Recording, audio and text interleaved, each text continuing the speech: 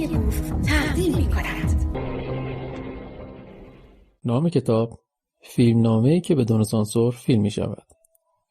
نویسنده ف الف. ناشر انتشارات آوای بوف. سال انتشار 2019. محل انتشار دانمارک. راوی الف ز حقیقی. ادیت فنی قاسم قرداغی. موضوع داستان کوتاه. بخش فایل صوتی از کتابخانه اینترنتی آوای بوف. avayaboof.com.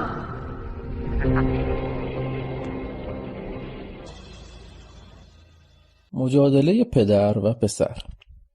آقا رحیم امروز صبح برخلاف همه جمعه ها بعد از نماز صبح دیگر نخوابید. یک راست رفت صبحانه‌اش را که نان و پنیر و چای شیرین بود خورد و از آشپزخانه رفت روی مبل روبروی تلویزیون در حال نشست. ابتدا خواست تلویزیونش رو روشن کنه اما منصرف شد. بهتر دید که حواسش رو جمع کنه و برای کار بزرگی که در پیش داره فکرش رو متمرکز کنه تا بدونه از کجا باید شروع کنه.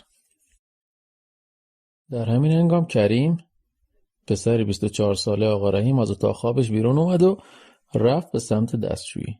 کریم تنها فرزند آقا رحیمه. زیرا پس از به دنیا اومدن کریم آقا رحیم دیگه بچه دار نشد.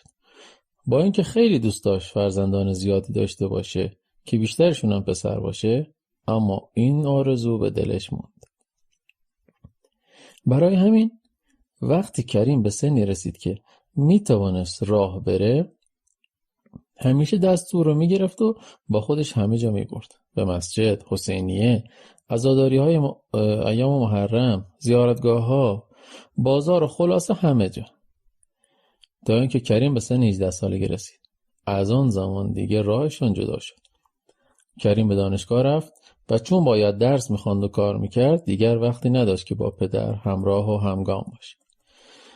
از آن زمان رحیم آقا احساس جدایی میکرد و همیشه به این فکر میکرد که فاصلش با کریم زیاد و زیادتر میشه و سعی میکرد از این دوری جلوگیری کنه، ولی هر بار تیرش به سنگ میخورد. چرا؟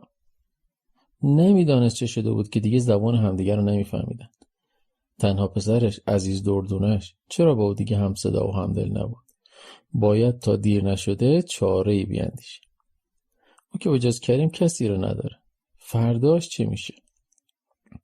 فکر عاقبت خودش رو میکنه. فکر مردن، این که تنها وارثش باید برای او خیلی کارو انجام بده. پس امروز تمامی سنگ‌ها رو به او وا میکنه و کاری میکنه زبانش رو، حرفش رو و خواستش رو به او نزدیک کنه. تنها راهی که برایش مانده همین است. در این لحظه کریم از دستشویی بیرون میاد و سلام پدر میکنه.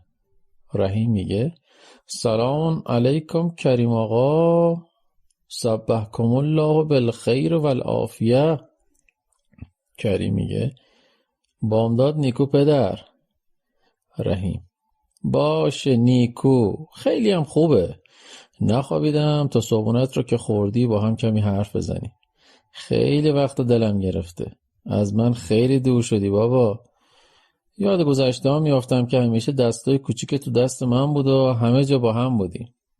کریم ایام بسیار خوبی بود. حیف که دیگه بر نمیگرده. رحیم اگر بخوایم بر میگردونیم. چیزی که هست این بار تو باید مواظب من باشی، نه من مواظب تو. مثل عصای دستم میشی. کریم در حالی که چایش رو در لیوان ریخته و پشت میز میشینه تا صبحانش رو بخوره میگه اون که هستم پدر، اما آرزو میکنم شما هیچ وقت به کسی احتیاج پیدا نکنید. حالا اجازه میدی یه چیزی بخورم؟ رحیم میگه نوش جونت بخور، منتظرتم. تلویزیون میخوای روشن کنم؟ کریم نه بابا، حوصله تبلیغ رو ندارم. پس از نوشیدن آخرین جرعه چای خب بابا جون چی میخواستی بگی؟ رحیم میگه بیا بشین کنارم تا بهت بگم. کریم در حالی که استکان چای لوازم صبحونه رو جمع میکنه بگو بابا الان میام صداتو میشنوم. رحیم میگه نه خیر باید بیای بشینی. کریم میگه بقیه کارام مون برای بعد، در خدمتم. کنار پدر روی مبل میشینه.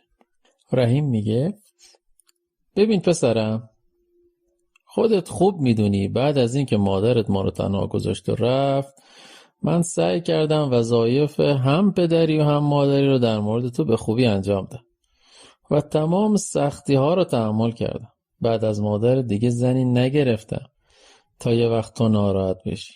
کریم سری میگه اولا آقا رحیم وسط دعوا نرخ تعیین نکن. بعد از اون خدا بیامرز تو نه پولشو داشتی که زن بگیری و نه میتونستی با هر زنی بسازی. چه کسی رو میخواستی جایگزین دبیر نمونه دبیرستانای تهران کنی؟ رحیم حالا هرچی بگذریم. کریم با خنده نه بگو که حق با منه. رحیم سعی میکنه پوزخنده بزنه. بله حق با شماست. اجازه میدی بریم سر اصل مطلب؟ کریم بفرمایید آقا جون بفرمایید. رحیم میگه میخواستم بگم که من همیشه حواسم به تو بوده و تمامی کارات زیر نظر داشتم و دارم. الان چند ساله که نماز نمیخونی، فرایض دینیت رو به جا نمیاری، به طور کلی کافر شدی. کریم میخواد حرفی بزنه که رحیم بهش اجازه نمیده. خب بله، سر این مسائل بارها و بارها بحث و گفتگومون شده، کار به قهر و آشتی هم کشیده، تا اینکه دیشب دیدم قرآن دست گرفتی و قرآن میخونی. بابا خیلی خوشحال شدم. به قول مولانا سینه خواهم شرح از فراق، تا بگویم شرح درد اشتیاق. هر کسی کو دور مانده از اصل خیش، باز جوی از روزگار وصل خیش. این بود که گفتم حالا وقتش رحیم دوباره به هم نزدیک و نزدیکتر میشیم. کریم میگه اجازه میفرمایید بابا جون، اولا کافر کلمه درستی نیست و تارک نماز درست. دوما به قول همان مولانا هر کسی از ظن خود شد یار من، از درون من نجست اسرار من. قربونت برم، من با یه نفر بحث میکردم، در نتیجه دیشب در قرآن دنبال لغات قتلو میگشتم تا ببینم چند بار تکرار شده. رحیم با ناراحتی خب چی پیدا کردی؟ کریم هیچی بابا، سوالی بود که باید جوابش رو پیدا میکردم. شما که نمیتونید جلوی تمام سوالهایی که تو ذهن آدما میاده بگیرید.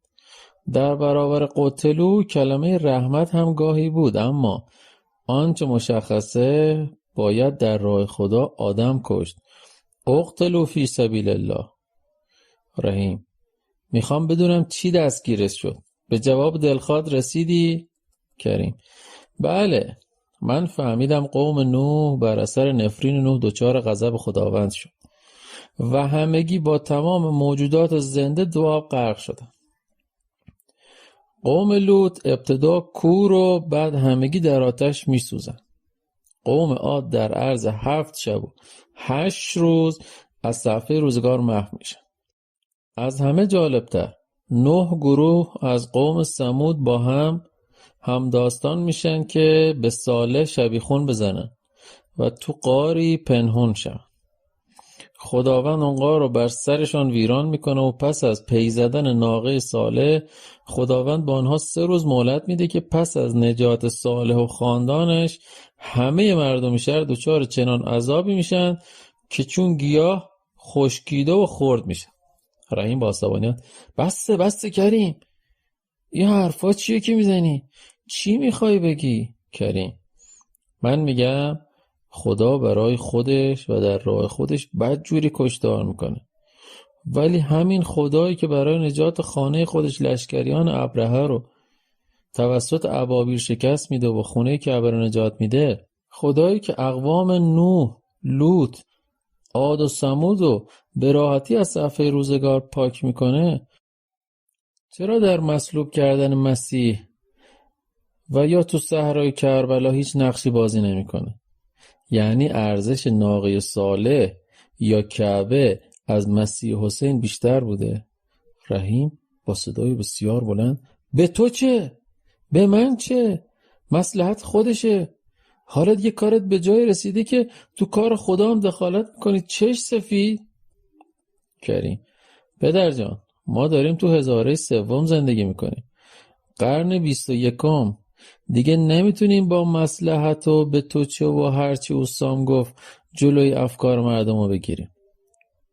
مگه نمیبینی تکنولوژی امروز چی کار کرده؟ قدرت بشر به جای رسیدی که میخواد آسمونا رو فتح کنه. سعی میکنه از لحاظ علمی دیگه براش مجهولی نمونده باشه. عصر علم و دانش پدر. رحیم به آرامی ولی عصبانی: تمام این علومی که تو گفتی همش تو قرآن هست. اگر غربی ها به چیزی دست پیدا کردن از توی همین قرآن دزدیدن. اونا خوندن و استفاده کردن، ما نکردیم. اما زمانی که امام زمان ظهور کنه دیگه هیچ مجهولی برای بشر باقی نمیمونه، چون حضرت خودشان مابقی علومی که بشر به دست نیاورده رو از تو قرآن استخراج میکنه. فهمیدی؟ کریم: آره فهمیدم. شاید همینطور باشه که شما میگی، اما یه سوال. مثلا پنیسیلین، اسید سولفوریک، الکل، میکروب، جدول مندلیوف و هزار اکتشاف و اختراعاتی مثل برق، تلفن، موبایل، هواپیما و این داروهایی که کشف و ساخته شده و برای ما و برای هر بیماری و دردی استفاده میشه، در کجای قرآن بوده که غربی ها خوندن و دزدیدن؟ ما که خودمون نفهمیدیم، اما لااقل پس از این که اونا پیدا کردن ما باید متوجه می شدیم از کدام سوره و آیه استفاده کردن. یکی دیگه خیلی سادن. رحیم: چرا اینقدر چرت و پرت میگی پسر؟ تو قبول نداری که تمام علوم در قرآن نوشته شده؟ کریم: من میگم قرآن به صورت قصص احکام و قوانین و دستوراتی برای مسلمان‌ها داره که شکی هم درش نیست، اما خودش هم تا اونجا که من میدونم ادعا نکرده ای کتاب علوم و اکتشافاته. رحیم: تا از کجا میدونی؟ کریم: بله درست، من نمیدونم. اگر غیر از اینه شما به من بگید. رحیم: منم نمیدونم اما شنیدم. کریم: پدر، این همه آیت الله از 1-2 قرن گذشته تا به امروز، این همه علمای اهل سنت هیچ کدام تا به امروز حرفی در این مورد نزدن. نگفتن این همان کلامه در قرآن که معنی کشف پنیسیلین رو میده و ولا غیر. رحیم با فریاد عصبانیت: گفتم نمیدونم. کریم: پس باید بپرسیم.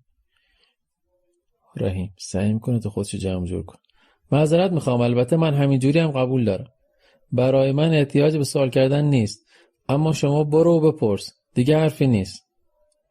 کریم متوجه شده که پدرش از رفتار خودش پشیمون شده و سعی در آرام کردن خودش داره، لذا جرأت به خرج میده و سوال دیگه مطرح میکنه: اگر ناراحت نمیشه یه سوال دیگه هم دارم. رحیم با آرامی: آخرین سوالتون بگو.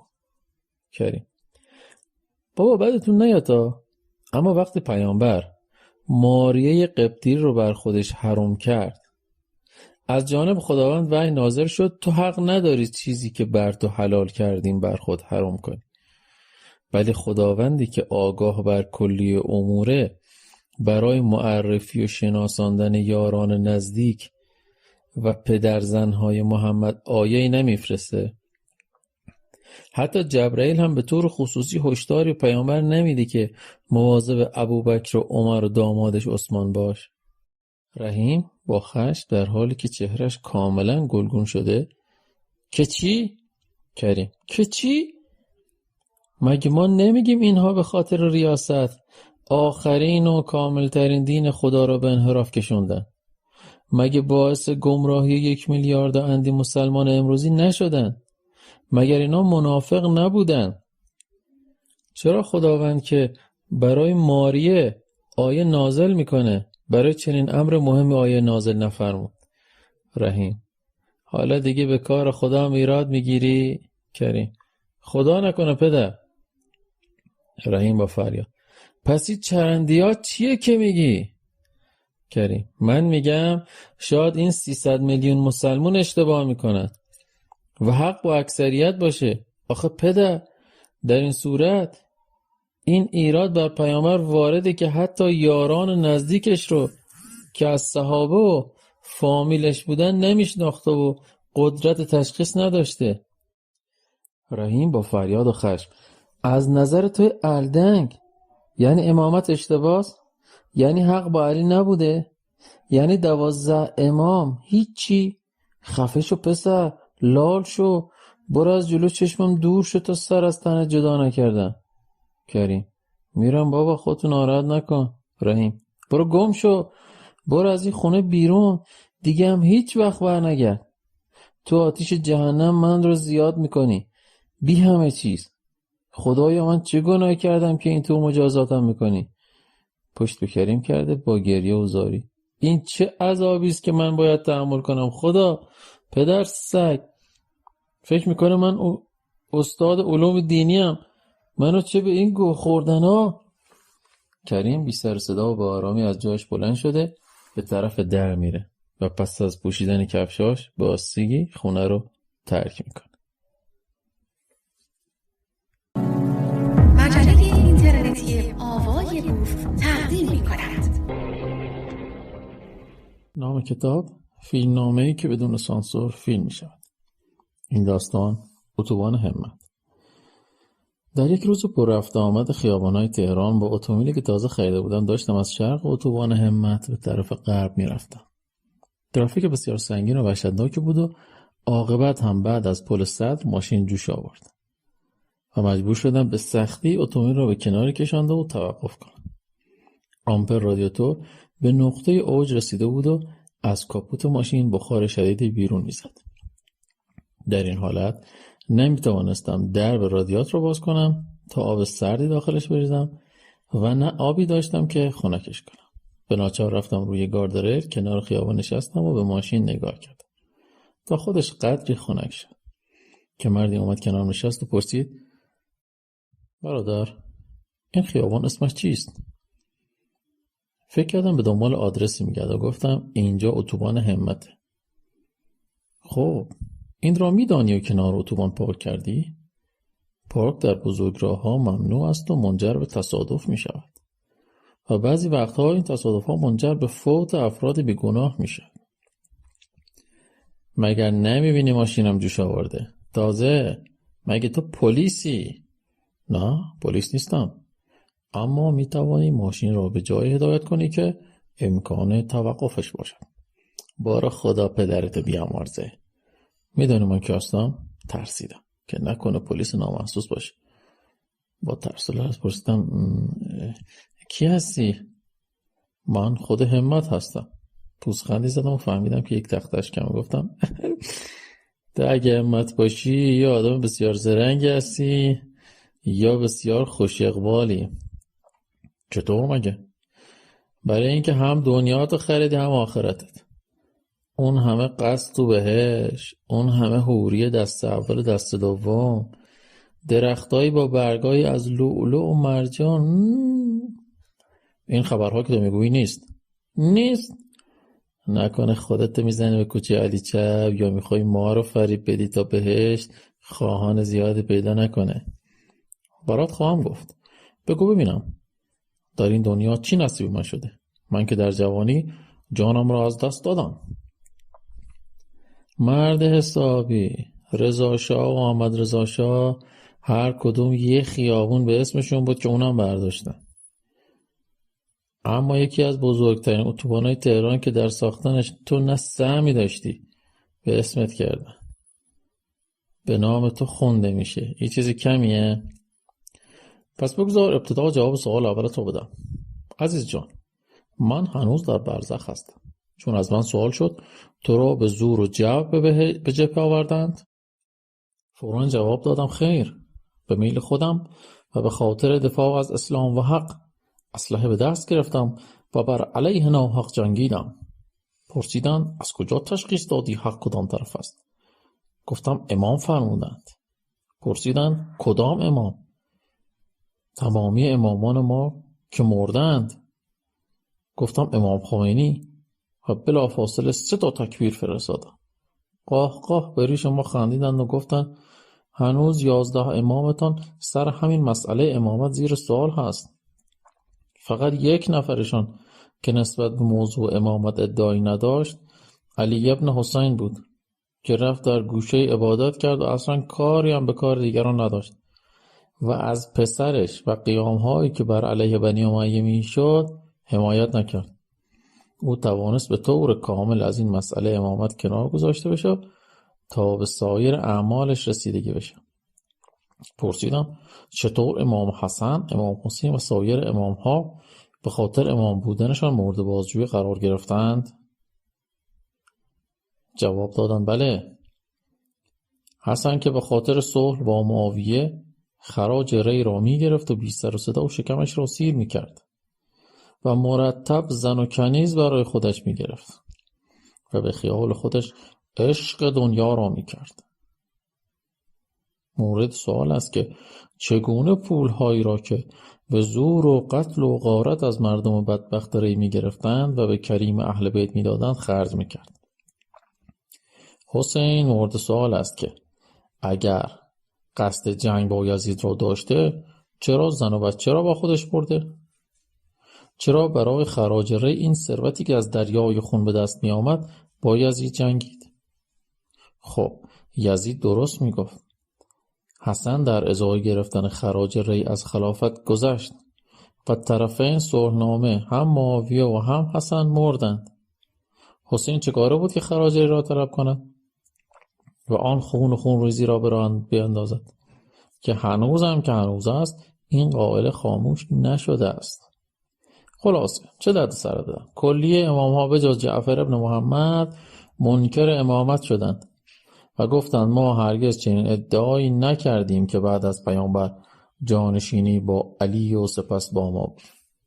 مردم این نسبت‌های دروغین را به ما دادند، اما جعفر ابن محمد و شیخ کلینی و مجلسی و 1000 شیخ دیگر بدجوری تو هجل افتاده بودند. من یک بازجویی از مجلس را با چشم خودم دیدم، بهش میگفتند مردی که مگه تو نمیگفتی دروغ و دشمن خداست، پس چرا این همه کتاب نوشتی که همش دروغه؟ آن هم چه دروغ‌های شاخدار و فتنه انگیزی. تا آمد حرف بزنه یک پس گردنی زدند به گردنش و گفتند خفه شو، فکر میکنی کجا هستی؟ هنوز روی زمینی و در حضور شاه سلطان حسین؟ حرفای بامزه‌ای میزد. من مطمئن شدم آدم خلوچلی، اما از آنجا که خیلی صادقانه و ساده صحبت میکرد ترجیح دادم تا سرد شدن موتور و ماشین باهاش هم کلام شدم. پرسیدم پس تو فقط سر همین مسئله در برزخی؟ آره دیگه. هرچی گفتم بابا من شهید هستم و به ما گفته بودن مقام شهدا در آن دنیا خیلی بالاست. گفتن بله، اما آنهایی را هم که تو کشتی شهید هستند. تو اگر شهید ایرانی هستی آنها هم شهید عراقی هستند. یعنی تو فکر میکنی عراقی ها به کشته هاشون در جنگ به جز شهید چیز دیگر میگوین؟ مرد حسابی تو قاتل کلی شهید هستی. دیدم راست میگوید. گفتم حالا که به این شکل از اجازه بده اقلا من از بهشت و جهنم دیدار داشته باشم که خوشبختانه با خواسته ایمان موافقت کردم. من درست در روزی که علی و فاطمه داشتن به هم لبخند میزدن و برق دندانهایشان بهشت را روشن کرد از داخل بهشت دیدن کرد. با هیجان پرسیدم خب چی دیدی؟ چند درخت با فاصله های زیاد، تعداد بسیار زیادی ننو که بچه های زیادی داخلشان بودن، چند پیرزن که مجبور بودن تمام ننوها را تکان بدن، تعداد زیادی بچه که تو سر هم میزدند و تعداد پیرمرد که خواب بودند و خورپف میکردن و البته تعداد شمع روشن بود که برای رفتن به جاهای مختلف اهالی بهشت باید به دست میگرفتن تا جلوی پایشون رو ببینن، چون در بهشت خورشید نیست که از نور آفتاب همه جا روشن شود. اما در جهنم به طور کلی روحانیون تمام ادیان در جهنم بودن. البته آنجا آتش زیادی بود که خود اهالی جهنم آتش را از وجود خودشان درست میکردن. در برزخ که تو هستی کیا بودن؟ تمام فریبکاران یک راست رفتن به جهنم و تمامی فریب خوردگان در برزخ هستند تا به کارشان رسیدگی شد. اینجا چی کار میکنی؟ آخه نیست این اتوبان به نام من است؟ هر وقت راهبندان میشود مردم به من ناسزا میگویند. مثلا میگویند بر پدر و مادر همت لعنت. من اینجا هستم تا کمک کنم راه باز شود تا کمتر فحش بشنوم. از همه مهمتر وقتی تصادف میشود فحش‌های رکیکی به من میدن. در همین لحظه یک وانت پیکان محکم زد به ماشین من و رانندهش پیاده شد، فریاد زد تو اون روحت سگ بشاش همت. مرد هم به من گفت بفرما. برگشتم تا بگم حق با شما بود که دیدم اثری از همت نیست. مجله اینترنتی آوای بوف تقدیم می‌کند. نام کتاب فیلم نامه‌ای که بدون سانسور فیلم می‌شود. این داستان آفریدگار و انبیا. چند روزی بود که می‌خواستم نمایشنامه بنویسم و برای همین هر شب در رخت خواب به آن فکر می‌کردم. حتی در مورد دیالوگ‌های بازیکنان و حرکت آنها. تا اینکه دیشب خواب عجیبی دیدم. خواب دیدم جلوی تئاتر فردوسی هستم و نمایشنامه به کارگردانی و نوشته عبدالحسین نوشین هر شب در یک سانس از ساعت 8 تا 10 شب به روی سن می‌رود. عبدالحسین نوشین را می‌شناختم و اسم تئاتر فردوسی را هم شنیده بودم، ولی هرگز آن را ندیده بودم. رضا بیدرنگ بلیتی تهیه کرد و رفتم به سالن نمایش. بسیار مشتاق بودم. وقت نمایش شروع شد و پرده به کنار رفت، یک میز بیضی شکل بزرگ در وسط و 5 صندلی اطراف آن بود. 5 صندلی در طرف چپ و یک مبل در انتهای میز روبروی تماشاچیان قرار داشت. نمیدانم چرا فکر میکردم میز وسط سن درست مثل میز فیلم شوالیه‌های میز گرد است. در صورتی این میز بیضی بود. ناگهان شیپورهای بستا در آمد، درست مثل موزیک شیپورهای شوالیه‌های میز گرد. شاید هم از آن موسیقی و آن فیلم استفاده شده بود. در هر صورت گوینده‌ای با صدای بلند اعلام کرد انبیا وارد می‌شوند. ابتدا پیرمردی آمد و روی اولین صندلی سمت راست نشست و بعد از آن 3 نفر دیگر در کنار او نشستند.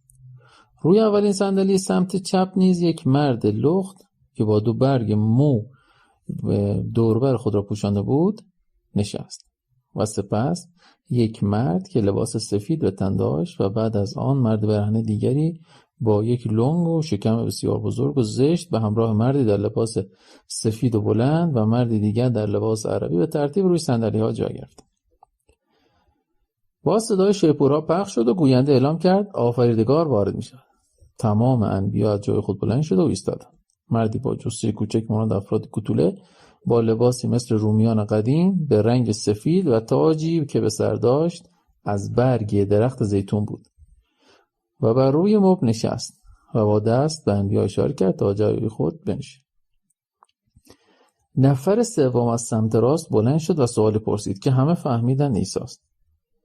پروردگار بزرگ، شما واقعا پروردگار هستید؟ یعنی شما پدر من هستید؟ مردی که من چیکار به مادر تو داشتم که پدر تو باشم؟ میخواستی از مادرت بپرسی پدرت کی بوده؟ دیگران قاه خندیدند. ساکت! مگر برای من آدم قحطی بود؟ من که اون موقع در شکم مادرم بودم، اما بعداً پرسیدم گفتند وقتی که مادر مرا حامل کرده بودی باکره بود. آیا توسط جمع زیادی از مردم معاینه شد یا 1-2 نفر رو معاینه کردن و اعلام بکارت کردن؟ نمیدانم قربان، من که از زمان نوزاد بودم. باور کنید هنوزم که هنوز است من در این باره چیزی نمیدانم و جاهل هستم. اما شما واقعا پروردگار ما هستید؟ شما که مثل ما و از ما ظریفتر و کوچکتر هستید. آفریدگار از جایش بلند شد، به جلو میز میاد و خطاب انبیا: به من نگاه کنید. من در هیبت شما ظاهر شدم تا بدون ترس و وحشت حرفهایتان را بزنید. سپس به جلوی سن آمده خطاب به تماشاچیان: ما در این جلسه میخواهیم بدانیم پیغمبران ما چه کسانی بودند و آیا من این مأموریت را به آنها دادم؟ همین و بس. به سر جای خود روی مرد برمیگردد. خب از آدم شروع میکنیم. آدم بلند میشود و تعظیم میکند. در خدمت هستم پروردگار کوچولو. معذرت میخوام پروردگار عظیم. آیا تو قبل از این جلسه مرا دیده ای؟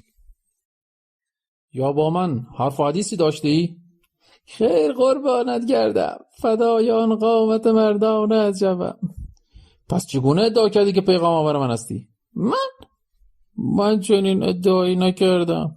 غلط کردم قربان. من و حوا که در ابتدا 2 نفر بیشتر نبودیم و در گوشه از زمین به راحتی زندگی میکردیم و تمام نیازهایمان را برطرف میکردیم به وسیله استفاده از طبیعت. زندگی بسیار خوبی هم داشتیم. با حوا خیلی خوش میگذشت. جای شما خالی، حالی اولی کردیم. من به شما حکم کردم چی بخورید و چی بخورید؟ آیا شیطون بود که حوا را فریب بده؟ خیر قربان، ما هر چیز و میوه‌ای که به ذائقمان خوش میومد میخوردیم و هر چیزی هم که قابل خوردن نبود نمیخوردیم. پس این مزخرفات چی بود که گفتی؟ تو کی تو بهشت بودی و اصلا بهشت کجا بودی که من تو را از اونجا روندم؟ پروردگار بزرگ، شما از همه بهتر میدونی که این حرفا را برای من در آوردن. اصلا اون زمان به جز من و حوا کسی نبود که برای چین ادعای کنیم. مثل اینکه جناب عالی قصد و نیت سویی برای من دارید. اگر چیزی هست چرا دنبال بهانه میگردید؟ نخیر، خواستم برای دیگران روشن شود تا آنها هم به همین شکل و با صداقت پاسخگو باشن. میتونی بری. آدم بلند میشود خوشحال و در راه رقصیدن و غیر دادن به انتهای سن میرود و با شادی از صحنه خارج میشود. و سپس آفریدگار نفر اول را مورد خطاب قرار میده. تو بگو نوح، من با تو تماس گرفتم، پیغامی به تو دادم، تو از طرف من مردم ابلاغ کنی. نوح که پیرمردی است با موهای سفید بلند میشود و میخواهد دست آفریدگار را ببوسد که آفریدگار دستش را میکشد و با دست دیگر به سینه نوح میزند. به جای این لوس بازی ها برو سجاد بشونه جواب منو بده. نوح روی صندلی مینشینه. خیر، من هم هیچ گونه اطلاعی از وجود شما نداشتم و به همین دلیل نمیتوانستم پیامبر شما باشم. دروغ میگویی. تو چنین ادعایی داشتی؟ بالا میکند زبان. آری، من همانطور که برای خود خانه کوچکی ساختم با خود گفتم که من سازنده این خانه هستم و وقتی به آسمان و ماه و ستارگان و خورشید و زمین نگاه میکردم فهمیدم که تمامی اینها هم باید سازنده‌ای داشته باشد. اما چون ستارگان در دست نبود فهمیدم که سازنده‌اش در روی زمین نمیتونه باشه. لذا مردم را که بسیار از این بابت منحرف بودن و اعمال بسیار بدی انجام میدادن خواستم از شرارت و فساد دوری کنم. این بود که به دروغ چنین ادعایی کردم. البته آنها نه من را میپذیرفتند و باور کردند نه تو را. برای همین به مردم گفتی که آنها را لعنت کردی و از خدایت خواستی که تمامی آنها را نابود کند و من هم پذیرفتم و طوفانی برای هلاکت آنها به وجود آوردم. قربان، از اول هم میدانستم که شکر زیادی خوردم ولی اکنون فهمیدم که بسیار بسیار غلط زیادی کردم. و آن دروغ‌ها را بافتی که در کشتیت از تمام موجودات یک نر و یک ماده را سوار کردی تا نسلشان نابود نشود. مثلا 2 شیر، 2 ببر، 2 کرگدن، 2 گوسفند و از هر پرنده 1 زوج و از هر عقرب و رتیل و حشره 1 زوج با خودت بردی. خب نادان، اگر من آفریدگار هستم اگر نمیتوانستم دوباره خلق کنم اصلا چرا 1 زوج؟ سایر حیوانات که تلف شدن چه گناهی کرده بودن؟ اصلا تو چگونه نر و ماده عقرب و رتویل و پشه و مگس را تشخیص داده بودی؟ ای بزرگوار، این فرمایشات که درباره بنده میفرمایید قدری بی‌انصافی است. من هرگز چنین ادعایی را نکردم. من یک کشتی داشتم که با آن از روی آبا میگذشتم و وقتی طوفان اومد من و خانواده‌ام سوار آن شدیم و از مهلکه نجات پیدا کردیم. این حرفها را دیگر درباره من درست کردن. بسیار خوب، پس قبول داری که به دروغ ادعای پیامبری کردی؟ آری قربانم، اما نیت من خیر بود. بد کسی را نمیخواستم، طالب سعادت همه مردم بودم. بسیار خوب، بسیار خوب، میتونی بری و تا ابد برای این دروغی که گفتی شرمگین و خجل باشی. نو مغموم و با سرفکندگی زیاد بلند میشد و با آخر سن رفت و محو میشد. آفریدگار نفر دوم سمت چپ را مورد خطاب قرار میده. خب آقای زرتشت، شما بگویید از طرف من مأموریت داشتی؟ زرتشت بلند میشود و سرش را به احترام در مقابل آفریدگار خم میکنه. درود بر آفریدگاری که پاک و منزه است و همه پاکی از اوست. درود، اما تملق ممنوع. جواب سوال منو بده قربان. من هیچگاه نگفتم که از جانب شما آمدم. من دروغ را زشت میپنداشتم، پس خود دروغ نمیگویم. من در زمانی میزیستم که دی از مردم بت و دی دیگر خورشید و ماه و ستارگان را میپرستیدند. اشکالی داشت؟ آنها مجسمه از سنگ و هر چیزی دیگه درست میکردن، به خیال خودشون نمادی از من بود، آن را میپرستن. یا خورشید و مهر رو به اصطلاح خودشون میترا را میپرستن. به حال من چه فرقی داشت؟ از من چیزی کم میشد؟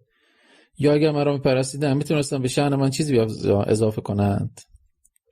خیر، برای همین من ایرادی پرستشان ها نداشتم، ولی برای این که انسان ها به راه درست بروند من گفتم گفتار نیک، پندار نیک، کردار نیک باید داشته باشند.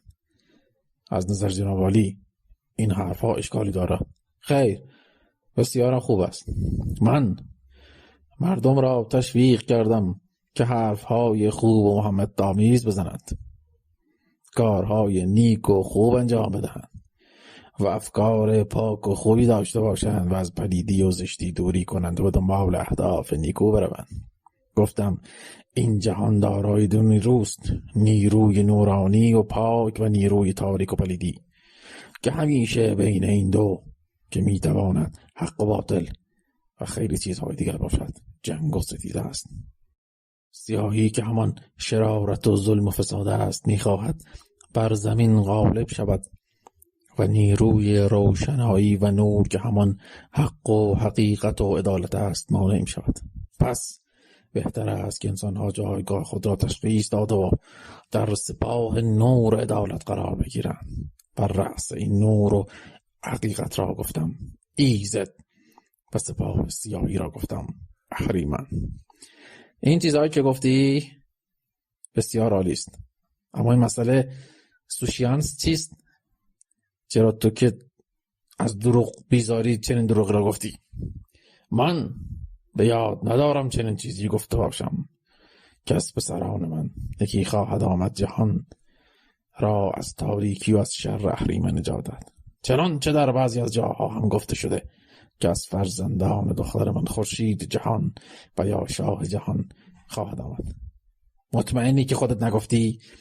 از آن جایی که همیشه از دروغ گفتن پرهیز میکنم این مسئله را به یاد ندارم، اما اگر بر فرضم گفته باشم من به سادگی گفتم.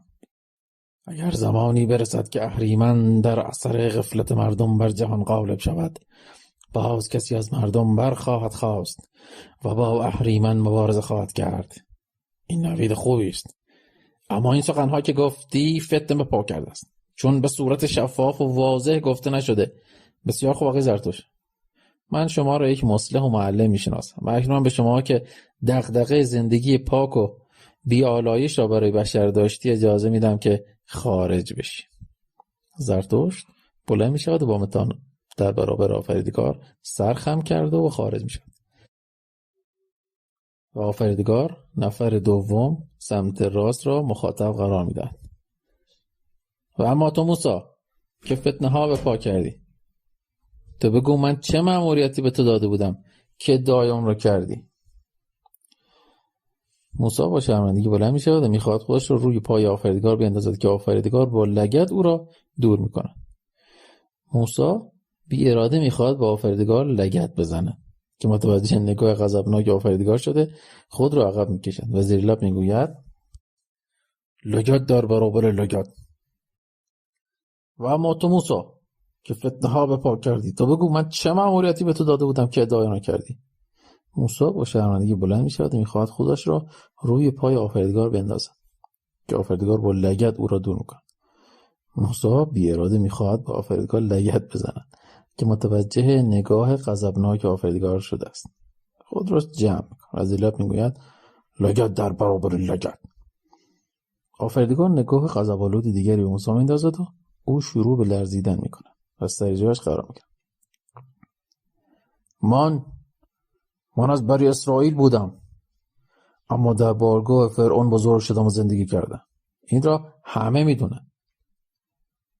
ولی من زمانی فهمیدم که خودم به بنی اسرائیل ستم میکردم و از آنها برای ساخت کارهای فرعونیان استفاده میکردم و به ایشون زور میگفتم و ظلم میکردم. وقتی فهمیدم من از آنها هستم و آنها قوم منند، باور کنید هم دیوانه شدم هم شرمنده. لذا در صدد جبران برآمدم و قومم را از ستم فرعونیان نجات دادم. پس ادعای پیامبری کردم تا هم قوم بنی اسرائیل را رهبری کنم و هم بتوانم علنی با فرعون مخالفت کنم. برای همین به قوم یهود گفتی سردر خانه‌هاشان را با خون علامت بزنند. چون من گفتم بلای نازل میشه که تمام اولاد ذکور چه انسان و چه حیوان در خانه کسانی که سردر خانه‌هاشان علامت ندارد خواهند بود. و برای همین به قوم گفتی شبی که قرار است فردای آن کوچ کنند تا آنجا که میتوان از همسایگانتان هر چیزی که ارزشی دارد قرض بگیرند تا فردا با خود به یغما ببرند. آری گفتم، چون قوم من بسیار فقیر و تهیدست بود، هیچ چیز نداشت. بالاخره آنها هم میخواستن زندگی کنند، پس میبایست اسباب مختصری برای زندگی داشته باشند. با دزدی؟ از چه کسانی؟ از کسانی مثل خودشان؟ پس تو دزدی رو تایید میکنی؟ و قوم تو یک پارچه دزد و راهزن میخواستی؟ چاره‌ای نبود. قوم من نه سرزمینی داشت نه مال و مکنتی، پس باید آنها رو به سرزمین موعود راهنمایی میکردم، جایی امنی که بتوانند با آرامی زندگی کنند. تو بسیار دروغ گفتی. مثلا همین بلایی که قرار بود نازل شود اگر اولاد ذکور مصریان همگی مرده باشند، پس آنهایی که با فرعون تو را تعقیب کردند چه کسانی بودند که در دریا غرق شدند و تو از دریا راحت رد شدی؟ من آن دروغ را به خاطر دلگرمی بنی اسرائیل گفتم تا عزمشان را جذب کنند برای کوچ از مصر، چون اگر احساس کوچکتری خطری میکردند هرگز حاضر به ترک مصر نبودند. بسیار ترسو و محافظه‌کار بودند. بعدم 1 ماه به تنهایی رفتی تو کوه و اون سنگ نوشته را به اسم 10 فرمان آوردی. عجب مردم ساده‌ای بودن این قوم تو. هیچ کس شک نکرد که در عرض 1 ماه تو خود نوشته ها روی سنگ حجاری کردی. چرا نپرسیدن خدای تو مثل ما توی دست و بدبخته؟ اگه قرار بود فرمانی رو صادر کنه چرا روی سنگ؟ چرا روی لوحی از طلا و جواهرات ننوشت؟ این که بیشتر قابل قبول بود. همینطور که میفرمایید پروردگار، رویم سیاه است، بسیار سیاه. تو کاری نکردی به جز این که تخم نفاق کاشتی، خشونت و خونریزی رو اشاعه دادی. چشم در برابر چشم، دست در برابر دست، سنگسار زنان. وای موسی، چه کارایی که نکردی. این چه طریقت بود که آوردی؟ طریقتی که پیامبرش با من عهد بسته تا غروب آفتاب وقت شهر را میگیرد هیچ موجود زنده‌ای در آن باقی نگذارد، برای اینکه به عهدش وفا کند مانع غروب خورشید میشود تا تمام جانداران کشته شوند و این قصابی و خونریزی وحشیانه را به حساب معجزه میذاشتم. وای بر تو موسی، وای بر تو که چه دروغ‌ها در کتابت نگفتی. ما دنیا را 6000 سال پیش، آن هم در عرض 6 روز آفریدیم. نادون میلیاردها سال ما صبر کردیم تا جهان بدین شکل در اومد. چه مزخرفات احمقانه‌ای در کتاب آوردی که آسمانش کردی؟ آیا ما چنین چرندیاتی گفتیم؟ آیا ما بنده حقیری چون داوود کشتی گرفتیم؟ آدمیان باید با خواندن کتاب دیوانه شدن. نمیدونم چرا هنوز آن را مقدس میشمارن. این گناه از من نیست. این گناه از تو نیست. نادانی و جهالت و اشاعه دادی، این گناه از تو نیست. خشونت و چنان بالا پر دادی تا جایی که پیامبری باید تا غروب آفتاب تمام موجودات زنده یک شهر را بکشد. فدای شما گردم، آنها بت پرست بودن. خب باشن، به یوشع چه مربوط؟ آیا حیوانات هم بت پرست بودن؟ ما از ابراهیم آموختیم که با بت پرستی مبارزه کنیم. میدانم تمام این آتش از گور همان ابراهیم برمیخیزه، ولی غار میخواد ادامه داد که آفریدگار اجازه نمیداد. پس از موسی دیگه خفه شو و گورتو گم کن. موسی بلند میشود تا برود و از پشت قصد میکند که لگدی به آفریدگار بزند، ولی به آرامی پایش را به پای آفریدگار میزند. آفریدگار نگاه خشمالودی به او میکند و موسی زیر لب میگوید لگد در برابر لگد، و به انتهای سن میرسد و با فریادی محو میشود. آفریدگار: استراحتی میکنیم، بعد ادامه خواهیم داد. بعد پرده بسته شد. من که نفس در سینه‌ام حبس شده بود به سرعت خودم را به بوفه رساندم و یک آبجوی تگری گرفتم و تا پایان وقت آنتراک مشغول نوشیدن آن شدم که بسیار هم چسبید. نمایش شروع شد و به سالن برگشتم. آنهایی که مانده بودند به همان شکل ورود روی صندلی‌های خود بودند و بودا در حال چرت زدن بود. صدای شیپورا پخش شد و گوینده اعلام کرد آفریدگار وارد می‌شوند. همگی به احترام ایستادند تا آفریدگار سر جایش قرار گرفت و با دست به آنه اشاره کرد. بنشینید. خب تو بگو. سیدارتا گوتاما. اعلی حضرته، معذرت میخوام پروردگار من یک شاهزاده بودم و در دربار زندگی میکردم، اما دل و اندیشه من همیشه نزد مردم توی دست بود. لذا از دربار دست کشیده به میان مردم رفتم و آیین بودایی را برایشان تشریح کردم، آیینی که خود به آن رسیده بودم. تعلیمات من: کردار نیک، پرهیز از کردار بد، گفتار نیک، دوری از دروغ و زشتگویی، معاش نیک و خلاصه بر 8 اصل استوار بود. در آن زمان جامعه هند به 4 طبقه تقسیم شده بود: روحانیون، شهریاران و جنگاوران، کشاورزان و بازرگانان و خدمتگزاران و برده‌ها. من اعلام کردم همه مردم برابر و پاکزادند. من کشتن هر موجود زنده ای را ممنوع کردم. من مرتب می گفتم نیت درست نیکو، گفتار و کردار درست و نیکو، معاش و اندیشه درست و تمرکز درست، و باید نسبت به همه موجودات مهرورزی نماییم و تمامی موجودات را دوست داشته باشیم.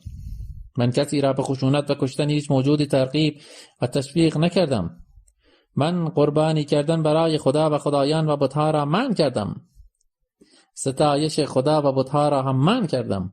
اگر آنهایی که آموزش‌های من را برایشان دکانی شده و مرا پیغمبر نامیدن، گناه من نیست. آفریدگار بزرگ، اینهایی که گفتی بسیار عالی است، اما مسئله باز متولد شدن رو از کجا آوردی؟ چرا گفتی که بارها و بارها انسان در کاربردهای مختلف زایده می شود؟ از خودم، غلط یا درست، من چنین می پنداشتم. از دید من زاده شدن، بیماری، پیری و مردن رنج بود و این رنج تا انسان به مهرورزی نرسد تکرار و تکرار می شود و هرگاه توانست خود را از چنگال امیالش که باعث گمراهی بشر است خالی کند، حتی میل به مردن آن وقت دیگر زاده نمی شود و رستگار می شود. بسیار خوب. سیدارتا گوتاما، تو بیا کنار من بشین روی صندلی نو. بودا تعظیم می کند و بلند شده و روی صندلی نوح می نشیند که البته قبل از نشستن با اشاره آفریدگار صندلیش را قدری به اون نزدیکتر می‌کند. ولی بودا هیبت بسیار زشتی داری ها، مخصوصا اون شکمه. شما برای این گونه آفریده اید؟ ابتدا آفریدگار و سپس دیگران میخندند. خب عیسی تو بگو بدونیم، تو هم حتما انکار میکنی که از طرف من برای مردم پیامبری کردی. آری سرور من چنین ادعایی نکردم.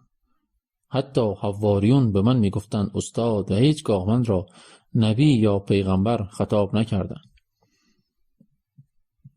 در اینجا بازار دروغ و انکار عجب گرم شد. تو اگر خود را پیامبر نمیدونستی چرا از تو کتاب آسمانی خواستن؟ آری سرور از من کتاب خواستند و من گفتم من آورنده کتاب نیستم. من آمدم تا کتاب را اصلاح و کامل کنم. برای همین هم من در مقابل با چشم در برابر چشم گفتم اگر به گونه چپتان سیلی زدند اجازه دهید به گونه راستان هم سیلی بزنم. من گفتم اگر قرار است کسی سنگسار بشود فقط کسانی میتوانند سنگ پرتاب کنند که خود مرتکب هیچ گناهی نشده باشند. من گفتم فکر و اندیشه به گناه است. پس مردم را تشویق کردم از خشونت بپرهیزند. آیا موافق بودی؟ جوابش را خودم میگویم. خیر. پیروان تو آدم کشان وحشتناکی شدند که روی هر جنایتکار را سفید کردند. در زمان تفتیش عقاید انسانها را زنده به آتش میکشیدند و شکنجه های وحشتناک میکردند که پشت هر آدمی به لرزه در میآمد. جنگ های صلیبی به راه انداختند. کاتولیکان ها به وجود آمدند. پیروان آیین تو جنگ های جهانی به وجود آوردند و سپس بمب های اتم به سر مردم ریختند. این است نتیجه تعالیم تو عیسی. بالاخره نگفتی ادعای پیغمبری کردی یا نه؟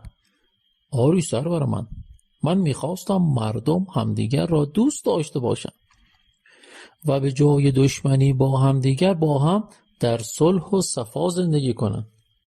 اما نتوانستی و باز باعث تفرقه و چند دستگی شدی. به خرافات دامن زدی. باعث جهل و نادانی مردم شدی. بلند شو از اینجا برو بیرون. عیسی بلند می شود و پس از تعظیم با سری افکنده به انتهای سن و سپس خارج می شود. آفریدگار خطاب به مرد چهارم از سمت راست: شما ابتدا خودتون رو معرفی کنید، چون نسبت به سایرین بسیار گمنام هستید. من هشام ابن حکیم معروف به المغنی هستم. تو هم ادعای پیامبری کردی هشام ابن حکیم؟ آری آفریدگار من ادعا کردم که پیغمبر هستم، زیرا این اجنبی ها، اشاره به محمد، به زور شمشیر بر ملت ما پیروز شدند و با اسلحه دین حکومت جابرانه و ظالمانه خودشان را استوار نمودند. ما هم می‌خواستیم از زیر بار ستم و غارت رهایی یابیم. چاره نبود که در بین مردم میرفتم و احساسات وطن پرستانه و آزادی خواهانه را تبلیغ میکردم. همان مردم من را به حکام زورگویان وقت فروختند و اجازه فعالیت مبارزه را به من ندادند. آن زمان حزب یا ایدئولوژی های دیگری که نبود. پس من و دیگرانی چون بابک و مازیار و سندباد مجبور بودیم با همان سلاح و دین به جنگ این غارتگران برویم. آنها که پس از استیلا بر ما می گفتند یا اسلام بیاورید یا جزیه بدهید یا کشته شوید. خودشان فقط یک را برای ما باز گذاشته بودند، آن هم بجنگیم تا کشته شویم. برای مبارزه با آنها ما مجبور بودیم دین جدیدی بیاوریم. تا با دین آنها و خودشان مقابله کنیم و پس از پیکاری سخت با اجانب غارتگر و کشته شدن در راه آزادی دیگر اثری نه از ما میماند و نه از پیروان ما. پس دین ما چیزی نبود، فقط اعتقادی بود برای مبارزه با جباران و زورگویان فاتح و در این راه ما همه چیز خود را فدا کردیم. درود بر تو و دوستان دیگر چون بابک خرمدین. ولی گویا تو هم معجزه‌ای داشتی. ماهی را هر شب از درون چاهی به آسمان می‌فرستادی که هنوز همین عمل در پرده ابهام باقی مانده است. چگونگیش بر کسی روشن نیست. آری سربرم، من مجبور بودم معجزه‌ای داشته باشم تا پیروانم قبول کنند. اما اجازه بدهید که کار من در پرده ابهام باقی بماند. زیبایی‌اش در این است که هنوز کسی متوجه چگونگی آن نشده. باشه هر طور که تو بخوای. بیا ای هشام ابن حکیم، بیا و تو نیز در کنار من روی صندلی آدم بشین. المغنی بلند می شود و صندلی آدم را قدری به سمت آفریدگار می کشد و قبل از نشستن از آفریدگار ستایش می کند. سپاس آفریدگار بی همتارا. اما تو محمد نمی توانی انکار کنی که ادعای پیامبری نداشته ای رسول الله. محمد می خواهد جواب بدهد که رعشه بر اندامش می افتد و از صندلی به زمین افتاده در همان حال اندامش تکانهای شدیدی می خورد. بودا و المغنی نگران شده و المغنی خودش را به سرعت به او رسانده دورش روی زمین خط می کشد. آفریدگار آنها را خطاب قرار می داد، می گوید نگران نباشید، امر می کنم بلند شود، چیزی نیست، مسبوق به سابقه است. بلند شو محمد، خجالت بکش. محمد از جای خود بلند شد و در برابر آفریدگار قرار می گیرد. سمعا و طاعتا. بگی بشین و جواب بده. آری یا ربی، من همیشه خودم را رسول الله معرفی کرده و ادعای پیامبری داشتم. خب بودم نبودم؟ ابتدا آفریدگار و سپس المغنی و بودا قاه قاه می خندند. چگونه ما به تو مأموریت دادیم ای محمد؟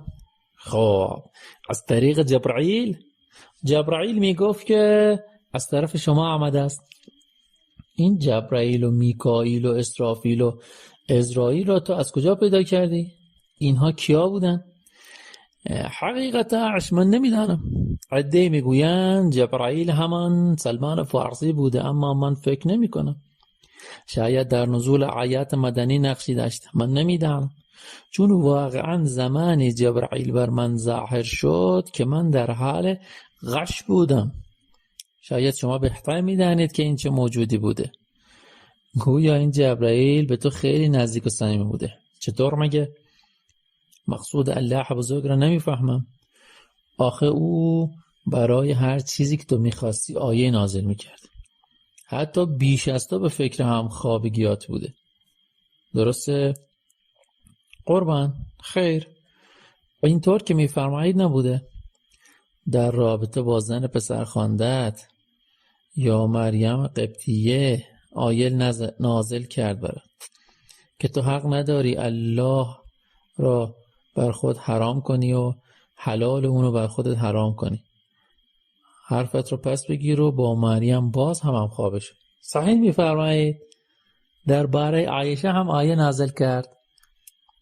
خب بگو ببینم، از نظر گروهی از پیروان تو پدر زنهات ابوبکر، عمر و دامادت عثمان آدم‌های منحرف و غاصبی هستن. اونا از خودشون نمیپرسن چرا جبرئیل رو تو را توی زمینه آگاه نکرد؟ این را باید از آنها پرسید. ابوبکر پدر عایشه یار غار من و یار صدیقی من بود. عمر پدر همسر دیگرم انسان پاک نهادی بود و تازه علی هم خواهر عمر را به همسری گرفت. عثمان هم اگر مورد تایید من نبود، بعد از اینکه دخترم را کشت، دختر دیگرم را به عقد او در نمی آوردم. پس آنها را تایید میکنی؟ بلی. خب تو که میگفتی هر مسلمانی باید قبل از مرگش وصیت کند، اگر وصیت نکرده از دنیا برات مسلمان نیست. چرا خودت وصیت نکردی؟ چرا جانشین خودتو مشخص نکردی؟ اولا عجل به من مهلت نداد. دوما وقتی که من در بین مردم نیستم چرا باید برای آنها جانشین انتخاب کنم؟ مردم خودشان بر حکومتشان باید حاکم انتخاب کنن. آفرین محمد، آفرین. هنوز هم آدم سیاستمداری هستی. خب بگو بدونم تو با آیینی که آوردی چه چیزی رو میخواستی تغییر بدی؟ ای الله بصیر و ای الله علیم. مردم بت پرست بودن. به جای این که شما را ستایش کنند بت‌های سخت دست خود را میپرستیدن. من اولین هدفم این بود که یک پرست شوند و شما را سجده کنند. چه بشود؟ به تو چه؟ در گذشته های قبل از تو پادشاهی بود که بر هر قوم و ملتی پیروز میشد، به عقایدشون هم احترام میذاشت، به معبداشون میرفته مثل اونها معبوداشون رو عبادت میکرد و هرگز هم دست به غارت و چپاول شکست خوردگان نزد. حتما خودش کیش عینی نداشته. چرا داشته؟ کیش انسانیت آدم بودن بود. فدایت بشوام. قبل از من ابتدا ابراهیم با بت پرستی و نمرود مبارزه کرد. او بود که بت‌ها را خرد کرد و با اعتقادات مردمش جنگید. میدونم تمام این فتنه‌ها از گور همون ابراهیم بلند میشه. اما تو که با عقاید مردم مخالفت و مبارزه کردی و در جایی گفتی لا اکراه فی الدین، چرا مسلمانانی که از دین تو برگشتن رو کشتی؟ گفتی هیچ کس حق نداره وقتی مسلمان بود یا مسلمان شد از اسلام خارج بشه. قربان، در همان زمان که ما داشتیم قدرت پیدا می کردیم قبایل تازه مسلمانی بودند که گروهی از دین خارج می شدند و این تبلیغات بسیار بد و وحشتناکی بود. لذا آیه نازل شد که خروج از دین مجازات از مرگ است. محمد، تو به اسم این اسلام چه کارا که نکردی؟ وقتی اومدی به مدینه تا قدری قدرت پیدا کردی دست به راهزنی زدی. غارت یک کاروان تجاری را غزوه بدر اسم گذاشتی. چپاول و غارت را مقدس شمردی و بعد هم که قدرتت بیشتر شد 2 قبیله اوس و خزرج رو از صفحه روزگار محو کردی. مال و اموالشون رو بالا کشیدی و مصادره کردی. اون همه جنگ را انداختی. مردم رو به زور شمشیر وادار کردی مسلمان شوند. فدای شما شوم. شما که بهتر میدانی. راه دیگری نبود. آفریدگار نگاهی به بودا میکنند خطاب او. تو شاید این طریقه را نمیدانستی. بودا به سادگی: کدام طریقه؟ آفریدگار من. همین که محمد میگوید برای اشاعه راحت با مردم بیچاره بجنگی و با زور شمشیر آنها وادار کنی که تو راحت رو بپذیرن. در کمال سادگی و مانند کودک میگوید خیر قربان خیر، من با خشونت مخالفت بودم، خشونت را نفی میکردم، چرا باید خودم خشونت کنم؟ آن هم از نوع خونریزی. یاد گرفتی محمد؟ تو چی کار کردی؟ مرتب گفتی قتلوا فی سبیل الله، اگر کشته شوید که میروید به بهشت و اگر بکشید باز هم میروید به بهشت و تازه کلی غنایم به دست میآورید. این که غارت و چپاول از شیر مادر هم به شما حلال‌تر است، حلال‌تر است. به جز قتل و غارت کار دیگرم کردی؟ نماز را برپا داشتم، همگان به شما سجده میکردن نه به بت‌ها. اون نماز بخوره تو سرت. مگه قبل از تو یکتا پرستان نماز نمیخوندن؟ من چه نیازی به نماز و بنده های خود دارم؟ چرا بندگان منو به زحمت انداختی؟ ای الله عدالت کوثر. وقتی مردم به شما توجه داشته باشند و نماز به جای بیاورند دیگر گرد کارهای زشت و بد نمی روند، اعمال نیک انجام میدن. کدام اعمال نیک؟ مثلا به حج میرن و اون همه حیوان مفید زبون بسته تو یه روز ذبح میکنن و گوشتش رو زیر خاک میکنن، در حالی که جای جای زمین مردم بسیار هستن که از گرسنگی رنج میبرند و میمیرن. عجب عیدی برپا کردی. این چگونه عیدی که باید حتما در آن خون جاری بشه؟ محمد، مثل اینکه تو تشنه خون بودی. آن زمان ما گوشت قربانیان را بین مردم تقسیم میکردیم. آن زمان. اکنون چه کار بکنی؟ نمیتونستین قربانی ها رو در روزهای مختلف به شکلی درست تقسیم کنی. کدام اعمال نیک؟ ازدواج یک پیرمرد با دختر 9 ساله کار نیکه؟ قربانت گردم، من گفتم پسر 15 ساله با دختر 9 ساله. من کی گفتم پیرمرد با دختر 9 ساله ازدواج کنه؟ عجب. پس حتما عایشه که تو به همسری گرفتی 30-40 سال داشت، یا اگر 9 ساله بود تو حتما 15 سال داشتی. سرش رو به زیر انداخت و به آرامی شرمندگی جواب داد. من او را راضی نگه داشتم قربان. آن دختر خیلی لذت بخش و نازنین بود، به من نیرو میداد. من او را ام المؤمنین نامیدم. از هر لحاظ رضایتش را جلب کردم. پس رضایت بر این عمل زشت کافیه. بله قربان، ما گفتیم دو طرف راضی، خدا و پیغمبر راضی، گور پدر ناراضی. بودا و المغنا قاه قاه میخندن که آفریدگان نیز با آنها همراهی میکنن. چرا ممکن میشه که تو اجازه ازدواج هر مردی را با دختر 9 ساله دادی؟ حق با شما است. این سنت از من است و بس. تو زمانی که خدیجه همسرت بود زن دیگر انتخاب نکردی. چه شد که بعد از او این همه زن کنیز گرفتی؟ زمانی که من با خدیجه ازدواج کردم 20 سال داشتم و او زنی 40 ساله بود و حدوداً مدت 30 سال با او به سر بردم. هیچ چیزی از زندگی زناشویی نفهمیدم. پس از او بود که لذت همسر داشتن را تجربه کردم که در عرض این 14-15 سال هر کاری میکردم بازم که بود.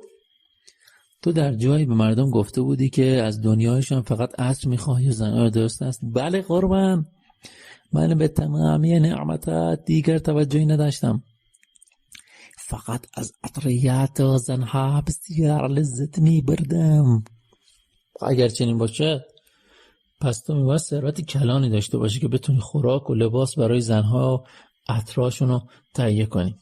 البته قربان بدون ثروت که نمیشود. بدون ثروت که نمیشود زنهای زیادی داشته باشی و عطرهای مختلفی خریداری کنی. پس تو همه چیزو با هم میخواستی. این ثروت رو که میگی باید داشته باشی از کجا به دست آوردی؟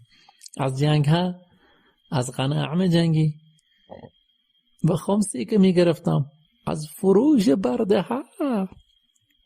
بودا و المغنا قاه قاه میخندند و محمد متوجه خطای خود میشد. ولی قربان من آزاد کردن بنده را نیز تبلیغ کردم. گفتم آزادی هر برده بسیار ثواب دارد. ولی خودی که از بزرگترین تجار در خرید و فروش برده بودی. من قسمتی از درآمد این خرید و فروش را صرف اصحاب سفره میکردم. باید شکم آنها را سیر میکردم. چه جالب. پیامبری که خود برده میخرید و میفروخت، اما تو به کسانی که شهید میشدن نویدهای زیادی دادی. به اونهایی که فرمان تو را و به قتلوا فی سبیل الله عمل کردن گفتی هر کسی در راه خدا کشته بشه شهید و کلید بهشت رو دریافت میکنه و در بهشت چه چیزها که در انتظار اوناست، نهرهایی از شیر و عسل و حوریان آنچنانی. تو مگر چنین جایی رو دیده بودی؟ خیر، اما فکر میکنم که اینها را جبرائیل به من میگفت تا بگم. ولی میدونی بر اساس همین گفته تو اکنون چه فتنه در روی زمین اتفاق افتاده؟ آدم ها به خودشون بم میبندند و خودشون تو جمع منفجر میکنن میون مردم کوچه و بازار. 40-50 نفر یا بیشتر رو به خاک خون میکشن، مردم بیگناه رو. چرا؟ چون یه دیوانه میخواد بره بهشت، بهشتی که کلیدش رو تو به دستش دادی. میکشد در راه خدا. من اگر گفتم قتلوا فی سبیل الله، کشتار از کافران و بت پرستان را گفتم، نه مردم یکتا پرست، حتی مثل خوارج. بگذاریم. از نظر و اعتقاد اون آدم انتحاری آنهایی را که میکشه نوعی کافرن.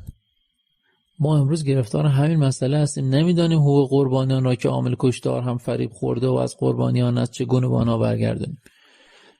با بمبگذار که حرف میزنی میگوید آنقدر با باور من بازی کرده بودن که فکر میکردم راه هم درست است و در مورد قبول حق تعالی قرار میگیرم، وگرنه چرا باید خودم را در جوانی هلاک کنم؟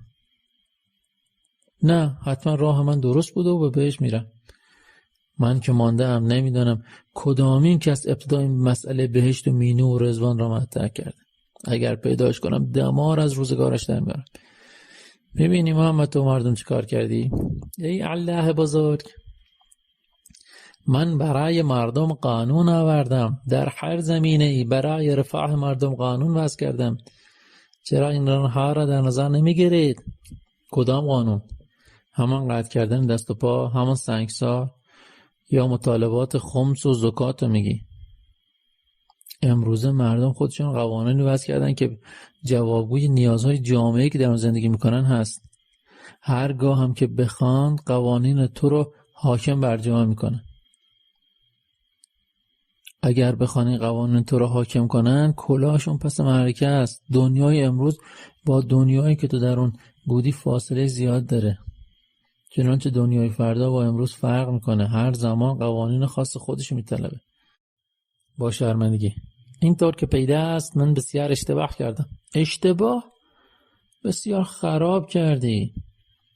امروز حتی بین پیروانت با مذاهب مختلف چنان جنگ و پیکاری که البته از سالیان سال بوده و خواهد بود، تو فقط حرص و طمع رو برانگیختی. در گذشته افرادی مثل سلطان محمود به هندوستان لشکرکشی میکرد و به اسم جهاد مردم بیچاره هند و نقاط دیگر رو غارت میکرد و به ضرب و شمشیر اونها رو مسلمان میکرد و برمیگشت. امروز هم رهبران مذهب مختلف فتنه فقط به پا میکنن و آتش جنگ و شعله ور میکنن. چه ریاست خود رو توسعه و حفظ کنن، مال و ثروت بیشتر به دست بیاورن. بلند شو محمد، بلند شو، از پی دیگرانی که رفتن برو. خسته شدم. به همین اندازه بسنده میکنم، چون اگر بخوام قدری دقیق‌تر به اعمال تو رسیدگی کنم دیگه تحمل این را ندارم که در این هیبت به روی این صندلی بشینم. محمد بلند میشود و به آخر سن رفته، در حالی که المقنع و بودا او را نگاه میکنن با فریاد دلخراش از صحنه محو میشه. این محمد ما را بد جوری خسته و کسل کرد. خطاب نفر آخر: حالا تو خودتو معرفی کن، خیلی خلاصه و مختصر. دیگر طاقت زیادگویی شما را ندارم. من اسماعیل فرزند ابراهیم هستم. آفریدگار الله. با غضب: تو به چه جهت ادعای پیغمبری کردی؟ خلاف به عرضتان رساندن. آفریدگار جان، من کودکی بودم که از همان کودکی جفای زیادی در حق من روا داشتن. چطور؟ از طرف ما؟ خیر، از طرف پدرم ابراهیم و مردم. راستی پروردگار، پدرم چرا در جمع نیست؟ پدره؟ این صندلی جای خالیشه. آقا فرار کرده و مسئولین به دنبالش هستن. اگر پیداش کنن حسابش کف دستش میزنن. تو ادامه بده. چه جفایی به تو شده؟ من کودکی بودم که پدرم بنا به درخواست زن دیگرش سارا من و مادرم را سوار شتر کرد و به صحرا برد و ما را در بیابان بی آب و علف در میان صحرا یکه و تنها بی آب و غذا گذاشت و رفت. بودا و المقنع: عجب آدم بیرحمی. من و مادرم برای تهیه آب با دستان خالی زمین را کردیم که اتفاقاً به آب خنک و گوارایی رسیدیم و همین چاه آب باعث شد که کاروانیان برای بردن و نوشیدن آب نزد ما بیایند. کم کم با تشویق ما بت‌هایشان را برای محافظت از چاه آنجا آوردند. اینها را کم و بیش می‌دانیم. از پیامبریت بگو. آفریدگار: من چه بسا مبلغ بت پرستی بودم، نه یکتا پرستی. من فکر میکنم اونهایی که با اسحاق دشمنی داشتن این داستان را برای من در آوردن، زیرا پدرم اسحاق را میخواست قربانی کند، نه من را، چرا که اسحاق برایش عزیزتر بود. ولی دیگران گفتند من را میخواست قربانی کند، در صورتی که بعد از پدرم اسحاق ادعای پیامبری داشت، نه من. ولی مردم گفتند که من پیامبر بودم. این مردم اگر به خاطر من گوسفند میکشند و عید میگیرند به من ربطی ندارد. این عید گویای یک شقاوت و بیرحمی عظیم و بزرگ است. و شروع میکند به گریستن. بسیار خوب، حرفت را باور میکنم. تا اصلا چنین ادعایی نداشتی. میتوانی بروی.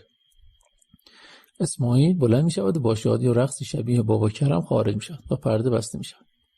من در حالی که تماشاگران به آرامی بلند میشدند تا از سالن خارج شوند ایستادم و شروع کرده به کف زدن و فریاد میزدم براوو براوو، که 2 نفر آمدند و در 2 طرف من قرار گرفتند. گفتند برای چی جو را سیاسی میکنی مردی؟ که مرا گرفتند و به زور سعی کردند تا از سالن بیرون کنند که از خواب پریدم. واقعا خواب عجیب بود. آن روز تا پایان شب منگ بودم و میخواستم همین نمایشنامه را بنویسم، اما هرچه فکر کردم دیدم نوشتنی نیست و بعد جوری سیاسی میشود. مجله اینترنتی آوای بوف تقدیم می‌کند. نام کتاب فیلمنامه‌ای که بدون سانسور فیلم میشود.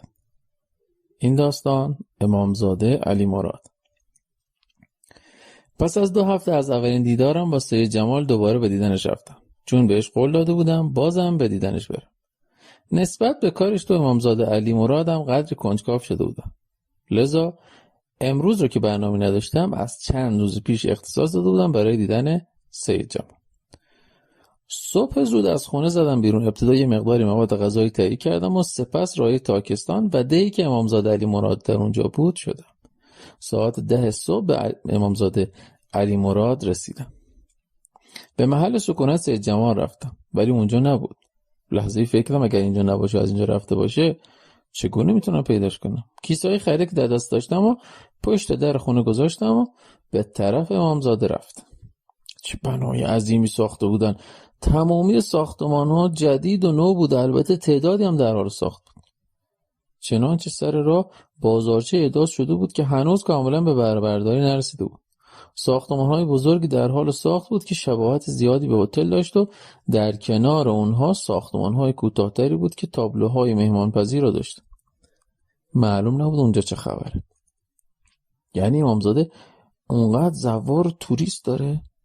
من که اگر سید جمال باعث نشده بود به اینجا بیام و از نزدیک شاهد این همه فعالیت اقتصادی بشم، باورم نمیشد که چنین جایی اصلا تو نقشه جغرافیای شهری وجود داشته باشه.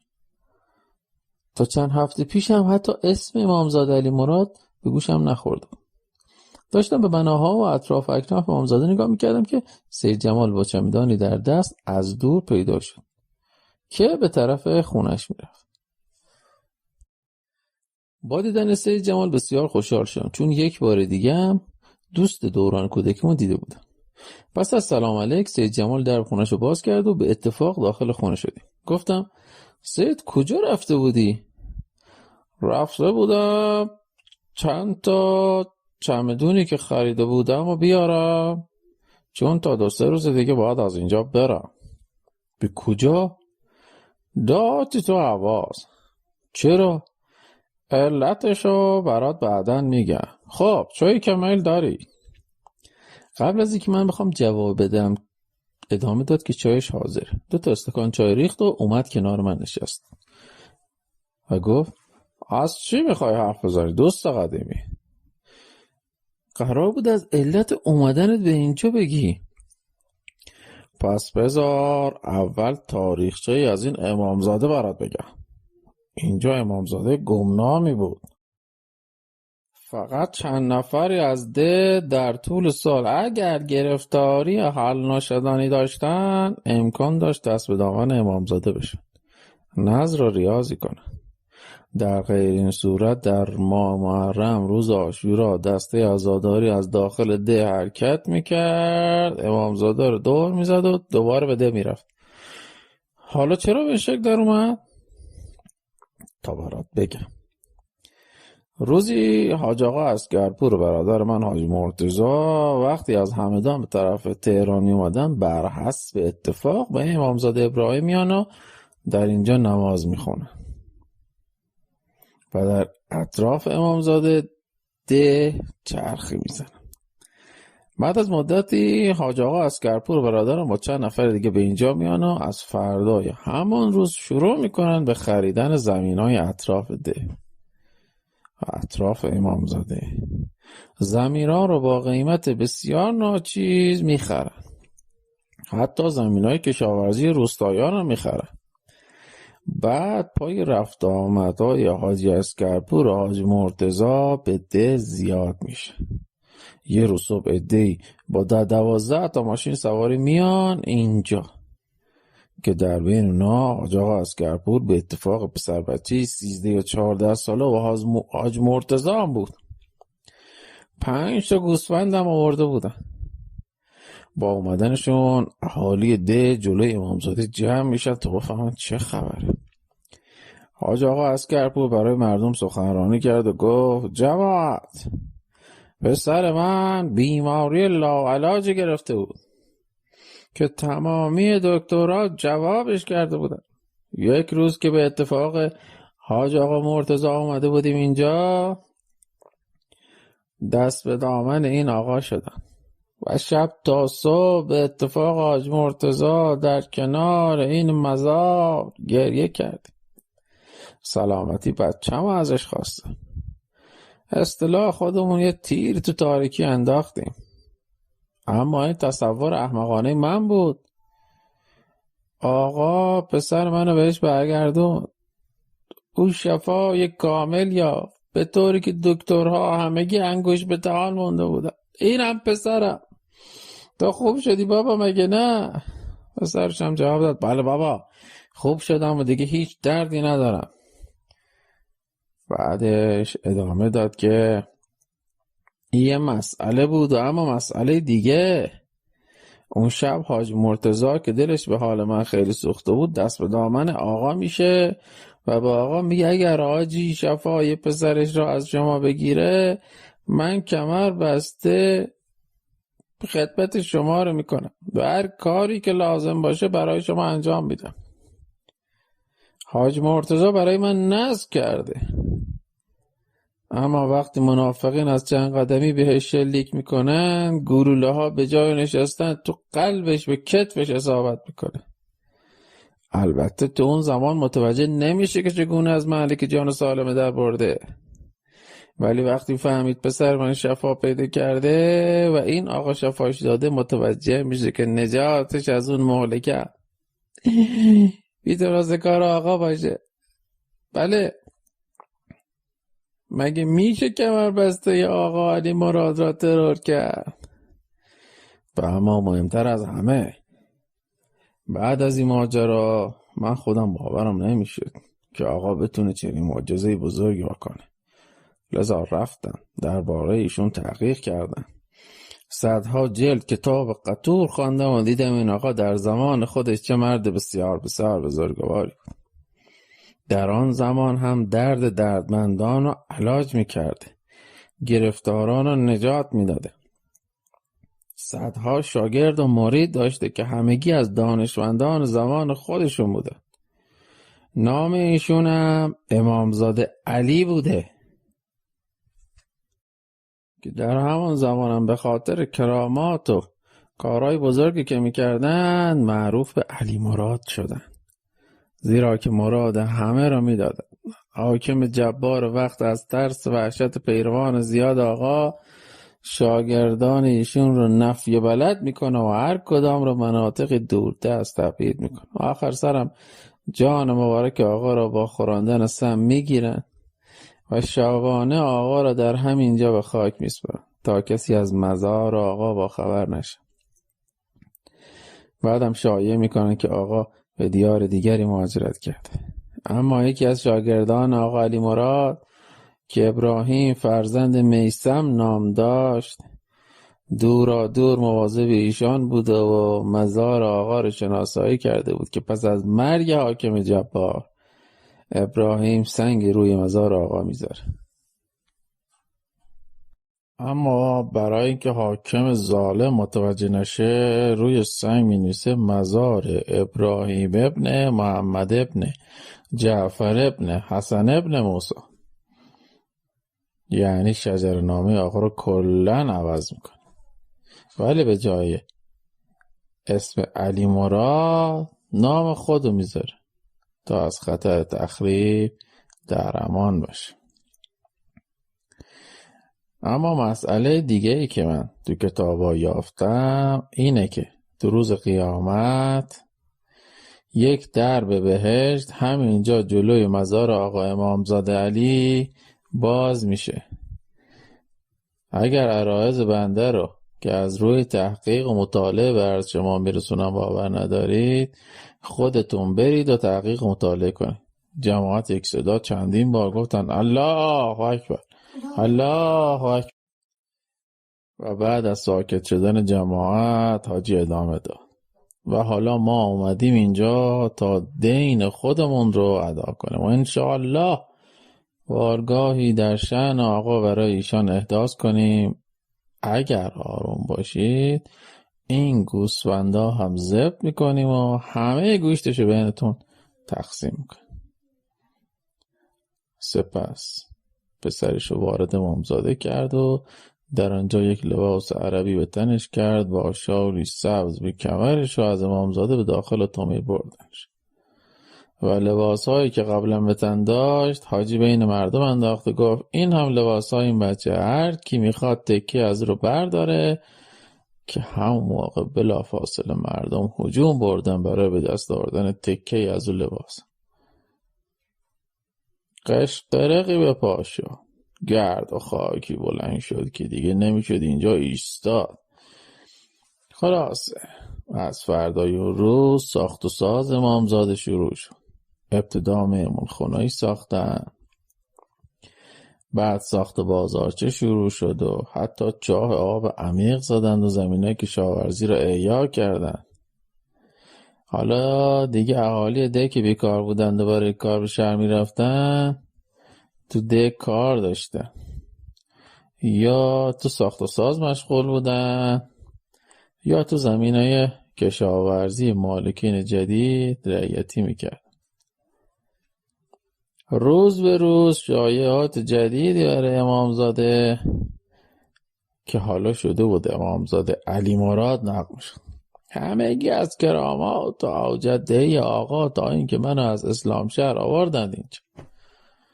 چون امام جماعت مسجد شهر دیگه از من راضی نبود، لذا با من صحبت کردن و گفتن هر اتفاقی که اینجا میفته یا هر حرفی که به نفع امامزاده گفته میشه تو باید تایید کنی و بگی به چشم خودت دیدی. من که چاره‌ای نداشتم، قبول کردم. جایزه منم این بود که به استخدام اوقاف در اومدم و حالا از اونجا حقوق میگیرم. به همین سادگی مردم باور کردن که حاج آقا حاجت میده. به همین سادگی هم که نبود. یک روز مرد کوری اومد اینجا که عصای به دست داشت و عینک سیاه به چشم. رفت داخل امامزاده و به من گفت امشب را میخواد تا صبح در کنار مزار آقا باشه. رفت داخل صحن و شروع به گریه اونن من غریبم بازی در رو چنان زار میزد که اون سرش ناپیدا. میگفت که کارگر ساختمونه بوده و از داربست افتاده و در اثر ضربه‌ای که به سرش خورده بیناییش از دست داده و کور شد. حالا بینایی چشماشو از آقا میخواست. تا ساعت 8 صبح در حالی که گردنش رو با شالی سبز زری بسته بود خودش رو به خواب زده بود. بعد با وارد شدن جمعیتی به داخل صحن به اصطلاح بیدار شد و شالشو باز کرد و گفت آقا به من محل ندادی؟ باشه، من که از شما دست بردار نیستم. با چشمای نابینا انقدر میام تا جوابمو بدی. عصاشو برداشت که به اصطلاح از صحن خارج میشه. جلوی در خروجی ایستاد و سرش به طرف چرخاند و عینک از چشماش برداشت و چشماش بازو بسته کرد و چند بار با دستش روی چشماش کشید و ناگهان فریاد زد من دارم میبینم. دوید جلوی ذریح و خودشو به زمین انداخت. زمین و ذریح آقا رو مرتب میبوسید و فریاد میزد دارم میبینم آقا، ممنونم، من سگ درگاهتم، تا وقتی زنده هم و کار میکنم 1/5 درآمد مال شما. این خمس حق بارگاه شماست. خلاصه باز شور و هیجانی به پا شد و خبرش به ده اطراف رسید و مردم هم با هیجان و الله اکبر گویان و به طرف امامزاده هجوم آوردن. چند تا گوسفند قربانی شد. آخر سرم اتومبیل اومد و کور شفا یافته رو از دست مردم در آورد و با خودش. بار دیگه هم یه نفر با ویلچر اومد رفت داخل صحنه. اونم صبح فردای آن روز جلوی در امامزاده از رو ویلچر بلند شد و صندلیشو رو دو دستش بلند کرد و انداخت میان مردم و ادعا کرد که شفا یافته. خلاص از این جور صحنه ها گاه‌گدار اتفاق میفته. ولی یک خبرنگار به مردی که بیناییش رو به دست آورده بود گیر داده بود و میخواست از گذشته و با خبر شه. یکی دو بار مرد رو که هر شب جمعه می اومده برای خودش معرکه‌ای میگرفت سوال پیچ کرد. از منم پرسید تو دیدی که این مرد کور بوده؟ منم گفتم دیدم با یک عصای مخصوص نابیناها و عینکی به چشم اومده بود. من از کجا بدونم که نابینا بوده یا نبوده؟ از اون زمان به بعد مرد دیگه پیداش نشد. گفتم برای محافظت از حرم رفته سوریه. خلاصه یک امامزاده گمنام به نام امامزاده ابراهیم که به اصالتش هم شک بود شد امامزاده علی مراد و جواب حاجت عده‌ای را هم داد و همین باعث شد که تمام شهرستان‌ها و دایره‌های اطراف آدمای گرفتار و بدبخت به زیارتش میاند و ازش حاجت میخواست. برای عده‌ای که امامزاده را علم کردن تجارت خونه پردرآمدی شد. حالا علاوه بر کسب و کار و نظر و نیاز مردم قیمت زمینای اینجا سر به فلک زده و گورستان اینجا که فقط برای افراد ده بود و مجانی مردهاشون اینجا دفن می‌کردن حالا پولی شده و قیمت هر قبر 20 تا 30 میلیون شده. تازه خود اهالی ده هم اگر بخوان مرده رو اینجا دفن کنن باید 6 یا 7 میلیون بریزن به حساب دفتر آقا. گورستان چه دیگه قد با ارزش شده؟ خدا پدرت بیامرزه. شایع شده یک در بهشت همین جا که من و تو قرار داریم باز میشه. حالا همه اونایی که میخوان برن بهشت برای اینکه با در بهشت فاصله نداشته باشن هر چه زودتر وارد بهشت بشن وصیت میکنن که اینجا دفن بشن. حتی تعداد زیاد قبل پیش خرید شده. به همین سادگی؟ بله به همین سادگی. اما من باورم نمیشد. فکر میکردم دارم خواب میبینم. بسیار خوب. اما تو چرا داری از اینجا میری؟ من دلم نمیخواد برم. چون از اینجا میتونم در زمانهای ملاقات به دیدار پسرم جواد در زندان رجای شهر برم.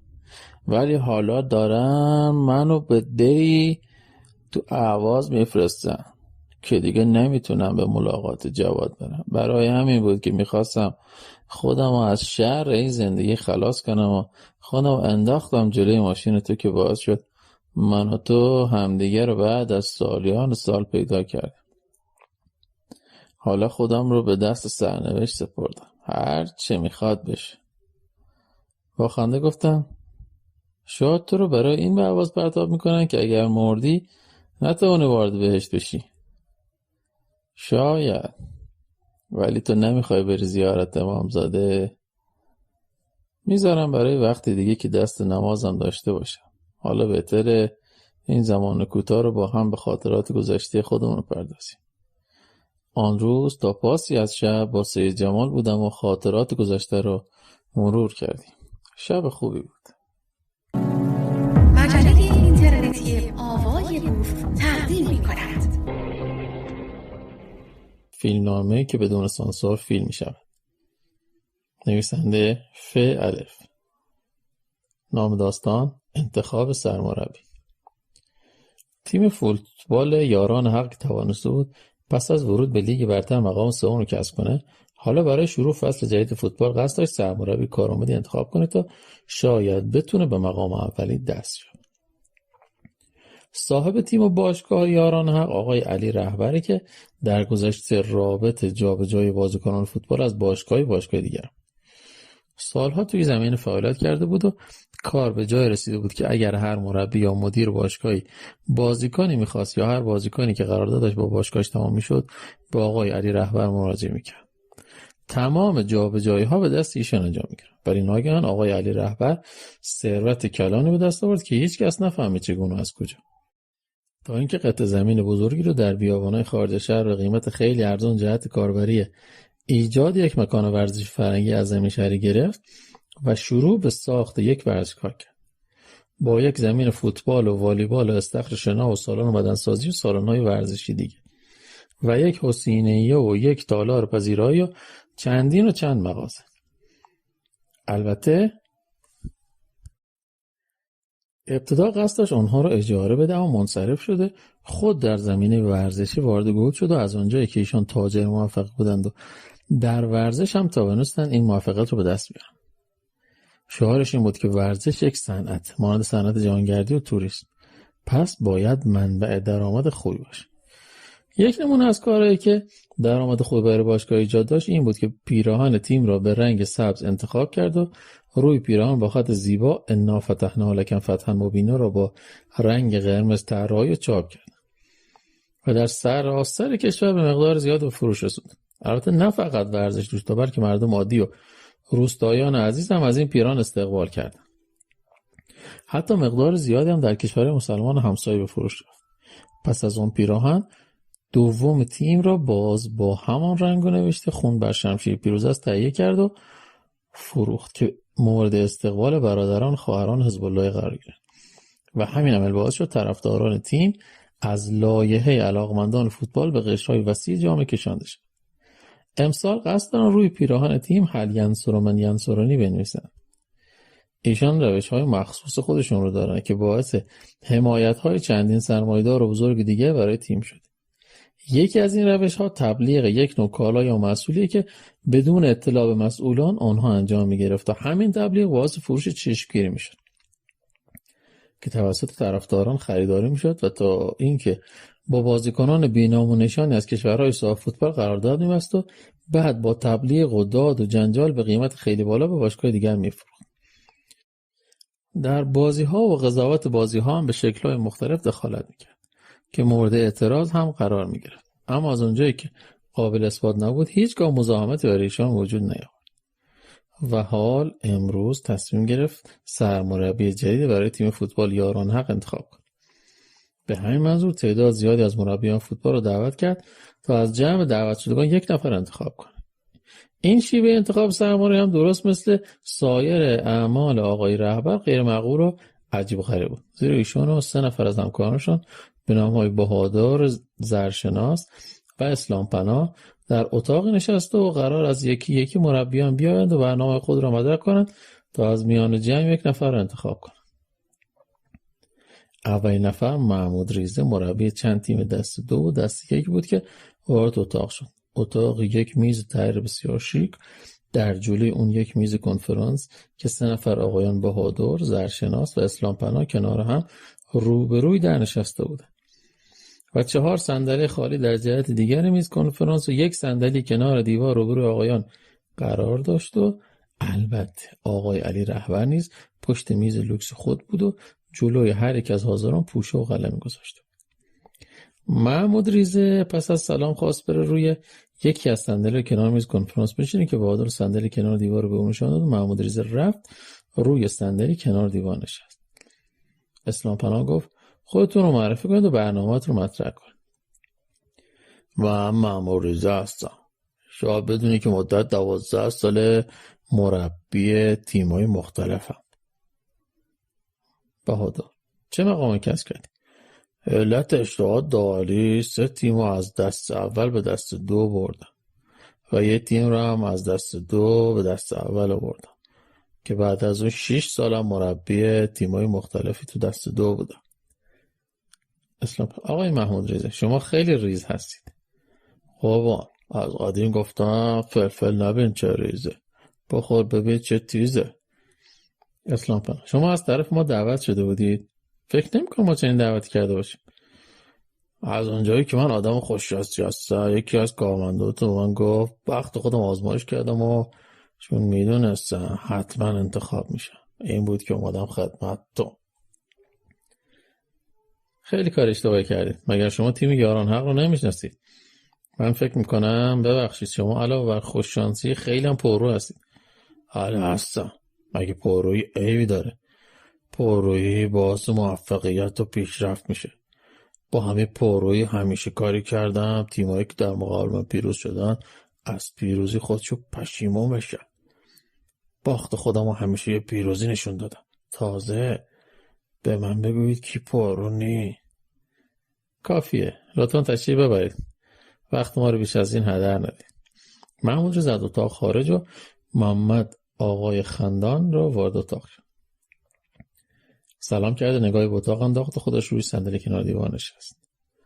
زرشناس همون سوال قبل از محمود ریزه کرده بودن از آقا محمدم پرسید. نوکر شما؟ محمد خندان هستم. 15 سال سابقه کار دارم. مربی تیم‌های دسته یک و لیگ برتر بودم.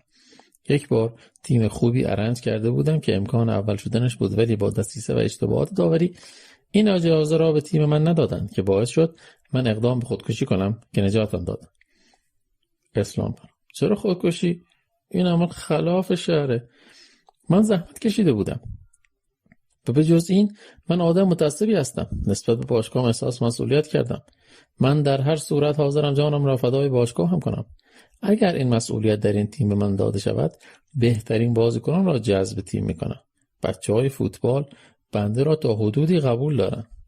بهادر، این کار را ما خودمان میتوانیم به خوبی انجام بدیم. شما چه کاری میتونی بکنی؟ یک مربی چه کاری میتواند انجام بده؟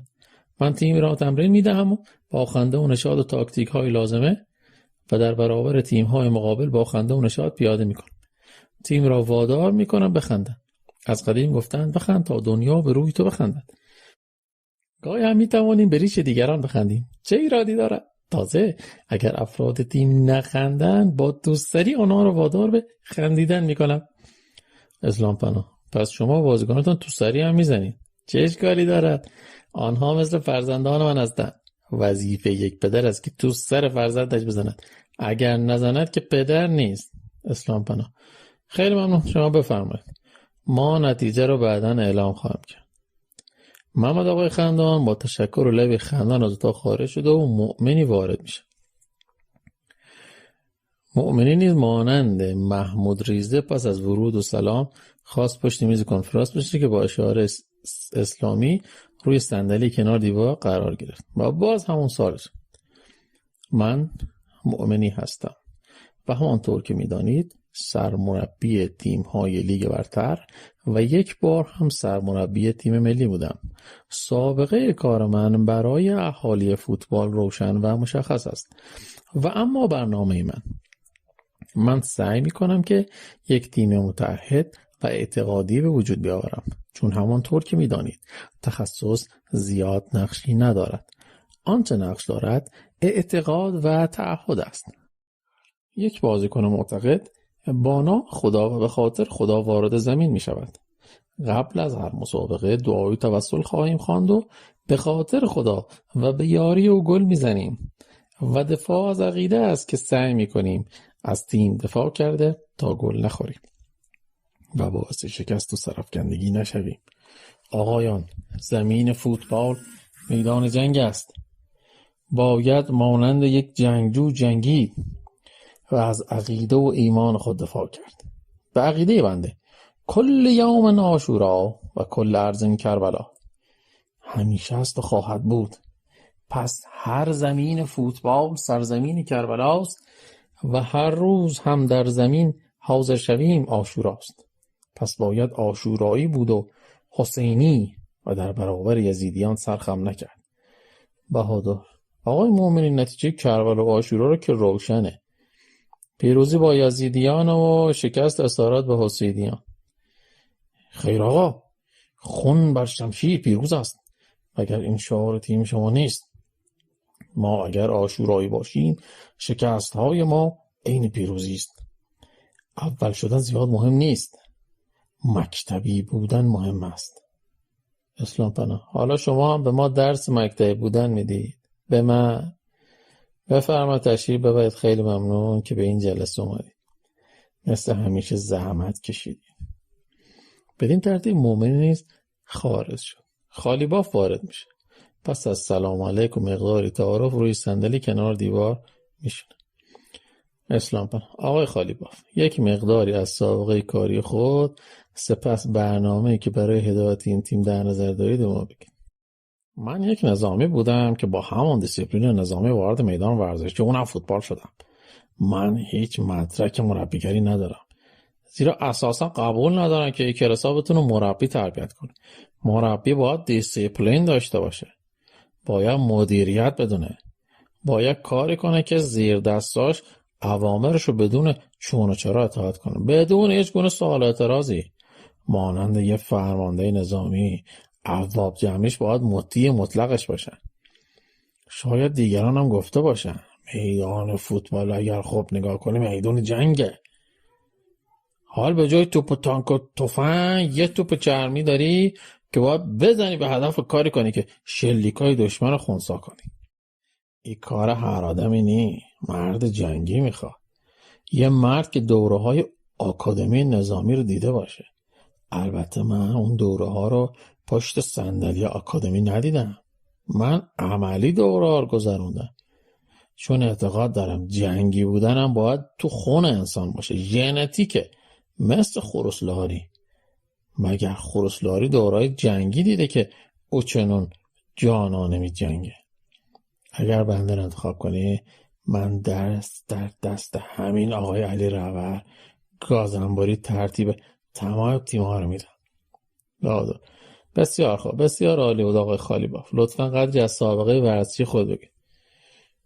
چون تیم‌های اینجا مرا به بازی نگرفتن، رفتم کشور خلیج فارس. سرشناس: آن زمان که شما تشریف بردید به کشورهای خلیج، علتش به بازی نگرفتن شما نبود. اینجا مسئله پیدا کردید که سلاح در این دیدن تا مدتی از انظار دور باشید. وقتی آواز آسیاب افتاد برگشتید. هر دلیل من در اونجا سرمربی تیم النهار شدم، سپس به تیم الجمل و الملخ رفتم. این تیم‌ها رو به بهترین شکل سازماندهی و اداره کردم. اسلامی: آقای خالی باف، شما را که از تیم النهار اخراج و تو تیم الجمل کمک مربی و تیم الملخ بطری‌های آب رو بازیکن میدادی. و اگر بازیکن دچار حادثه میشد، جزو افرادی بودی که با برانکارد میرفت داخل زمین و بازیکن خارج میکردی. خلاف ورزتون رسونده، اینطور نیست. زرشنا: چرا همینطوره؟ در ضمن شما به هر جا که پا گذاشتید یک فساد مالی از خود به جا گذاشتید. وحشتناکم بوده.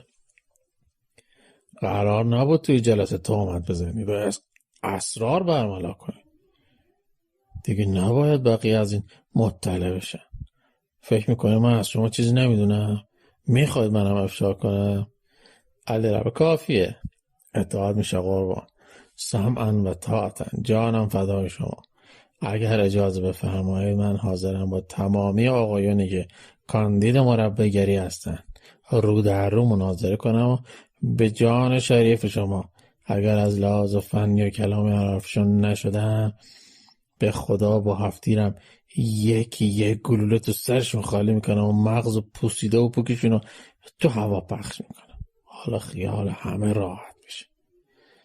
علی: بسیار متشکرم. شما بفرمایید. مطمئن باشه که نتیجه را من خودم شخصا اعلام میکنم و اجازه نمیدم دیگران در این مورد دخالت کنن. متشکرم قربان. راضی به زحمت شما نیستم. قربان فدا یک موی سرتان. بلند میشه و تعظیمی میکنه و خارج میشه.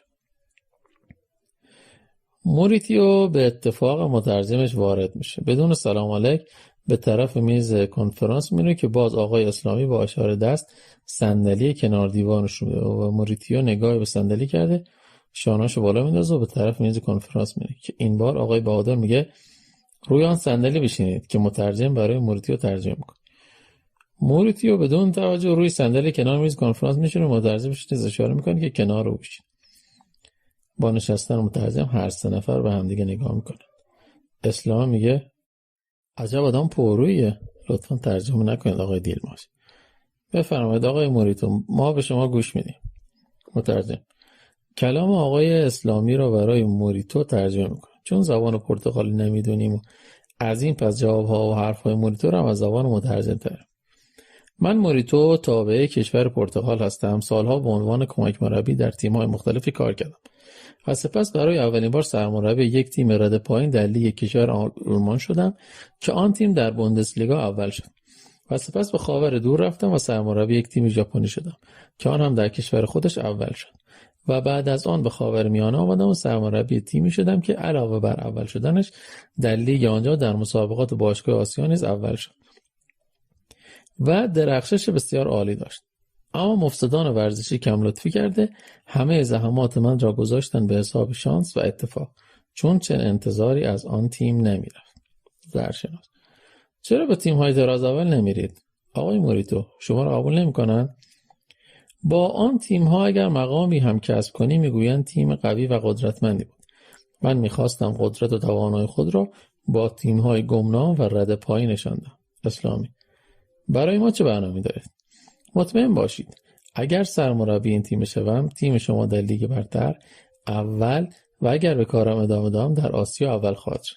اسلامی مگر قصد داری که اگر تیم اول شد اون رو رها کنی؟ خیر، چون سال جدید شروع می شود بستگی به شما دارد.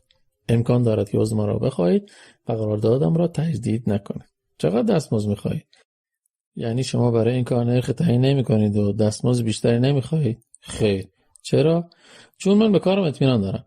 وقتی من با تیم شما برای سال دوم در آسیا اول شوم، دیگر کسی نمیتواند بگوید شانس و اشتباهات دیگران باعث برد من شده است. یعنی چی؟ یعنی اینکه باز من توانستم یک تیم گمنام و بی‌نام و نشان را به بالاترین مقام برسانم. آن وقت است که ارزش واقعی من مشخص شده و بیشتر تیم‌های مطرح دنیا طالب من خواهد شد. این حرف خوبی نبود آقای موریتو. تیم ما مقام سوم کسب کرده، تیم گمنام نیست. قبول کنید در دنیای فوتبال زیاد مطرح نیست. شما که بازیکنان ما را نمیشناسید، تیم را چگونه میخواید انتخاب کنید؟ وقتی من تصمیم گرفتم به اینجا بیایم، تمامی بازی‌های شما را از طریق تلویزیون و اینترنت نگاه کردم. یکی یک آنها را از شما بهتر میشناسم. به قدرت و جنگندگی یکی یک بازیکنان واقفم، چه در دست یک و چه در لیگ برتر. اگر افرادی را که من انتخاب میکنم شما بتوانید آنها را جذب کنید، تیم بسیار خوبی را ارنج خواهم کرد. اسلام پناه بسیار خوب آقای موریتو، خیلی ممنون که در این جلسه شرکت کردید. حتما با شما تماس خواهیم کرد. منتظر تماس باشید. موریتو و مترجم پس از خداحافظی خارج شدند. خادمی وارد می شود که پس از سلام و تعظیم روی صندلی کنار دیوار می نشیند. اسلام پناه از سابقه کاری خودتان و برنامه‌ای که برای ما دارید بگویید. خادمی کوچک و نوکر شما سعید خادمی هستم. در تیم‌های مختلف سرمربی بودم و در هر باشگاهی که بودم از من راضی بوده. چرا؟ زیرا خواسته‌ها و هدف‌های مدیریت و رؤسای باشگاه را پیاده می‌کردم. برای همینم هیچ وقت کار من با مشکل بر نخورد. ما از باخت‌های پی در پی شما مطلع هستیم آقای خادمی. فدای سر مبارکتان بشوم. اصل خواسته‌ها و اهداف مدیران و صاحبان امر مهم است و بس. قربان شما بروم. شما فکر می‌کنید مربی میتونه معجزه بکنه؟ آقا دروازه خالی بازیکن است و توپ دروازه بدون گله شوت میکنه توی تماشاچی. مربی چیکار کنه؟ چه کاری از دست مربی برمیآید؟ دفاع از داخل خط 18 قدم خود به نیت پاس به طرف دروازه حریف شوت میکند، توپ میرود تو گل بدون برخورد با کسی. کار من بوده. پنالتی را یکی توی تماشاچی ها میزند و یکی توپ را قل میدهد و میشود گل. به مربی مربوطه. خیر قربان شما. اما فرض کنید شما برخلاف اهداف خواسته های مدیر باشگاه افرادی را فرستادی توی زمین و اتفاقا تیمم برنده شد. چه نتیجه دارد؟ وقتی خواسته های ولی نعمت و صاحب امر خود را زیر پا گذاشته اید و او را 90 دقیقه دلخور و ناراحت کرده اید، اصلا شما چه می‌دانید در پس پرده چه قرار و مدارایی بوده است؟ شاید می‌خواستن این بازی را به تیم مقابل واگذار کنند. اسلام پناه بله آقای خادمی، میگوین شما چشم ناپاکی دارید حتی نسبت به بازیکنان خودتون. تهمت از قربان. دشمنان میگویم، عوامل خارجی، غیر خودی ها. شما چرا باور میکنی؟ بهادر: ولی شما توبه نامه نوشتی به خط خودتون، همه این رو میدونن، در شبکه مجازی پخش شده. برفرض که اینطور باشد، شما خودتون میفرمایید که من توبه کردم، خداوند توبه کننده را میبخشد، شما نمیبخشید؟ ببخشید. اسلام پناه: بگذاریم آقای بهادر، برای ما چه برنامه‌ای دارید آقای خادمی؟ من همانطور که از اسمم پیدا خادمم، خدمتگزار و نوکر. قربان من، چه برنامه‌ای میتوانم داشته باشم وقتی جناب رهبر عزیز هستند؟ شما بفرمایید، من بهتر میتوانم بازیکن انتخاب کنم یا جناب آقای رهبر؟ ایشان که از هر کسی در دنیای فوتبال بازیکن را بهتر میشناسند. من چه برنامه‌ای میتوانم بدم وقتی جناب رهبر برنامه‌ریز جهان فوتبال هستند؟ من چه تاکتیک و تکنیکی میتوانم پیاده کنم وقتی صاحب اصلی تاکتیک و تکنیک یعنی جناب آقای رهبر را داریم؟ من یا هر کسی دیگری چه تمرینی میتوانیم بدهیم وقتی جناب رهبر عزیزمان که جهانم فدایشان باشد طراح و مبتکر تمرین‌های نوین فوتبال هستند غلط کرده بدنسازی که بتواند در برابر جناب رهبر ارزندام بکنند؟ ایشان به ریزکاری‌های علم بدنسازی عالم و واقفند. ایشان کلی حرف گفته نشده در زمینه دارند. کدامین دکتر تغذیه میتواند در برابر استاد مسلم تغذیه یعنی جناب آقای رهبر حرف تغذیه داشته باشد؟ شما احتیاج به سرمربی ندارید، فداتون میشم. شما یک کارپرداز، یک هماهنگ کننده ساده، یک نوکر خادمی میخواهید مثل بنده که اوامر ایشان را مو به مو اجرا کند و بهترین نتیجه را بگیرد. اگر بنده برای این مسئول انتخاب شوم، به حول و قوه الهی و توکل بر خدا و حمایت های آقای رهبر آنچه را که باید انجام بدم با جان و دل و جان فشانی در راه ایشان با سربلندی و افتخار انجام خواهم داد. هر 3 نفر صلوات و تکبیر می‌فرستم. اسلام پناه: بسیار خوب آقای خادمی، شما میتونید تشریف بیارید. با رفتن خادمی پس از 3 روز، با اینکه آقایان بهادر و زرشناس موافق با موریتو بودند، آقای سعید خادمی به عنوان سرمربی تیم انتخاب شد و تیم به دست یک سقوط کرده. این شکست را سقوط دلاورانه نامگذاری کردند. مجله اینترنتی آوای بوف تقدیم می‌کند فیلمنامه‌ای که بدون سانسور فیلم می‌شود. نام داستان: تعلیم درس دینی به فرزند. جهانگیر خان در یک بعد از ظهر گرم خرداد ماه در حال آپارتمان کوچکش در جلوی تلویزیون نشسته بود و برای دیدن برنامه سرگرم کننده کانال ها را عوض میکرد و یکی یکی کانال ها را چند لحظه تماشا میکرد و به سراغ کانال دیگری میرفت. در یکی از کانال ها 2 روحانی در مورد اخلاق صحبت میکردند و در کانال دیگر یک دکتر حقوق درباره واجبات نماز سخن میگفت و یک کانال هم فیلم تکراری پخش میکرد که بارها و بارها دیده بود. رضا تلویزیون را خاموش کرد و به دنبال چیزی میگشت که خودش را سرگرم کند. نه روزنامه‌ای بود و نه جدولی. به پسرش کامبیز نگاه کرد که با یک ماشین اسباب بازی روی فرش در حال بازی بود. او را صدا کرد و گفت: کامبیز، میخوای باهات درس دینی کار کنم؟ کامبیز استقبال کرد و رفت کنار پدرش نشست. جهانگیر گفت: پس بهتره خواهرت هم صدا کنی و اونم بیاد، یه چیزی هم اون یاد بگیره. کامبیز از همان جایی که بود خواهرش کتی رو صدا کرد و گفت: کتی بیا، بابا میخواد من درس یاد بده.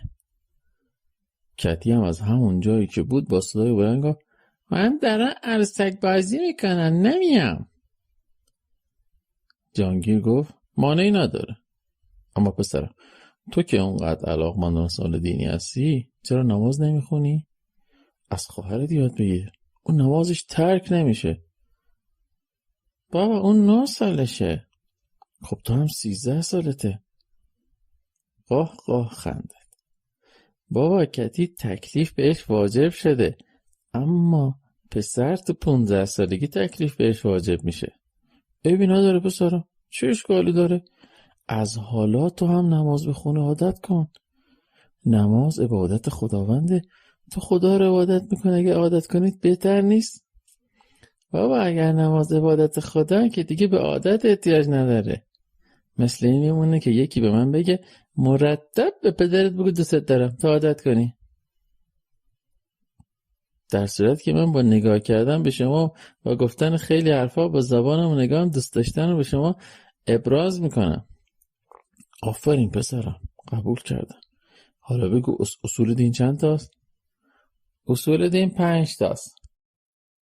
نه پسرم، اصول دین 3 تاست: توحید و نبوت و معاد. اصول دین و مذهب شیعه 5 تاست که عدل و امامت هم بهش اضاف میشه. برای ما 5 تاست. ما چیکار به اصول دین دیگران داریم؟ من چیزهایی رو میگم که بهت یاد دادن. خب توحید یعنی چه؟ خدا یکیست و شریک و همتایی ندارد. آفرین پسرم. و خالق جهان هستیست. همونطور که یک ساختمون و بنایی ساخته، بنای این جهان هم خداوند یکتا و بی همتاست. بله بابا، خداوند ما و بنا رو آفریده و بنا ساختمون رو. همینطور که میگی. ولی بابا خدا رو کی آفریده؟ یعنی چه؟ خداوند خودش رو وجود آورده. چطوری نداره دیگه. باید قبول کنی و بپذیری که خداوند خالق جهان هستیه و خودش رو به وجود آورده. خب نبوت رو برام تعریف کن. نبوت یعنی پیغمبری و پیغمبر کسی است که از طرف خداوند مبعوث می شود تا پیام خداوند و دستورات او را به مردم ابلاغ کنه و خداوند 124,000 پیغمبر برای مردم فرستاده که آخرین آنها پیغمبر ما حضرت محمد بن عبدالله می باشد که خاتم پیغمبران است. یعنی بعد از او پیغمبر دیگری نمی آید. آفرین پسرم. ولی بابا چرا خداوند یه پیغمبر یه کتاب برای بشر نفرستاده تا همه پیرو همون یه پیغمبر و همون یه کتاب باشن؟ این همه اختلاف و جنگای مذهبی هم به وجود نمیومد. این حرفا چیه که میزنی؟ مگه دروغ میگم بابا؟ 124,000 پیغمبر فرستاد. اونم تو زمانی که جمعیت کره زمین 10 برابر امروز چیزی نبوده. همه این پیغمبران برای کل دنیا که نبوده. بعضی ها فقط برای یک قبیله و یک قوم کوچیک بودن. خواه یک نفر رو میفرستاد برای کل بشر و تمام قرون. نمیشه پسر. با چه زبونی بگه؟ با هر زبونی. مگر زبان ما عربی است؟ یا اون انسانی که در چین ژاپن زندگی میکنه و مسلماً زبانش عربیه؟ یا مسیحی هایی که تو سراسر کره زمین پراکنده هستن به زبان خود عیسی صحبت میکنن؟ این حرفا رو نزن، بوی کفر میده ها. حالا بگو معاد چیه؟ معاد روز قیامت، یعنی در آخر زمان تمامی مرده ها زنده میشوند و به کارنامه اعمالشان رسیدگی میشود و هر کسی کار خوب کرده باشد به بهشت و بدکاران و ستمکاران به جهنم میروند تا ابد در آنجا میسوزند. آفرین. ولی بابا تا ابد یعنی چند سال؟ یعنی تا وقتی دنیاست. خب که چی بشه؟ اصلا من میگم یه آدمی که گناه کوچیکی مرتکب شده، مثلا نماز نخونده، با آدمی که گناههای بزرگی مرتکب شده مثل قتل و آدم کشی یا دزدی کرده و خیر کار بد دیگه، هر دوشون باید تا ابد تو جهنم بمونن، مجازات شون. پسرم جهنم درجات مختلفی داره. هر کسی در جای خودش قرار میگیره. تو که جهنمی نیستی، پس کاری به کار جهنم نداشته باش. بهشت چی؟ آدمایی که میرن بهشت همگی میرن توی یه باغ؟ نه پسرم، بهشت هم درجات مختلفی داره. آره، مثلا شهدا مقام و جایگاه خاصی دارن. در بهشت قصرهاییست که آجرای اونا یکی از طلا یکی از نقره است. درختایی داره از لؤلؤ و مرجان و یاقوت.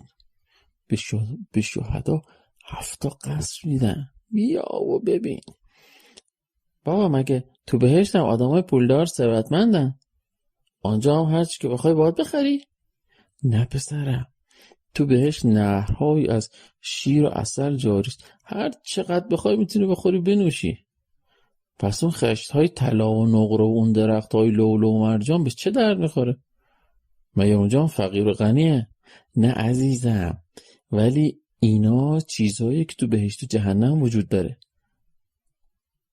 میگم بابا مگه کسی از اونجا اومده که یه چیزها رو دیده باشه؟ نه، هنوز که قیامت نشده. خب از اینجور حرفا زیاد میزنن. مثلا میگن فلانی به بهشت رفته یا تو بهشته. پس حرفه، چرت و پرت گفتن. نه حرفم نیست، کتاب مقدس بهشون اشاره شده. راستی بابا همه مرده ها راستی زنده میشن؟ بله، چرا که نه. آخه چطوری؟ همانطور که خداوند من و تو و خواهر و مادر تو توی دنیا خلق کرده، خلق ما تو آخرت هم براش کاری نداره. توی دنیا در اثر عملیات دو موجود زنده موجود دیگر وجود میاد. شما میگید وقتی بدن ما پوسید و خاک شد، خاک بدنمون اگر در یک جا باشه که امکانم نداره باشه، یا تو بیابان پخش شده باشه، عملیاتی میدن و ما دوباره زنده میشیم؟ احتیاج به هیچ عملیاتی نیست. وقتی خدا بخواد هر غیر ممکنی ممکن میشه. داستانیست از 4 پرنده که اونم اگر بگیم باز تو حرف مفت میزنی. چه حرفی پدر؟ مثلا میگه از کجا معلوم این پرنده و همون پرنده ها بودن و یا یکی اونا رو دیده و اگر دیده از کجا معلوم که راست میگه؟ قول میدم حرفی نزنه. داستانشو تعریف کن بابا، لزومی نداره. دیگه هم در این مورد حرفی نزن، همین اندازه کافی است. خب عد چی است؟ خدا عادل است و ظالم نیست. این رو که دیگه قبول داری. ولی بابا عادل یه صفت انسانیه. تازه اگر خداوند عادل باشه، جبار و رحیم و رزاق و مکار و خیلی چیزای دیگه هم هست. یعنی اون وقت اصول دین خیلی بیش از اینا میشه. پدر باخش، رزاق و جبار و رحیم و مکار، اینا همه در دل عد جای داره. پس چه متوجه ناراحتی پدر شد؟ سعی می‌کن صحبتشو تمام کن. بابا تمام شد دیگه، امان کار نداری؟ نه خیر، تمام نشد. امامت یعنی چی؟ امامت یعنی رهبری جامعه مسلمانان بعد از پیغمبر بر عهده امام علی و 11 فرزندش می باشد که یکی بعد از دیگری عهدهدار این مسئولیت باشند. بله آفرین. بعد از پیغمبر امام علی و اولاد ذکور و ارشد هر امامی امام مسلمین می شود. ارشد نه بابا، مثلا امام سجاد و خیلی از امامای دیگه اولاد ارشد نبودن. بله حق با تو. امام رو خداوند تعیین میکنه. نقش امام بسیار بزرگه، وجودش هم بسیار شریفه. بابا خدا چطور امام انتخاب میکنه که مردم متوجه شن؟ مبحثی در فقه هست به نام امام شناسی، باید بخونی تا متوجه شی. امام حجت خدا بر زمینه و خداوند هیچ وقت بندگانش رو بدون حجت نمیذاره. یعنی چی؟ یعنی این که بعد از حضرت محمد چون خاتم پیغمبران بوده پیغمبر دیگری نمیاد. لذا خداوند برای ارشاد راهنمای انسانها امامان رو برگزیده تا راه پیغمبری رو ادامه بدن و مردم بدون رهبر نباشن.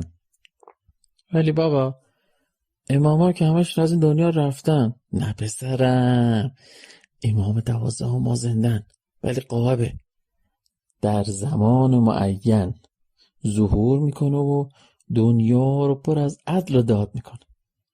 الان که غائبه چی میشه؟ درسته که غائبه، اما سایه وجود مبارکشون بر سر ما هست. من نمیفهمم بابا. امامت اگر آنقدر مهمه که یک امام سالیان سال از کودکی غائب بشه و هنوز خداوند ایشون رو زنده نگه داشته، چرا عمر بقیه امام انقدر کوتاه بوده؟ چی میشد؟ اونا هر کدام 100 یا 150 یا 200 سال عمر میکردن، مردمم رهبری میکردن. در صورتی که میانگین عمر امامات 48 سال و نخورده بوده، میانگین رهبریشون هم 23 سال بوده. تمامی امامان ما به جز حضرت علی و امام حسین بقیه را دشمنان با زهر کشتن. خب خداوند کاری میکرد که ایشان بر دشمنانشون پیروز شد، نه دشمنان بر امام. اونا که علم لدنی داشتن، چرا یکی پس از دیگری زهر رو نوشیدن؟ مگر خدا خودش اونا رو انتخاب نکرده بود؟ پس چرا مثل امام 12 از اون حمایت نکرد؟ بابا اگر به امام ها زهر نمیدادن اونا هرگز نمیمردن. پس همانطور که نقطه ضعف از افراسیاب چشماش بود، اماما هم حتما نقطه ضعفشون نوشیدن زهر بوده. بله، بسیار زیبا گفتی. امامی که مدفوعش بوی عطر میده غیر از این نمیتونه باشه. ولی امام علی امام حسین با شمشیر کشته شدن. آن شمشیرها هم زهرآلود بوده. ولی پدر، سر امام حسین که بریدن. پدرش با ناراحتی: ببین کامبیز، من در بین امام ها به امام حسین ارادت خاصی دارم. ایشون جان و مال و فرزندان خودشون در راه اسلام و در راه امر به معروف و نهی از منکر و ایستادگی در برابر ظلم فدا کردن. البته پدر، ولی من کاری به داستان کربلا ندارم و حرکت ایشون با اهل بیت از ابتدای لشکرکشی نبوده. اما امام سجاد فرزند ایشون این کارا نکرد و در برابر یزید ظلم سکوت کرد. پدر باز با ناراحتی: اینطور نیست پسر. در واقعی کربلا ایشون مریض بودن. اون زمانی که نمیگن. بعد از واقعی کربلا که ایشون امام شدن، آیا یزید ابن معاویه آدم صالحی شد و از فساد و ظلم و ستم دیگر خبری نبود؟ نه، یزید و ملعون همیشه فاسد بوده. همیشه فاسد بوده. پس چرا امام سجاد در برابر یزید سکوت کرد؟ حتی در واقع حره از شورش مردم حمایتی که نکرد، هیچ، سکوت هم کرد.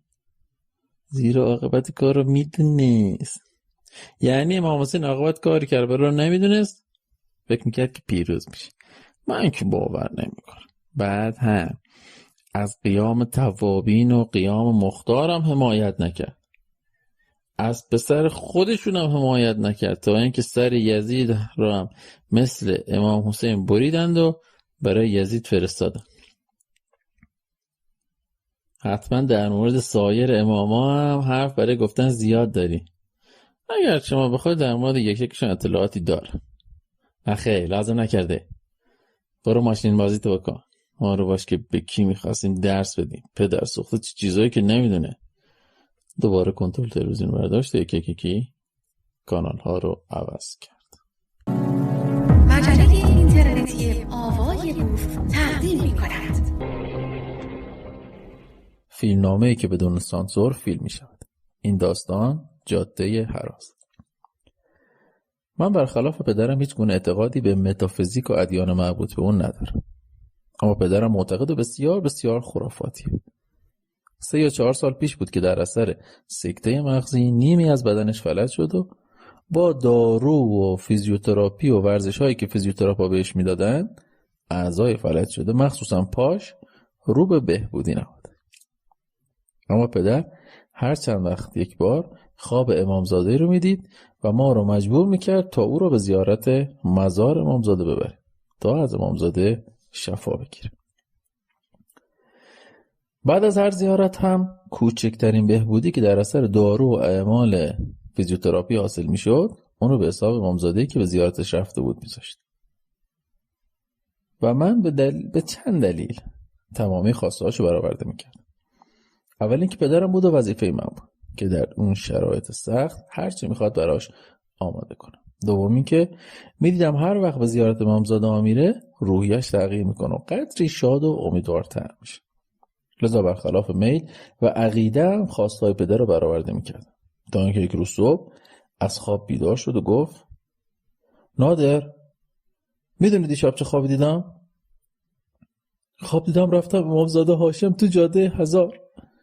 آنجا خودمو با یک طناب ذریح بستم با آقا، گفتم آقا جونم تا ازت شفا نگیرم همینجا کنار مزار مبارکت میمونم. تا اینکه دمدمای صبح که خوابم برده بود آقا اومد به خوابم و گفت دیگه چرا نشستی؟ بلند شو برو که صحیح و سالمی. و من بیدار شدم و با سلامتی کامل خودم از حرم بیرون اومدم. همون موقع بود که از خواب پریدم. من اطمینان دارم این دفعه امامزاده هاشم سلامتی به من برمیگردونه. بی خودی هم پول برای فیزیوتراپی و دکتر و دارو خرج کردی. دیگه هم خرج نکن. چند روز من و مادرم مقاومت کردیم. آخه این دفعه با دفعات قبل فرق بزرگی داشت. این بار میخواست شب تا صبح گردنشو با یه طناب به زری ببنده. درست همونطور که تو خواب دیدم. عاقبت من و مادرم تصمیم خواسته پدر شدیم و قرار گذاشتیم 3 شنبه 10 مهر پدر رو به امامزاده هاشم ببریم. ساعت 10 صبح از انجام کارام به خونه پدرم رفتم و به اتفاق او و مادرم به سوی امامزاده هاشم حرکت کردیم. یک راست رفتیم دفتر تولیت امامزاده. آخوندی پشت یک میز نشسته بود و پس از سلام علیک و نشستن روی صندلی از ما پرسید سلام علیکم، چه امری دارید؟ حاج آقا، پدر بنده در اثر سکته مغزی مشکلاتی دارد و میخواد برای به دست آوردن سلامتی یک شب تا صبح در کنار مزار آقا بمونه تا از آقا شفا بگیره. البته این مسئله شفا رو تو خواب دیده و مطمئنه که آقا بهشون شفا میده. اگر این اتفاق نیفتاد چی؟ حاج آقا، من خواب دیدم و مطمئن هستم آقا به من شفا میده.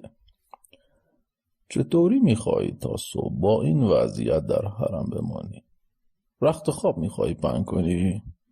حاج آقا، کنار زری میشینم و با یه طناب به دور گردنم خودمو به زری میبندم مثل یه سگ. خب پدر من، اینجوری که نمیشه، درست نیست. شما به تنهایی قادر به راه رفتن نیستید. شاید قضای حاجت داشته باشی یا ببخشید بخوای بشاشی و بری مسترا یا خیلی چیزای دیگه. اصلا اگه همه بخوان مثل تو عمل کنه دیگه هیچ مسلمانی نمیتونه اینجا زیارت کنه. من شبا بیرون نمیرم حاج آقا. ضمناً خانمم هم تو سن میمونه. مواظبم. پاکتی از جیبش در آورد جلوی حاج آقا روی میز گذاشت و گفت حاج آقا، ناقابله. هر طور سلام میدونید هزینه کنید. فقط قدری از ثوابش رو به حساب این حقیر بگذارید. خیلی ممنون. حاج آقا پاکت رو برداشت و آخران رو به دقت بررسی کرد.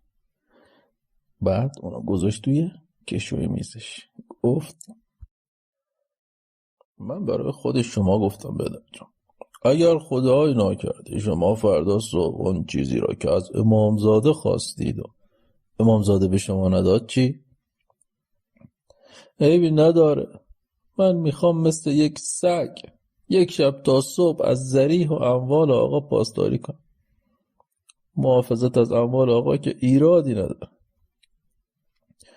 پدر جان، اموال آقا احتیاجی به محافظت نداره، چون مردم در اینجا پول و طلا میریزن. کسی از اینجا چیزی بر نمیداره. من در تایید حرف آقا گفتم حاج آقا درست میگن.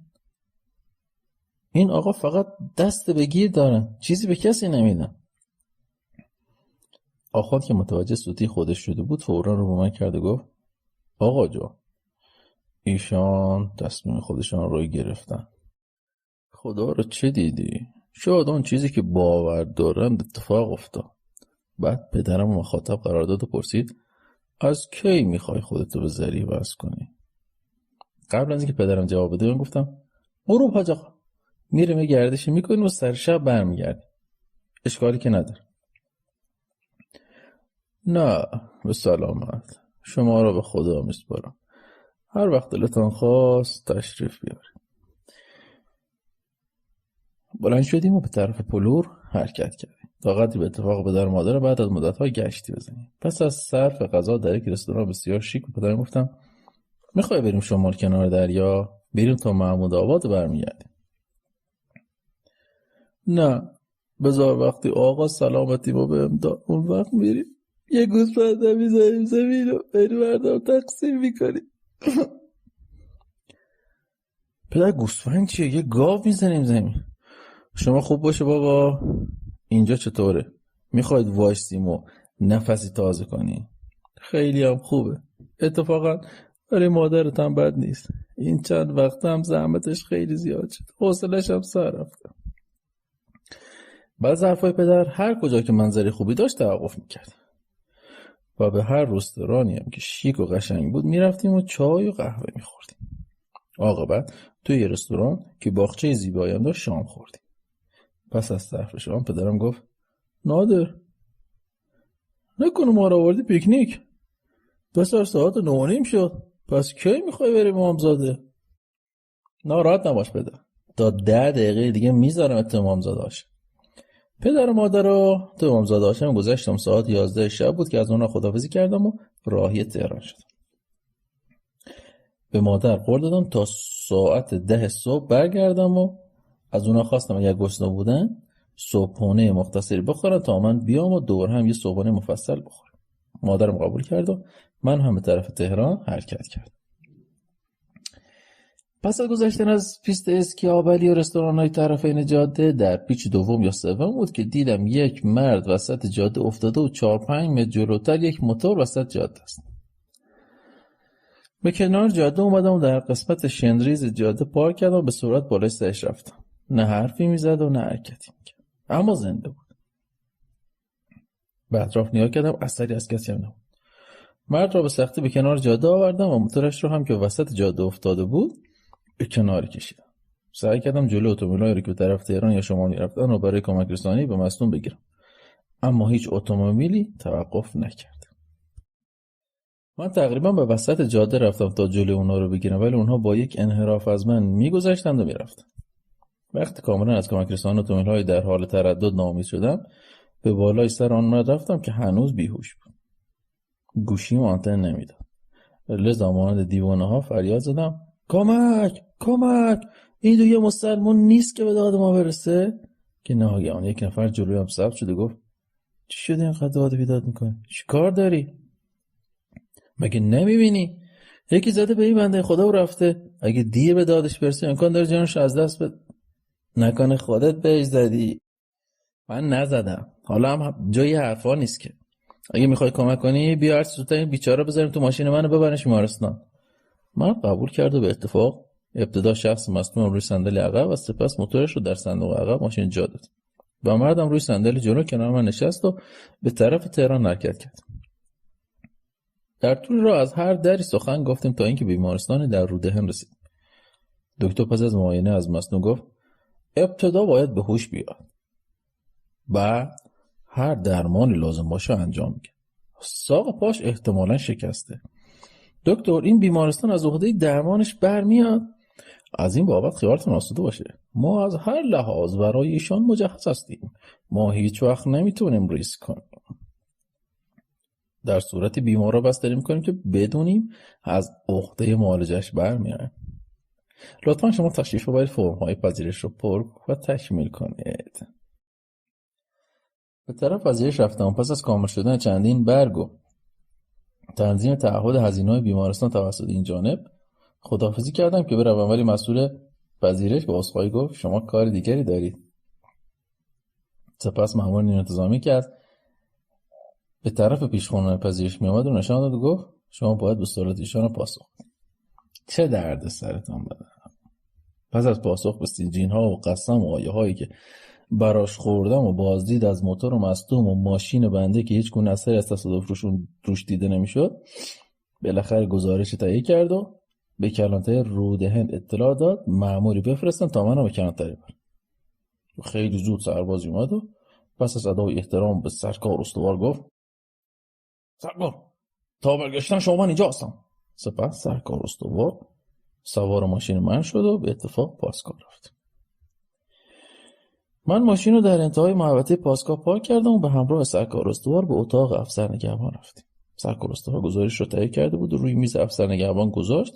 افسر پس از مطالعه رو من کرد و گفت مطمئنی که شما خودت باهاش تصادف نکردی؟ بله جناب سروان، شما از ماشین من بازدید کنید. حتی یک برخورد یک پرم روی بدنه و هیچ کجای دیگه ماشین من نیست. در صورتی که ماشین ایشون داغون شده. آخه این که نمیشه، شما شارژی نداری، اونم در کجا؟ در یک جاده پر رفت آمد. چطور امکان داره هیچ اتومبیل دیگری برای کمک یا مشاهده اتفاق افتاده توقف نکرده باشه؟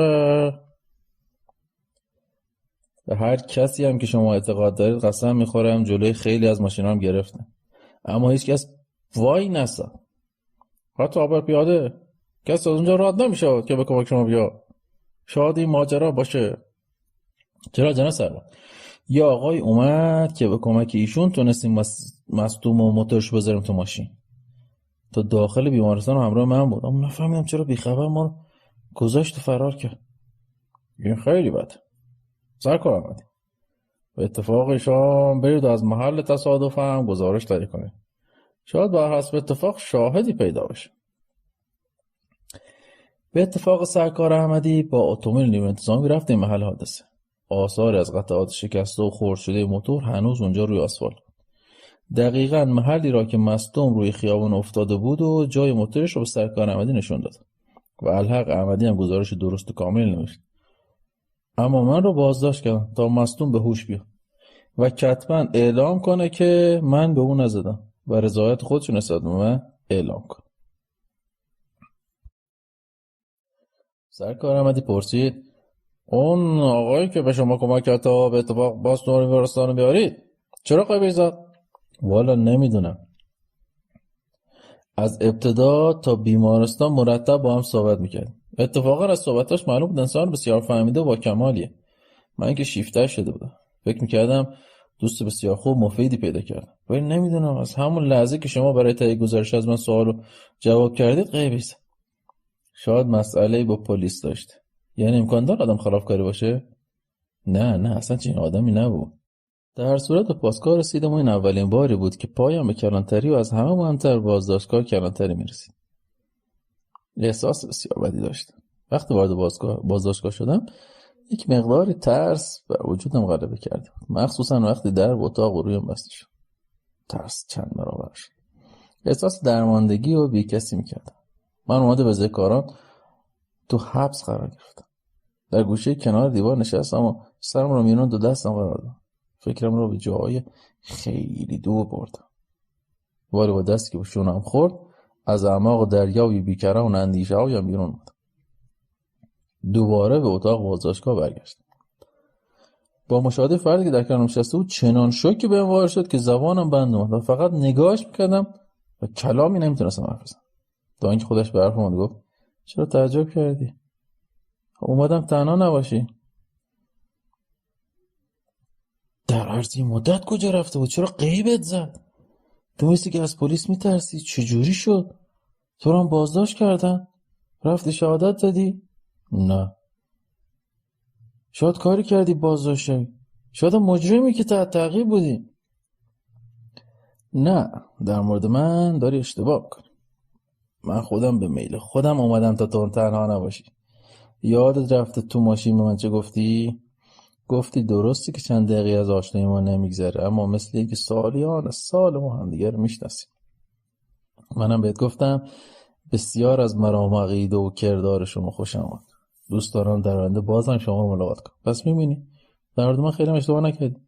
من نه جرمی مرتکب شدم و نه خلافی کردم که از پلیس بترسم. اومدم تا بازم هم صحبت کنیم و کاری که با هم شروع کردیم و تمامش کنیم. آخه چی جوری اومدی؟ رفتی به نفع من شهادت دادی؟ جناب سروان تو رو بازداشت کرد؟ نه، چرا باید منو بازداشت کنی؟ نادر خان، من اومدم تا هر وقت حوصله داشتی با هم حرف بزنیم و شب را دوتایی به صبح برسونیم. اگر بازداشت نشدی آخه چطوری اومدی اینجا؟ اگر آنقدر که ادعا میکنی خاطر من رو میخوای چرا نمیری و شهادت بدهی؟ تو که خوب میدونی شهادتت چقدر به نفع من. آمد تو حرفم گفتم آقا نادر، من مجبورم حقیقتی را برخلاف میلم برای شما باز بکنم. عزیز جان، من نه قادرم برات شهادت بدم، من اجازه چنین کاری دارم چون من هیچ گونه هویت انسانی ندارم. با غضب پرسیدم پس اینجا چی کار میکنی؟ اگر بازداشت نشدی چطوری اومدی اینجا؟ نکنه تو جنی و پری؟ آخه مگه میشه؟ خنده کرده گفت نه، جن و پری نیستم. اگر بتونی حرفمو باور کنی، من انسان و زمینی نیستم. من از سیاره دیگری اومدم. البته نه به میل خودم، به خاطر اشتباه کردم به زمین شما تبعید شدم. در واقع دوران محکومیتمو میگذرم. من رو هر کسی نمیتونه ببینه. برای همین هم هر کجا که بخوایم میتونیم بریم. واقعا راست میگی؟ تو موجود فضایی هستی؟ باورم نمیشه. درست مثل ما هستی، با ما هیچ فرقی نداری. راستی اگر حقیقتا اونجوری که گفتی واقعا داره، یک بار از اینجا برو بیرون و هر وقت من گفتم برگرد ببینم. احتیاجی به اون رفتن نیست. در همینجا هم میتونم از دید تو خارج شم. اما به اتاق جناب سروان میرم و خبری از او برات میارم و بلافاصله از دید من پنهان شد. با دقت چهارگوشه اتاق رو نگاه کردم، اما هیچ کس به جز خودم در اتاق نبود. تا اینکه دوباره کنارم ظاهر شد و گفت یک خبر از جناب سروان. همکنون یک سرباز از طرف سروان میاد و از تو میپرسه. اگر میخوای به کسی زنگ بزنی گوشیتو باید بیار. که در همین لحظه دریچه در اتاق باز شد. یک سرباز فریاد زد: آقای نادری، اگر میخوای با کسی تماس بگیری، جناب سروان دستور دادن که گوشیتو بیاورن. نه، اکنون که دیر وقته. صبح باید با پدر مادرم دوستان تماس بگیرم. پس نمیخوای با کسی تماس بگیری؟ نه. سرباز در اتاقو بست داره. چطوری کارو میکنی؟ نمیتونم باور کنم. آخه تو درست شکل ما هستی و با ما فرقی نداری. پس چطور میتونی چه این اعمال انجام بدی؟ تبسم میکرد. بهت که گفتم من از سیاره دیگری به اینجا تبعید شدم. این هیبت که تو میبینی فیزیک واقعی من نیست. من برای اینکه به شما نزدیک بشم خودم شبیه شما میکنم. چرا با چهره و هیبت خودم هرگز نمیتونم در جامعه ظاهر بشم؟ منو تبعید کردم چون مرتکب جرم میشدم. چرا سیاره شما؟ همونطور که شما برای بعضی از جرایم مجرمین را مناطق دور و بد آب و هوا تبعید میکنی، تو سیاره ما هم کسانی که مرتکب جرم میشن به سیاره دیگه تبعید میکنن که زندگی برای اونها توی سیاره مشکل و غیر قابل تحمل. نه به خاطر مسئله تنفسی و تغذیه ها، ما رو در واقع به همون جهنمی که شما اعتقاد دارید تبعید میکنن. یعنی سیاره ما برای شما مصداق جهنمه؟ دقیقاً. از دید شما جهنم چه جور جاییه؟ این همه کشتی‌های جنگی، هواپیمای شکاری، بمب افکن، موشک‌های گوناگون، این همه تانک و توپ و مسلسل و سایر تسلیحات، بمب‌های اتم، این همه نیرو صرف هزینه‌های گزاف و تلف کردن زمان برای ساخت وسایل تخریب و کشتار. شما از همون زمانی که شروع به کشت و برداشت غذا از زمین کردید، در اون خودتون بذر حرص و طمع رو هم کاشتید و فعال کردید. از همون زمان به همسایگان خودتون حمله کردید و اونها رو غارت کردید. مستعمره خودتون کردید. از همون زمان بیشتر نیروی خود رو صرف ساخت سلاح‌های جدید کردید تا بهتر بتونید به دیگران غالب بشید. تعداد بیشتری رو بکشید. واسه حرفش پریدم و گفتم خب همونطور که خودت متوجه شدی، این تسلیحات که اکنون در کشور مختلف می‌بینی بیشتر جنبه دفاعی داره. هر کشوری باید بتونه از مرز و بوم خودش در برابر دشمن دفاع کنه. کدام دشمن؟ مگر همتون انسان نیستی؟ چرا باید با هم دشمن باشی؟ این جواب سوال من نیست. شما از ابتدا به بیراه رفتید. آموزش هایی که شما از اول دیدید ابتداعا غلط و خشن بود. شما نسبت به هم بسیار بیرحمید. همونطور که خودت گفتی واقعا دشمن خطرناکتر از خودتون برای خودتون ندارید. شما اصلا با رحم و مروت و مهربانی بیگانه. مثلا خود جناب عالی در کجا زندگی میکنی؟ در جایی که در گوشه و کنار آن مردم از فقر و تنگ دستی رنج میبرن. حتی جان عزیز خودشون رو به خاطر همین تنگ دستی از دست میدن. بسیاری از مردم شبا با شکم گرسنه میخوابن. مگر اطراف خودتون نمیبینید؟ بچه هایی که روزیشون رو باید تو سطل آشغال پیدا کنه. بچه هایی که به جای نشستن پشت نیمکت های کلاس و درس و بازی با دوستاشون تو خیابانا دست به کارهایی میزنن که بتونن شکم خود و خانواده‌شون سیر کنن. اون وقت تو و همسالتون در رستوران‌های غذا می‌خورید که هر پرس غذاتون برای یک نفر بیش از 500,000 تومان هزینه داره. با این همه گرسنگی این غذا چگونه از گلوت پایین میره؟ بی‌انصافا. هم‌نوعان شما کلیه و اعضای بدنشون می‌فروشن تا احتیاجاتشون برآورده کنن. اشکال کار اینجا شما رحم و شفقت ندارید. نه تنها شما بلکه پیامبران شما هم با این مقوله آشنا نشد. آنها هم خود مربیان بیرحم و شقاوت بودند.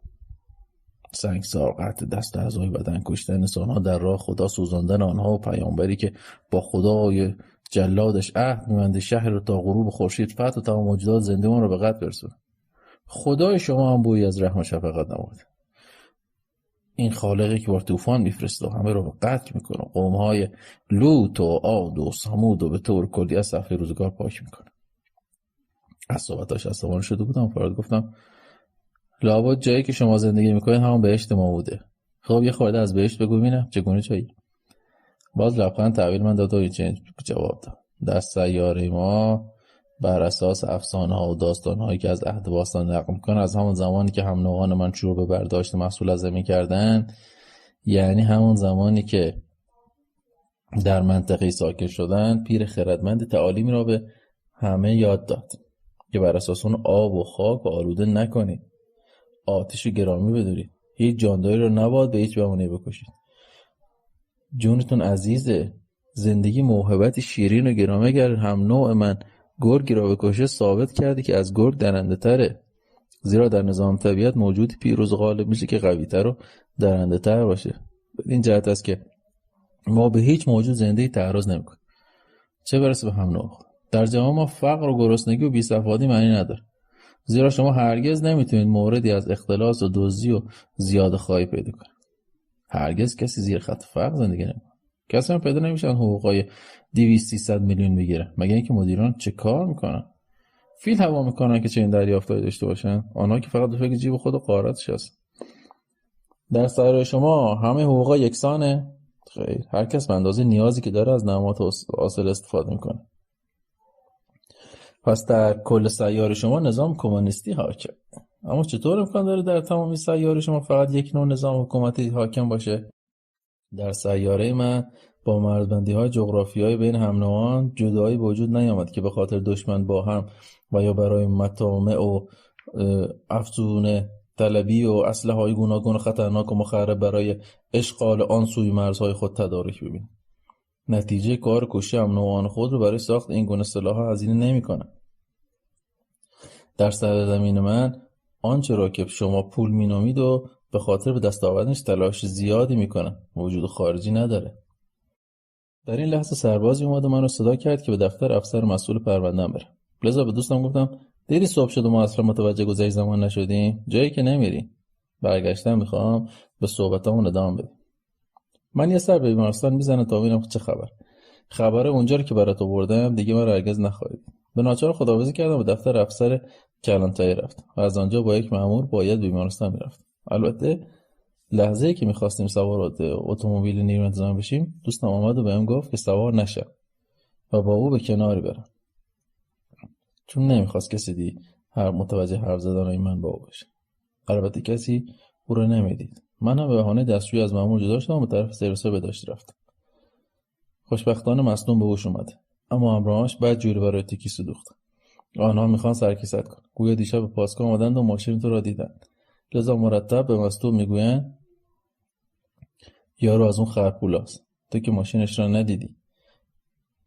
میدونی دیگه در ماه محرم 2 برابر محاسب میشه، اما مصدوم تا حالا تسلیم خواستهای بستگانش نشد. مهم نیست. اگر بخوان ناجوانمردان ازت پول زیادی بگیرن چی؟ مانعی نداره. باز چیزی از ارزش کار من کم نمیشه. جانی که انسان چقدر میارزه؟ کی میتونه به این سوال جواب بده؟ پس همین که او زنده موند و من در زنده موندنش سهم کوچکی دارم برای من کافیه. او خداحافظی کرد و رفت و منم سوار اتومبیل نظامی شدم تا بیمارستان برم. رضایت مصدوم رو به هر شکلی گرفته به دادگستری نزد قاضی ببرم. مجله اینترنتی آوای بوف تقدیم می‌کند فیلمنامه‌ای که بدون سانسور فیلم می‌شود. نویسنده ف الف.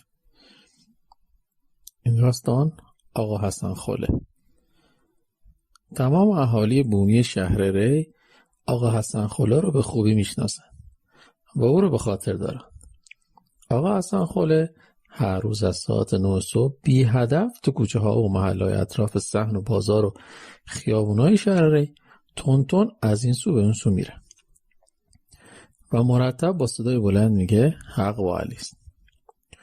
بچه‌ها با دیدن او چند متری به دنبالش میدوان و با شادی و هلهله میگفتن آقا حسن خله، آقا حسن خله، تا اینکه او با گام‌های بلندتر و بدون توجه به حرف‌های بچه‌ها از آنها دور میشه.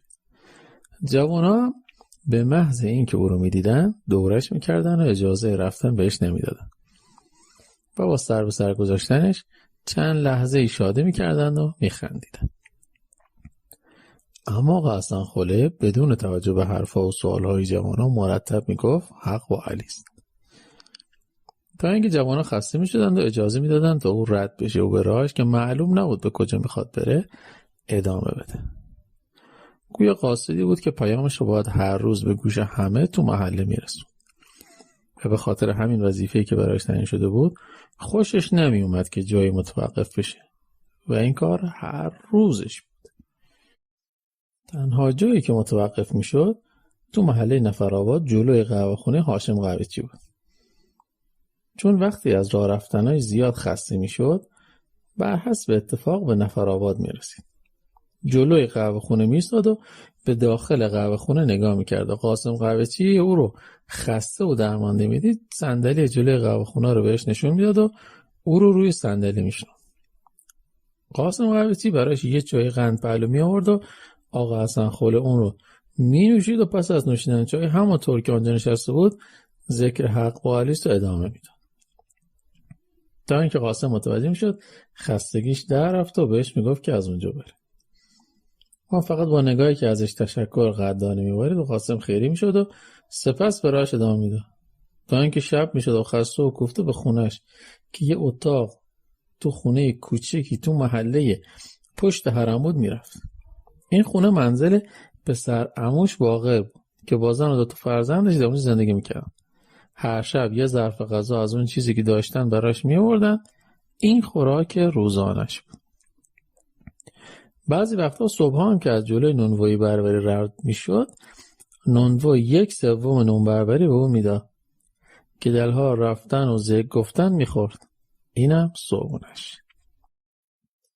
این تکرار هر روزی زندگی آقا حسن خله بود تا اینکه یه شب از شب‌های احیای ماه رمضان گذرش به مسجد روبروی صحن تو صحن شاه عبدالعظیم افتاد.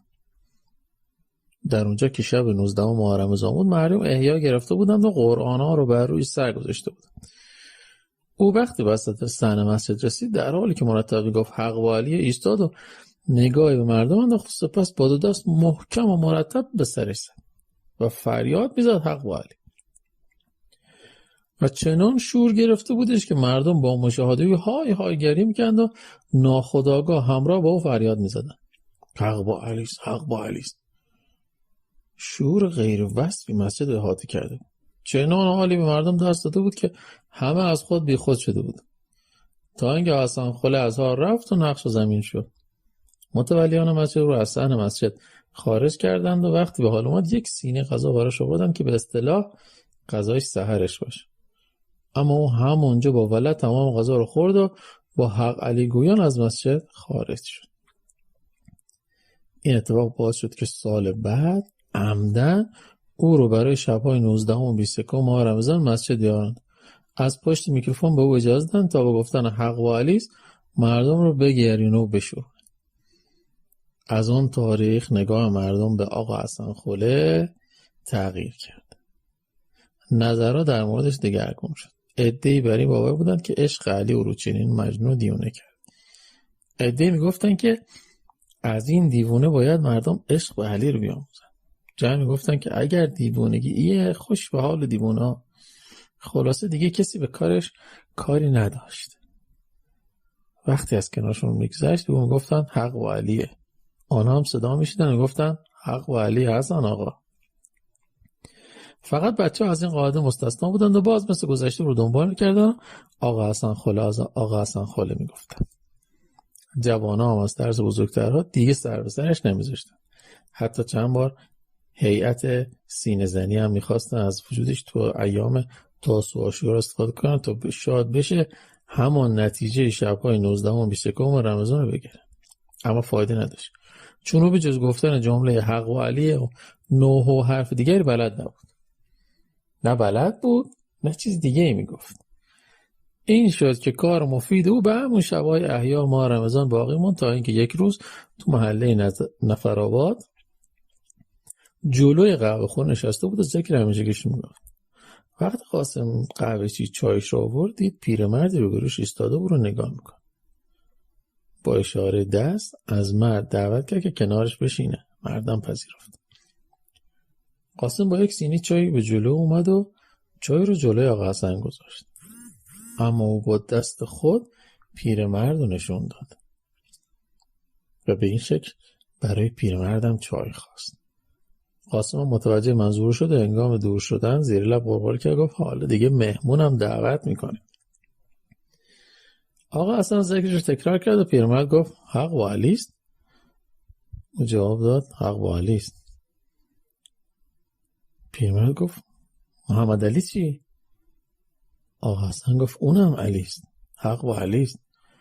برای همین هم اول میشه و همه رو میبره. پیرمرد گفت منظورت محمد علی کلیه؟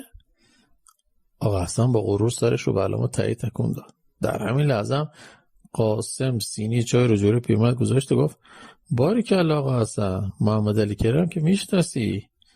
آقا حسن گفت بله و از اون میگه. قاسم گفت زنده باد آقا حسن، حرفم میزنی؟ چی چیزا که بلدی؟ آقا حسن رو به پیرمرد کرد و گفت بلال خوردنیه، از اون نمیتونه بگه. پیرمرد گفت اگر خدا بخواد همه میتونن از اون بگن، حتی بلال. راستی اسمت چیه؟ من آقا حسن خله هستم. اسم تو؟ به منم میگن شمس. همون شمس خوبه؟ حق با علیه. کدوم علی؟ علی آقا قصاب یا علی آقا بقال؟ حق با علیه. چرا حق با علیه؟ چه حقی با علیه؟ حتما حق خلافت و رهبری. یعنی بعد از اومدن پیغمبر خلیفه باید علی میشد. حق او بوده و ابوبکر این حق رو از علی رو بوده. پس حقی است که آدما از هم دیگر گرفتن. پس حق با مردمه، حق با منه، حق با توه. چرا که اگر مردمی نباشه خلیفه وجود نداره که خلافت یا رهبری کنه. این حق رو مردم دادن نه خدا. اگر قرار باشه حقی رو خدا بده او هم قادر از این حق دفاع کنه و هم میدونه چگونه حفظش کنه. چنانچه یوسف رو تو ته چاه، موسی رو تو خونه فرعون، ابراهیم رو از آتش و یونس رو تو دل ماهی حفظ کرد. اگر این حق رو به علی داده بود ربایندش رو که ابوبکر بود با ساقه در جلوی چشم همگان کبابش میکرد.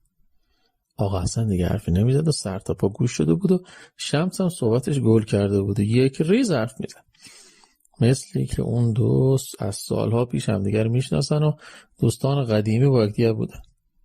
هر دو بلند شدند و با هم به طرفی راه افتادند. همونطور که سرگرم صحبت بودند به خانه آقا حسن خالی رسیدند و رفتن توی اتاق.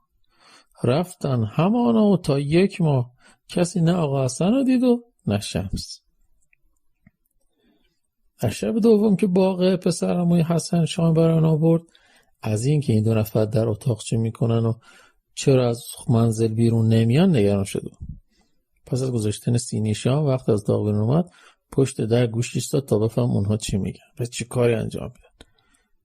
اتفاقا انتظارش به طول نکشید. صدای شمس شنید که میگفت آقا حسن میبینی که حق با مردمه؟ مردم حقوق زیادی دارن. حق دارن بدونن چه کسی از منزلشون دزدی کرده. مردم حق دارن بدونن چه مقدار از اموالشون به سرقت رفته و سارق کیه. مردم حق دارن بدونن چه کسی به نوامیسشون تجاوز کرده و چه کسی عزیزانشون رو کشته. حق با مردمه، حق با منه، حق با توه، نه با علی. گیرم علی خلیفه اول میشد. خب باز ابن ملجم می اومد و با شمشیر سرش رو میشکافت، همونطور که عمر عثمان رو کشتن. هر حکومت یا رهبری مخالفین و موافقی داره که مخالفا هم کار خودشونو میکنن. همونطور که بقیه رو کشتن با شربت و انگور و غذای مسموم. مگه نکشتن؟ علم لدنی خدا هم نتونست کاری کنه. با شنیدن این حرفا لرزه به تن باقر افتاد.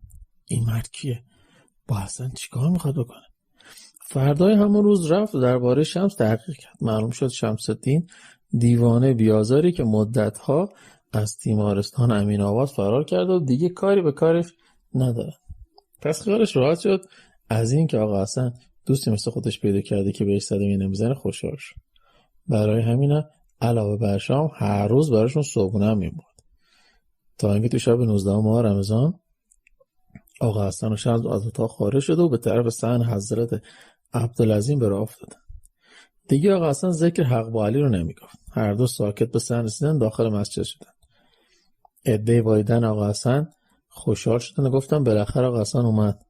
او را یک راست و با سلام صلوات به پشت میکروفون بردن.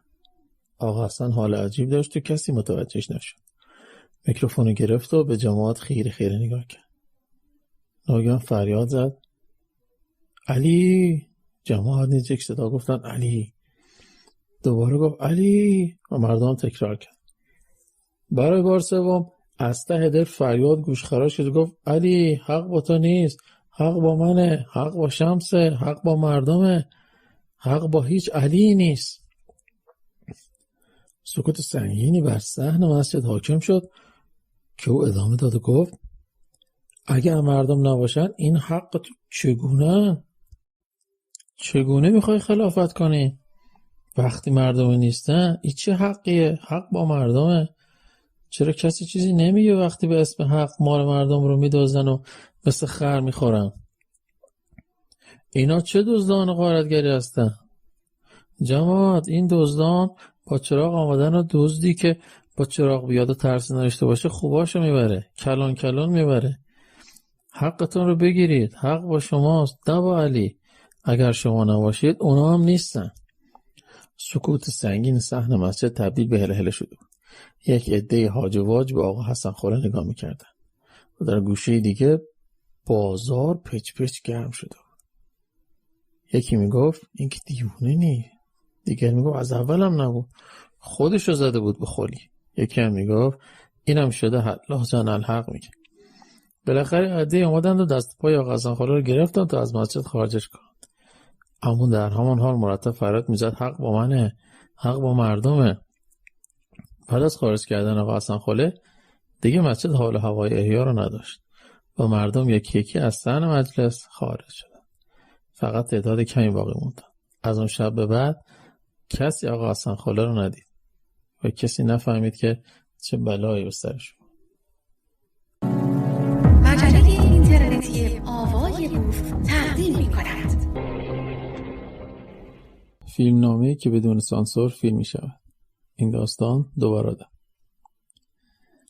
جاوید جاویدان بعد از 20 سال اولین بار بود که با برادرش خسرو جاویدان که اکنون به نام کلبلی اسلامی تغییر نام داده بود روبرو میشد. و اگر مراسم مذهبی فوت مادرشون نبود هرگز با او روبرو نمیشد. اکنون بعد از رفتن کلیه مهمانها آن دو تنها در اتاق کنار هم روی صندلی نشسته بودند که خسرو شروع به صحبت کرد و گفت برادر خیلی دلم برات تنگ شده بود. خدا رحمت کنه مادر رو که با مردنش باعث شد ما دو نفر کنار هم قرار بگیریم. بیا گذشته ها رو فراموش کنی، کینه ها رو از دلمون بریزیم بیرون، یه خونه تکونی حسابی انجام بدیم و ذهن و دلمون رو صاف کنیم. دنیا ارزش این همه کینه و عداوت رو نداره. به خدا رفتن ما هم نزدیک شده. مگه قراره تا ابد زنده باشیم؟ ما اصطلاح برادریم، ما دیگه به جز خودمون کسی رو نداریم. من موندم و تو. جاوید گفت مثل این که نسبت خودتو با من تازه فهمیدی. نه اصلا اینطور نیست. همون موقع که منو به اسم کمونیست لو دادی من فهمیدم هرگز برادری نداشتم و ندارم. برادر 36 سال از اون روزگار میگذره. خیلی چیزا تغییر کرده. به خودت من نگاه کن. ما پیر شدیم. گرد پیری با سماجت رو موهامون نشسته. تو هنوز داری از دوران جوونی صحبت میکنی. تا منو فرستاده به کام مرگ. 15 سال از بهترین دوران زندگی ما تو جهنمی و زندان سپری کردم. تو اصلا میدونی زندان چه جور جاییه؟ انفرادی کجاست چیه؟ کمیته مرگ چیه؟ چه کسانی قراره سرنوشت رو رقم بزنن که فردایی رو خواهی دید یا نه؟ نه نمیدونی. تو با لو دادن من پاداش گرفتی. صداقت تو به رژیم با قیمت گرونی نشون دادی. اصلا اینطور که تو فکر میکنی نیست. ما هم جوان بودیم و خام. اون شب تو کمیته نشسته بودیم. صحبت شد از این که هر کسی که کمونیستی رو میشناسه معرفی کنه. بعدم گفتن از کوچه و خونه‌های خودتون شروع کنید. همه بچه ها کمونیست های محل و فامیل خودشون رو معرفی کردن. منم مجبور شدم تو رو معرفی کنم. آخه بیان صاف، من که عضو حزب و دار و دسته ای نبودم. من فقط عقاید خودم رو داشتم. چرا فعالیتی به جز مطالعه و کتاب؟ چی از من دیده بودی؟ والله بالله اکثر اونایی که دستگیر شدن به جز چند نفری که عضو حزب توده یا سمپاتش بودن، بقیه مثل تو بودن. بالاخره شما دارای افکار کمونیستی بودید و خدا نشناس. به ما هم گفته شده بود که شما به حال جامعه مضرید. خب اون زمان ما اینطوری فکر میکردیم. ولی جاوید جان، والله من دیگه اون آدم دیروزی نیستم. دروغ میگی؟ تو اتفاقا همون آدمی، ولی بسیار بسیار خطرناکتر. چون اون روز از روی فرصت طلبی جذب کمیته شده بودی و با جلب توجه مسئولین رده پایین تونستی پله پله از نردبون به اصطلاح تلقی بری بالا. اگر اون روز بچه افعی بودی، امروز اژدها شدی خسرو خان. این حرفا چیه که میزنی؟ چه نردبونی؟ اگه من چی کار کردم؟ کدوم قله رو فتح کردم؟ تو خودت را زدی به کوچه علی چپ یا قصد داری منو وادار کنی مسیرهای زندگیت رو یکی بعد از دیگری برات تعریف کنم؟ چه مسیری برادر؟ تو که به قول خودت 15 سال تو زندان بودی. نمودی ببینی که من چقدر کار کردم و زحمت کشیدم تا به اینجا رسیدم. تو سرتو مثل کپ کردی زیر برف. فکر میکنی کسی تو رو نمیبینه. مگه تو با دانشجوی پیرو خط امام سفارت آمریکا رو اشغال نکردی؟ کار بدی کردیم. به قول امام اشغال سفارت انقلابی بزرگتر از انقلاب اول بود. امام زمانی که هواپیمای عراقی فرودگاه مهرآباد رو ناقافل بمبارون کرد نفرمودن نترسید دزدی آمده یک ریگ انداخته و در رفته. اما 8 سال این جنگ لعنتی طول کشید و دمار از گرده مردم کشید. اشغال سفارت هم چیزی به جز بدبختی و خسارات مالی شدید و انزوا و تحریم برای این مملکت به ارمغان نیاورد. فقط برای یک عده‌ای مثل شماها مرغی شده که تخم طلا میکنه. چرا این حرفو میزنی؟ مردم و حتی حزب توده از ما پشتیبانی کردن.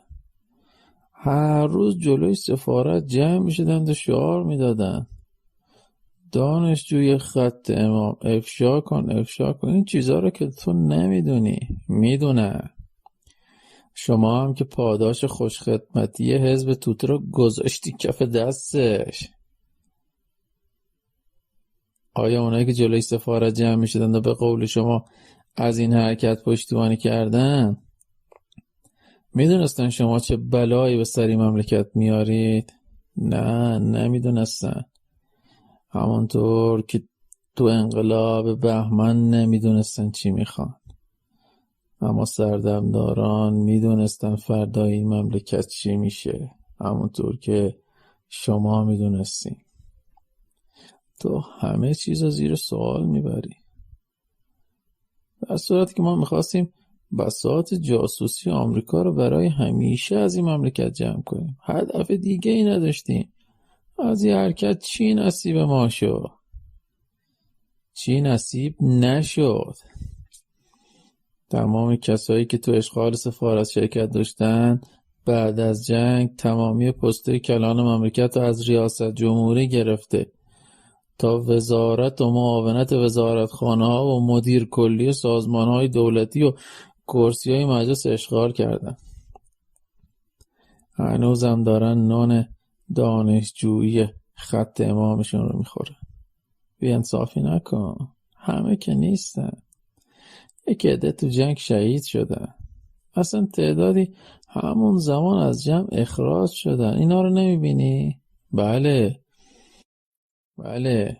تعدادی بدشانسی آوردند و در جنگ کشته شدن و نتونستن به دوران بعد از جنگ راه پیدا کنن. تعدادی هم چون نتونستن کاملا حفظ ظاهر کنن به میل خود به بخش خصوصی رو آورد. اما سر اونا هم مثل جنابعالی به کلاه نموند. شرکت هایی تأسیس کردند و مناقصه های بزرگ رو برنده شدن. آنها هم به خاطر خدمتی که برای رژیم انجام داده بودند و همچنین با یاری دوستانی که حالا در تمام سطوح مدیریتی مملکت داشتند دست به چپاول زدن. آقا خسرو خان، یا بهتر بگم کلبلید خان، تاریخ توسط مورخان نوشته میشه. همونطور که حتی مسئولین رژیم ها هم خاطر نویسی میکنن، مثل علم و هاشمی و دیگران تاریخ نویسان هم کار خودشونو میکنن. در آینده معلوم میشه کی خائن بوده و کی خدمتگزار، کی دزد بوده و چپاولگر و کی دزد زده و مال باخته. تو هنوز سر موضعت هستی.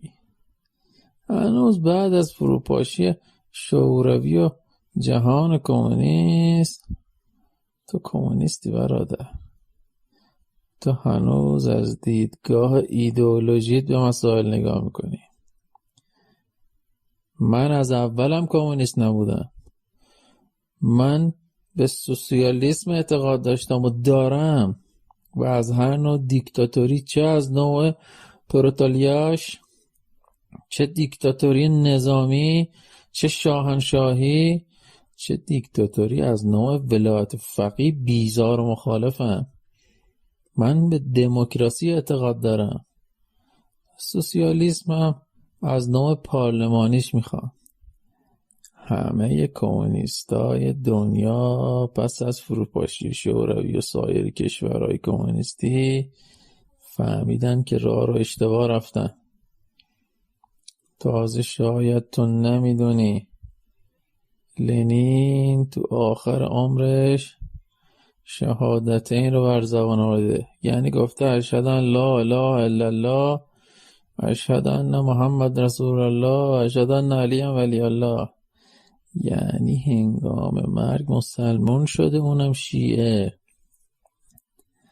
حتی میگن انیشتینم در هنگام فوت مسلمان شده. این چرندیات چیه که میگی؟ این مزخرفات از کجا آوردی؟ خب تو نمیدونی چرا ناراحت میشی؟ من خودم تو یک کتاب خوندم با عصبانیت خشم. چه کتابی؟ کدام نویسنده؟ والا درست یادم نیست. فکر میکنم نویسندهش حضرت آیت الله اندیشمند بود. اندیشمند بود. آها، فهمیدم. این حضرات از این کشفیات زیاد دارن. مثل سرزمین جابلقا و جابلسا که در کشف الاسرار فرمودن در کشکشان هاست. میگم حتما آیت الله شما هنگام فوت لنین در کنار بالین ایشون بوده و لنین تو گوش ایشون شهادت اینو به زبان آورده. دست بردارید. این حرفا رو نگه دارید برای جمع خودتون و فقط تو میون خودتون و تو جمع خودتون مطرح کن. آخرش هم با گفتن 3 بار الله اکبر مورد تایید برادران قرار میگیره.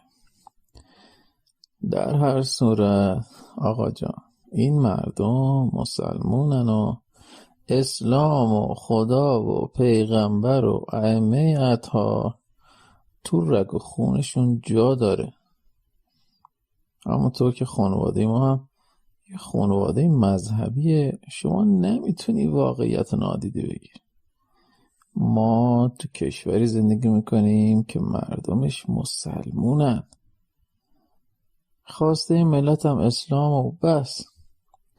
بازم داری چرند میگی. پدر که از آخوندا متنفر بود، هر وقتم که آخوندی میدید لیچار بارش میکرد. مادرم که اهل نماز و روزه و عبادت نبود. شما مثل این که مادر رو هنگام نماز خوندن اصلا ندیدی. مادر با من به عراق اومد و هر دو با هم رفتیم نجف و کربلا رو زیارت کردیم و کلی هم حال کردیم.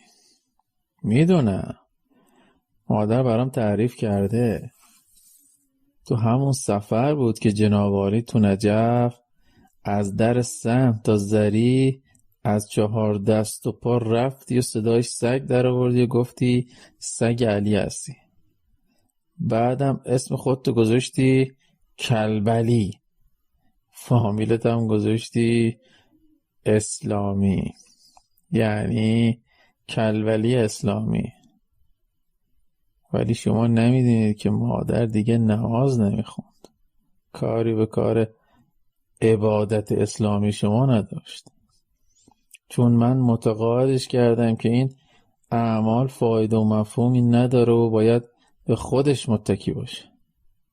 باید در مقام انسان بودن اعمالی رو انجام بده که در شأن و مقام انسان باشه. انسان باید مرتکب اعمالی نشه که باعث سرفکندگی خودش و دیگران بشه. کاری نکنه که وجدانش ازش بازخواست کنه.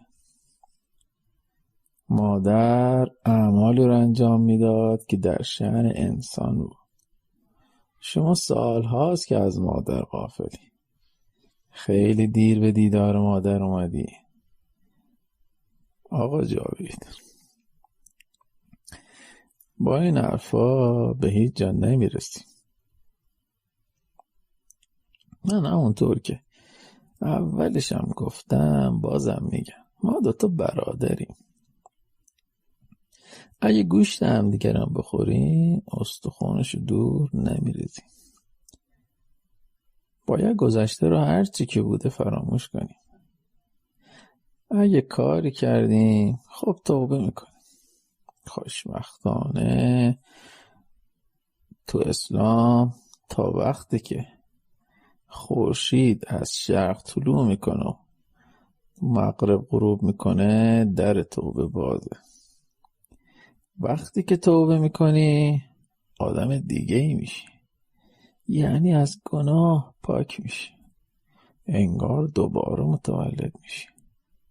بیا هر دو با هم متولد بشیم و دستامونو بذاریم تو دست هم و پشت هم باشیم. ما که دیگه کسی رو نداریم، ما 2 نفر موندیم. تموم شد. اولا من همه اینا رو به خوبی میدونم اگر هزاران هزار اعمال زشت و ناپسند انجام بدی و تو شبای تاسوع و عاشورا چند قطره اشک برای امام حسین بریزی گناهات پاک میشه. میدونم که میتونم خیانت و جنایت و حق و ناحق بکنم و بعدش توبه کنم. خیالم هم از هر جهت راحت میکنم، ولی خیال من و وجدانم راحته. آقای کلبلی خان، چون کاری نکردم که احتیاج پشیمونی داشته باشم و منم قبلا گفتم و بازم میگم که من برادر به نام کلبلی اسلامی ندارم. اصلا نمیدونم این فرد کیه و چه جونوریه، نمیشناسم. تو چه منو بشناسی چه نشناسی، ما با هم برادری، از یه پدر و مادر. این یه حقیقت عزیز من. همگی سوار یک کشتی هستی. اگه یک کشتی سوراخ بشه یا غرق بشه، هممون غرق میشیم. تو میخوای چی کار کنی؟ یک کشتی رو غرق کنی؟ اولا ما همگی سوار کشتی نیستیم. تو و امثال خودت تو این کشتی سواری. دیگران اگرم بخوان سوار کشتی شما بشن، اصلا شما اونا راه نمیدین. این کشتی فقط مال خودی هاست. پس غرق شدنش به ما هیچ ارتباطی نداره. اگه غرقم بشه شما غرق میشی. دوما فعلا که از دست من کاری ساخته نیست، اما خیلی دوست دارم غرق شدن کشتی رو که شما میگید ببینم. حالا دیگه اگه حرفی نداری بفرمایید تشریف ببرید. من خیلی کار دارم باید انجام بدم. با این حرف خسرو، یا بهتر بگم آقای کلبلی اسلامی، از روی صندلی بلند شد و بدون خداحافظی از اتاق بیرون رفت و جاوید نفس عمیق کشید و از روی صندلی بلند شد و به اتاق دیگر رفت. تعدادی از دانشجویان پیرو خط امام در مشاغل و پست‌های مختلف. ابراهیم اصغرزاده، نماینده مجلس سوم. علیرضا افشار، رئیس ستاد مشترک سپاه پاسداران انقلاب اسلامی، فرمانده کل بسیج مستضعفین، معاونت سیاسی اجتماعی وزارت کشور. محسن امینزاده، معاونت آسیایی وزارت امور خارجه. محمود احمدی نژاد، شهردار تهران، 2 دوره رئیس جمهور. معصومه ابتکار، معاون رئیس جمهور، رئیس سازمان محیط زیست. رحیم باطنی، معاون جهاد دانشگاهی کشور. غلام حسین بسطامی، فرمانده سپاه سوسنگرد. محمد رضا بهزادیان نژاد، معاون اقتصادی وزارت کشور، رئیس اتاق بازرگانی کشور. حبیب الله بیطرف، 8 سال وزیر نیرو. محمد رضا خاتمی، نماینده مجلس ششم. محمد هاشم پوریزدان، استاد اقتصاد دانشگاه شیراز. وفا تابش، مسئول پروژه ساخت سدهای بزرگ کرخه 2 و کرخه 3 در زمان وزارت حبیب الله بیطرف. کمال تبریزی، کارگردان سینما و پست‌هایی در صدا و سیما. محمد علی جعفری، 13 سال فرمانده نیروی زمینی سپاه و 5 سال فرمانده قرارگاه سارلا تهران و فرمانده سپاه پاسداران. رحمان دادمان، اولین مدیرعامل شرکت شیلات جمهوری اسلامی، وزیر راه و ترابری. حسین دهقان، جانشین وزارت دفاع در دولت هفتم و هشتم و نهم، مشاور مجلس شورای اسلامی، وزیر دفاع دولت روحانی. فیروز رجایی‌فر، رئیس ستاد پاسداشت نهضت جهانی اسلام، از اعضای جمعیت دفاع از ملت فلسطین، از فعالان حوزه انتفاضه فلسطین. محمد مهدی رحمتی، معاونت راهبردی، معاونت برنامه‌ریزی و نظارت راهبردی ریاست جمهوری در دولت نهم. طاهره رضازاده، همسر ابراهیم اصغرزاده، نماینده مجلس ششم. شمس الدین رهایی، نماینده مجلس ششم. موسی زمان، معروف به اکبر، اولین فرمانده نیروی هوایی سپاه. دکتر عبدالحسین روح الامینی، استاد داروسازی دانشگاه تهران. علی اکبر زحمتکش، در دوران وزارت بیطرف، مسئولیت ساخت سدهای کرخه 2 و 3. رضا سیف‌اللهی، مسئول اطلاعات سپاه و اولین فرمانده نیروی انتظامی، معاونت امنیتی وزارت کشور، معاون هماهنگ کننده مجمع تشخیص مصلحت نظام. حسین شیخ الاسلامی، معاونت سیاسی وزارت خارجه، 3 سال سفیر ایران در سوریه، نماینده دوره هفتم مجلس و معاون خاورمیانه و قائم مقام وزارت خارجه. مشاور بین‌المللی علی رایجانی. حسین شریفزادگان وزیر رفاه دولت خاتمی، دکتر محمد حسین صادقی عضو هیئت علمی دانشگاه تربیت مدرس، عزت‌الله زرقامی مدیر صدا و سیما، معاونت سینمایی وزارت ارشاد، معاونت پارلمانی و امور استان‌ها، دکتر فیروز آبادی همسر شهید شوریده استاد مکانیک دانشگاه شریف، محمد نعیمی پور نماینده مجلس ششم، عباس ورامینی فرمانده ستاد مشترک 27 محمد رسول الله، فرمانده سپاه 11 قدر و فرمانده قرارگاه نجف اشرف. سید محمد هاشمی اصفهانی ابتدا در وزارت اطلاعات و بعداً از مدیران نفتی شد، همسر معصومه ابتکار. مجله اینترنتی آوای بوف تقدیم می‌کند. فیلمنامه‌ای که بدون سانسور فیلم می‌شود. نویسنده ف الف. داستان دو دزد قسمت دوم.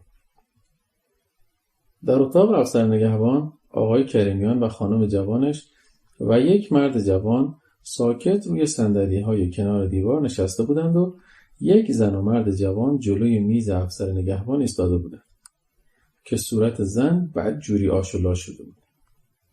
افسر نگهبان پرونده‌ای که روی میزش بود امضا و مهر کرد و خطاب به زن و مرد گفت تمام شد.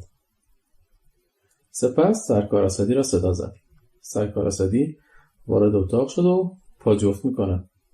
اسدی: بله قربان. اسدی: بله قربان. افسر نگهبان: اینا میرن دادسرا، بفرمایید. آخرش آشتی میکنی. زن: ابدا جناب سروان، تا دینار آخرش هم ازش میگیرن. افسر نگهبان: باشه، به سلامت. پس از رفتن زن و مرد سرکار احمدی را صدا میزند. احمدی وارد میشود و پا جفت میکند. احمدی: بله قربان. افسر نگهبان: گزارش اینا رو نوشتی؟ احمدی: گذاشتم روی میز قربان. افسر نگهبان پس از بررسی چند ورقی که روی میزش بود خطاب به جوانی که کنار کمیون نشسته بود: کیف قاپی میکنی؟ جوان: شیطون گولم زد جناب سروان. افسر نگهبان: شیطون چرا فقط شما خلافکارا رو گول میزنه؟ جوان: جناب سروان به خدا من خلافکار نیستم، تا حالا پام به کلانتری باز نشده بود. افسر نگهبان: استعلام میکنی بعد معلوم میشه. جوان: به جون یه دونه پسر من تا حالا هیچ گونه خلافی نکردم جناب سروان، برای شما مشخص میشه. اگر کوچکترین خلافی داشتم پدرمو در بیاری. افسر نگهبان: گیرم که اینطور باشه، یکی دلیل بر بیگناهی نمیشه. تو کیفی خانم دزدیدی، چرا؟ جوان: گفتم که شیطون گولم زد. افسر نگهبان: شیطان؟ لعنت بر شیطان. شما بفرمایید چطوری کیف خانومتون رو زد؟ کریمیان: من پشت ماشین نشسته بودم، خانومم از بانک بیرون اومد تا رسید به خیابون. این آقا با موتورش رسید و کیف خانوم من رو از دستش رو، اما بلافاصله مأمور شما از پشت یک اتومبیل که پارک کرده بود جلوی ظاهر شد، اونم هول کرد و خورد زمین. بعدش به ما گفتن که بیایم کلانتری. آقای مأمورم با موتور ایشون اومدن. جناب سروان، خانومم نزدیک بود سکته کنه. تا اینجا من خیلی سعی کردم آرومش کنم، خیلی ترسیده بود. افسر نگهبان خطاب به جوان: پسر تو میگی کیف زن نیستی و سابقه هم نداری، خب کارت چیه؟ جوان: حقیقتش جناب سروان با همین موتور کار میکنم. روزا تا از مسافر کشی میکنم، بعدش هم یک پیتزایی هست که میرم اونجا و سفارشات میبرم. به خدا میتونی تحقیق کنی، من هیچ سابقه ای ندارم، سرم تو کار خودم و یه لقمه نون بخور نمیری برای زن و بچه‌م تهیه میکنم. کریمه: پس چرا کیف خانم منو زدی؟ گفتم که شیطون گولم زد. کریمه: این که نشد حرف، شیطون گولم زد شیطون گولم زد. جواب: از بدبختی آقا، سیاه روزی. یه پسر 10 ساله دارم، 6 ماه که داره جلوی چشام پرپر میزنه و کاری ازم ساخته نیست. یه دفعه یه تومور تو سرش ثبت شده. کریم: داستان میبافی؟ جوان: نه به خدا، فکر کردم با پولایی که امکان داره توی کیف باشه جون بچه‌مو نجات میده. برید تحقیق کنید. اگه غیر از این بود هر بلایی که دلتون میخواد سرم بیارید. به خداوندی خدا قسم نمیدونم چی کار کنم. من اهل اینجور کارا نیستم. آخه منم پدرم، باید بتونم برای پسرم کاری کنم. جوان همونطور که تعریف میکرد مثل سیل اشک از چشاش جاری بود و بعد به حقیقت افتاد و نتونست ادامه. افسر نگم، من فکر میکنم راست میگه، چون کارش بسیار ناشیانه بوده. اونا که این کارم بسیار حرفه‌ای عمل میکنن. کریمه، جناب سروان، من میخوام با این جوان برم از نزدیک وضع پسرش رو ببینم. اگه حقیقت داشته باشه دعوان پسرش رو قبول میکنم و کمکش میکنم. اما اگر غیر از این باشه، چون فکر میکنم با احساس ما بازی کرده، ازش شکایت میکنم تا آخرش میرسم. شما اجازه میدید؟ افسر نگم، خروج ایشون از کلانتری باید با رضایت کتبی شما باشه، چون امکان داره دروغ گفته باشه و فرار کنه. کریمیان، قبول میکنم. البته من آرزو میکنم حقیقت نباشه، نه به خاطر هزینه درمان که قبول کردم، بلکه دوست ندارم چنین رنج و عذابی رو انسان تحمل کنه. من چی باید بنویسم؟ پس از اینکه کریمیان رضایتنامه خروج جوان رو از کلانتری نوشت و امضا کرد، به اتفاق همسر و مرد جوان از اتاق افسرنگوان خارج شد. جوان پرسید: موتورم چی میشه جناب سروان؟ افسرنگوان: موتورت اینجاست. حالا خیلی کار داری، باید بری و برگردی. وقتی ایشان رضایت داد ما هم نایده میگیریم و تو میتونی موتورت رو برداری بری. 3 نفری به منزل جوان رفتند و حقیقت همون بود که جوان گفت. آقای کریمیان درمان پسر بچه 10 سال رو پذیرفت و خوشبختانه پس از جراحی و درمان بچه مشخص شد که تومور بدخیم نبود. باز همان اتاق افسر نگهبان همان افسر پشت میزش نشست و آقای جباری، مردی حدود 40 ساله با اندام درشت و لباس شیک و جوانی ریزنقش با دهانی خونی و سر و صورتی لط و پا کنار او روی صندلی نشست. جوان: جناب سروان، ببینید مرا به چه روزی انداخته؟ جباری: حقت بود، بازم میزنم، پدرتو در میارم. خیال کردی شهر هرته؟ افسر میگم: ساکت آقا، تا چیزی نپرسیدم صحبت نکنید. سرکار اسدی وارد اتاق شد و پا جفت کرد. بالا قربان. افسر میگم: استشهاد چی شد؟ اسدی: روی میزتون قربان. افسر میگم: چی دستگیرت شد؟ اسدی: هیچی. کسانی که اونجا بودن هیچ کدام شهادت راجع به سرقت ندادن. گفتن وقتی ما رسیدیم کیف دست خود این آقا بوده و این بنده خدا رو زیر مشت لگد گرفته و اونا سعی کردن جلوشون رو بگیرن و این جوان از دستش نجات دادن. افسر میگم: راجع به تصادف چی؟ اسدی: راجع به تصادف هم گفتن که صدای ترمز ماشین رو شنیدن و اون چه مسلمه این آقا با اتومبیلش زده بود به موتور ایشون و نقر زمینش کرده بود، ولی لحظه تصادف کسی ندیده. البته همه عرایض هم در گزارش ثبت شده. افسر نگهبان: بسیار خوب. اسدی پا جفت میکنه و از اتاق خارج میشه. یک بار دیگه شما تعریف کن که چه اتفاق افتاد. جباری: همونطور که عرض کردم من میخواستم سوار ماشینم بشم که گوشیم زنگ خورد. کیفم گذاشتم زمین که جواب تلفن رو بدم که این مردی که مثل عجل معلق سر رسید و کیفم برداشت و گازش گرفت و در رفت. بلا فاصله پریدم پشت فرمون و خوشبختانه خیابونم خلوت بود. دنبالش کردم و پس از طی تقریبا 1000 متر بهش رسیدم. گرفتمش. افسر نگم: خب چجوری؟ وایستاد تا شما از ماشین پیاده شدی بگیریدش؟ جبار: خیر قربان، این میخواست به هر قیمتی که شده فرار کنه. من مجبور شدم با ماشین زدم بهش و نقش زمینش کردم. افسر میگم: بعد؟ جباری: فوراً از اتومبیل پریدم پایین تا بیاد به خودش به جنبه، بالا سرش بودم و گرفتمش به کتک. افسر نگهبان: پس دندانش هم شما شکندی؟ جباری: خدایش نمیدونم اصلا دندون داشت یا نداشت. افسر نگهبان: این که معلوم تازه شکسته، حالا چرا به این روزش انداختی؟ جباری: حقش بود، تازه اگر مردم نرسیده بودن چنان حالش رو جا می آوردم که دیگه نگاه چپ به مال مردم نکنه. افسر نگم باش ببینم چه کار باید بکنم. جوان من دزد نیستم آقا، هیچ سابقه ای هم ندارم. من فوق دیپلم صنایع چوب هستم. از بیکاری تو آژانس پیک موتوری مشغول کارم. سر راه مسافر کشی هم میکنم. افسر نگهبان مطمئنی که سابقه ای نداری؟ جوان مطمئن؟ نه سرقت نه هیچ گونه خلاف دیگری. چه سابقه ای؟ افسر نگهبان پس چرا کیف آقا رو دزدیدی؟ حتما شیطون گولت زد ها؟ جوان خیر جناب سرم اجازه بدید گوشه از زندگی رو براتون تعریف کنم. افسر نگهبان که چی بشه؟ جوان با گریه نمیدونم، با این ها روزی که دارم خواستم یه قدر درد دل کنم. افسر نگهبان زیاد کشش نده، بگو ببینم چی میخوای بگی. جوان تایی که عریضه یه اتاق اجاره کردم و با زنم و دختر 12 سالم زندگی راحت داشتم. وقتی کار کابینت سازی خوابید با همین موتور کار میکردم و هم اجاره خونه‌مو میدادم و هم یک نون بخور نمیری در میآوردم. با اینکه تا نیمه شب کار میکردم راضی بودم. بدبختانه دخترم مریض شد.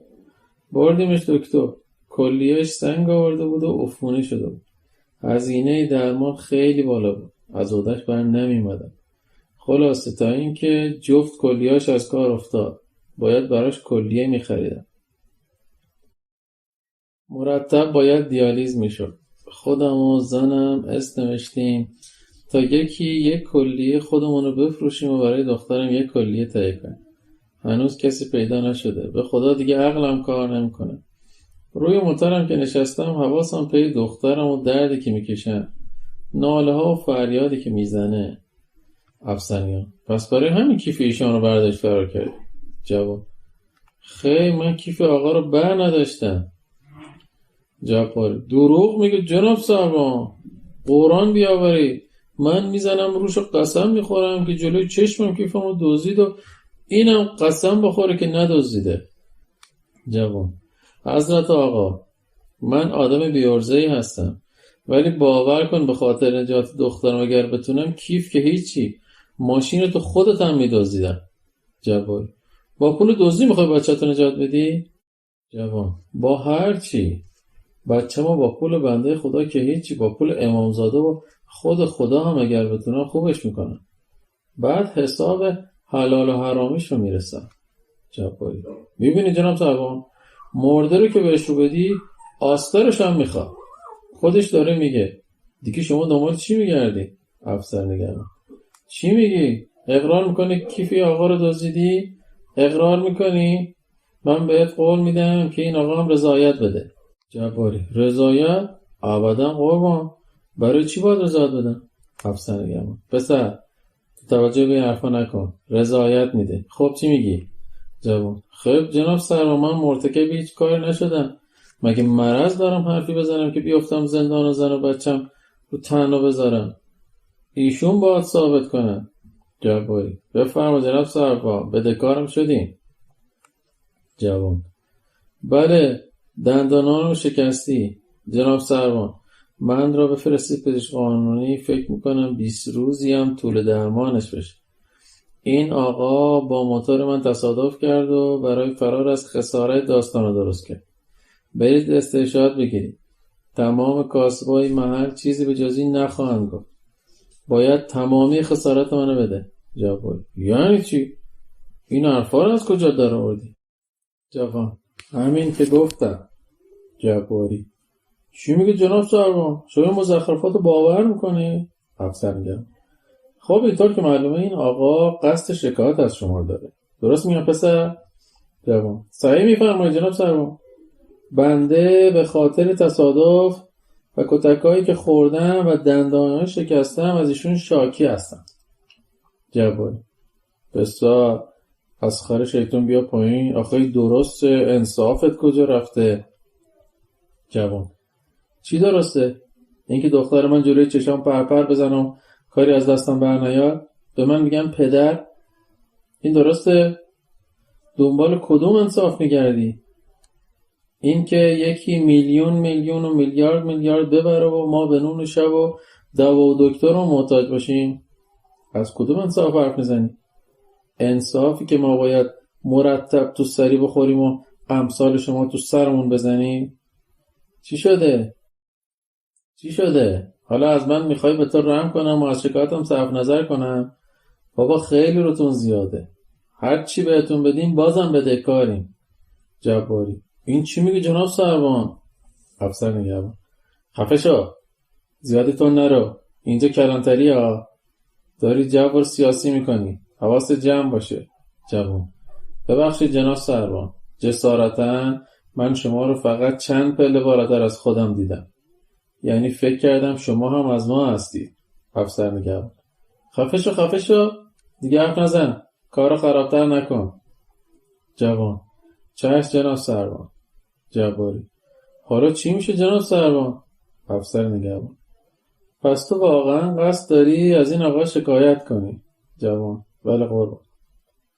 جوان توانست بر اساس شکایتی که کرده بود با گرفتن مبلغی بابت شکسته شدن 2 دندان و خسارت موتورش چند سبایی برای دخترش وقت بخره تا با فروش کلیه خودش و خانمش برای او 1 کلیه بخره. مجله اینترنتی آوای بوف تقدیم می‌کند. فیلمنامه‌ای که بدون سانسور فیلم می‌شود. نویسنده ف. الف. داستان 2 دزد قسمت 3. سارقین مسلح بانک‌های تهران دستگیر شدند. این تیتر حوادث روزنامه‌ای بود که من در آن مشغول کار هستم. نظرم وقتی به آنها جلب شد که سخنگوی قوه قضاییه تاریخ محاکمه آنها را اعلام و گفت حضور رسانه‌های داخلی و خارجی برای تهیه گزارش و فیلم در دادگاه آزاد می‌باشد. این محاکمه بسیار شفاف و عادلانه انجام می‌گیرد. لذا روز محاکمه در سالن شماره 2 کاخ دادگستری حاضر و در میان تماشاچیان قرار گرفتم. تعداد زیادی خبرنگار و فیلمبردار در سالن حضور داشتند. با ورود قاضی و اعلام مقدمات محاکمه با سخنان قاضی شروع شد. قاضی اعلام کرد طبق اسناد و مدارک و اعترافات متهمین در پرونده، متهمین با استفاده از سلاح گرم دست به سرقت از 3 بانک در تهران زده و باعث ترس و وحشت مردم شدند. چنین اتهاماتی در حکومت جمهوری اسلامی که همان حکومت الله است، محاربه با خدا و مجازاتش اعدام است. این را همه می‌دانند. متهم 1: سر نکرده پاره کردید آقای قاضی. خنده حاضرین. قاضی: تو اول خود را معرفی کن تا حاضرین در این جلسه بدانند چه کسی بدون اجازه صحبت کرده. متهم 1: من جعفر فرزند باقر، متولد 6 اسفند 1369 از شهر ری هستم که به اتفاق دوست عزیزم رضا فرزند موسی متولد 1369 از شهر ری متهمین این پرونده هستیم. قاضی: آیا وکیل دارید؟ جعفر: بله، وکیل تسخیری داریم. قاضی: به هر صورت اینو بدون که بدون اجازه حق سخن گفتن ندارید. وکیل شما از شما دفاع خواهد کرد. دیگر تکرار نشود. آقای نماینده دادستان، شما میتوانید ادعانامه خودتان را قرائت نمایید. نماینده دادستان از جای خود بلند شد و به طرف متهم می‌رفت. این 2 آدم منحرف با استفاده از یک کلت از بانک‌های تهران دست به سرقت زده، با شلیک و تهدید و ارعاب کارکنان زحمتکش و صدیق بانک‌ها و به خطر انداختن جان محافظین بانک‌ها و مسئولین آنها اقدام به ربودن وجوه نقد کرده و با عمل جنایتکارانه امنیت و سلامت جامعه را به مخاطره انداختند و همانطور که حضرت عالی فرمودید این عمل حکم محاربه با خداوند و دشمنی با امام زمان است و اگر نبودند سربازان گمنام و جان بر کف امام زمان و پرسنل زحمتکش و فداکار نیروی انتظامی، معلوم نبود اینها تا به کجا می‌خواستند تک‌تازی و جنایت کنند که خوشبختانه با تلاش شبان روزی نیروهای صدیق انقلاب عاقبت در چنگال قوی و قدرتمند اسیر شدم. رضا متهم بود. اسیر درست نیست. قانون که اسیر نمیگیره، دستگیر درسته. خنده مردم. قاضی: گفتم بدون اجازه حق ندارید حرف بزنید. این بار دستور میدم از دادگاه اخراجت کنم. فهمیدید؟ رضا: بله آقای قاضی چشم. ولی اون وقت چه کسی رو میخواد محاکمه کنید؟ باز هم خنده دادستان. ملاحظه میفرمایید آقای قاضی، مردم ما با چنین افرادی گروه هستیم. حال به جای ندامت و عذرخواهی پررویی هم میکنن. شما را چه میشود؟ اعترافات مکتوبتان موجود است. آقای قاضی، بنده تقاضای اشد مجازات را برای این تبهکاران بر اساس اعترافات کتبی و مدارک موجود در پرونده دارم.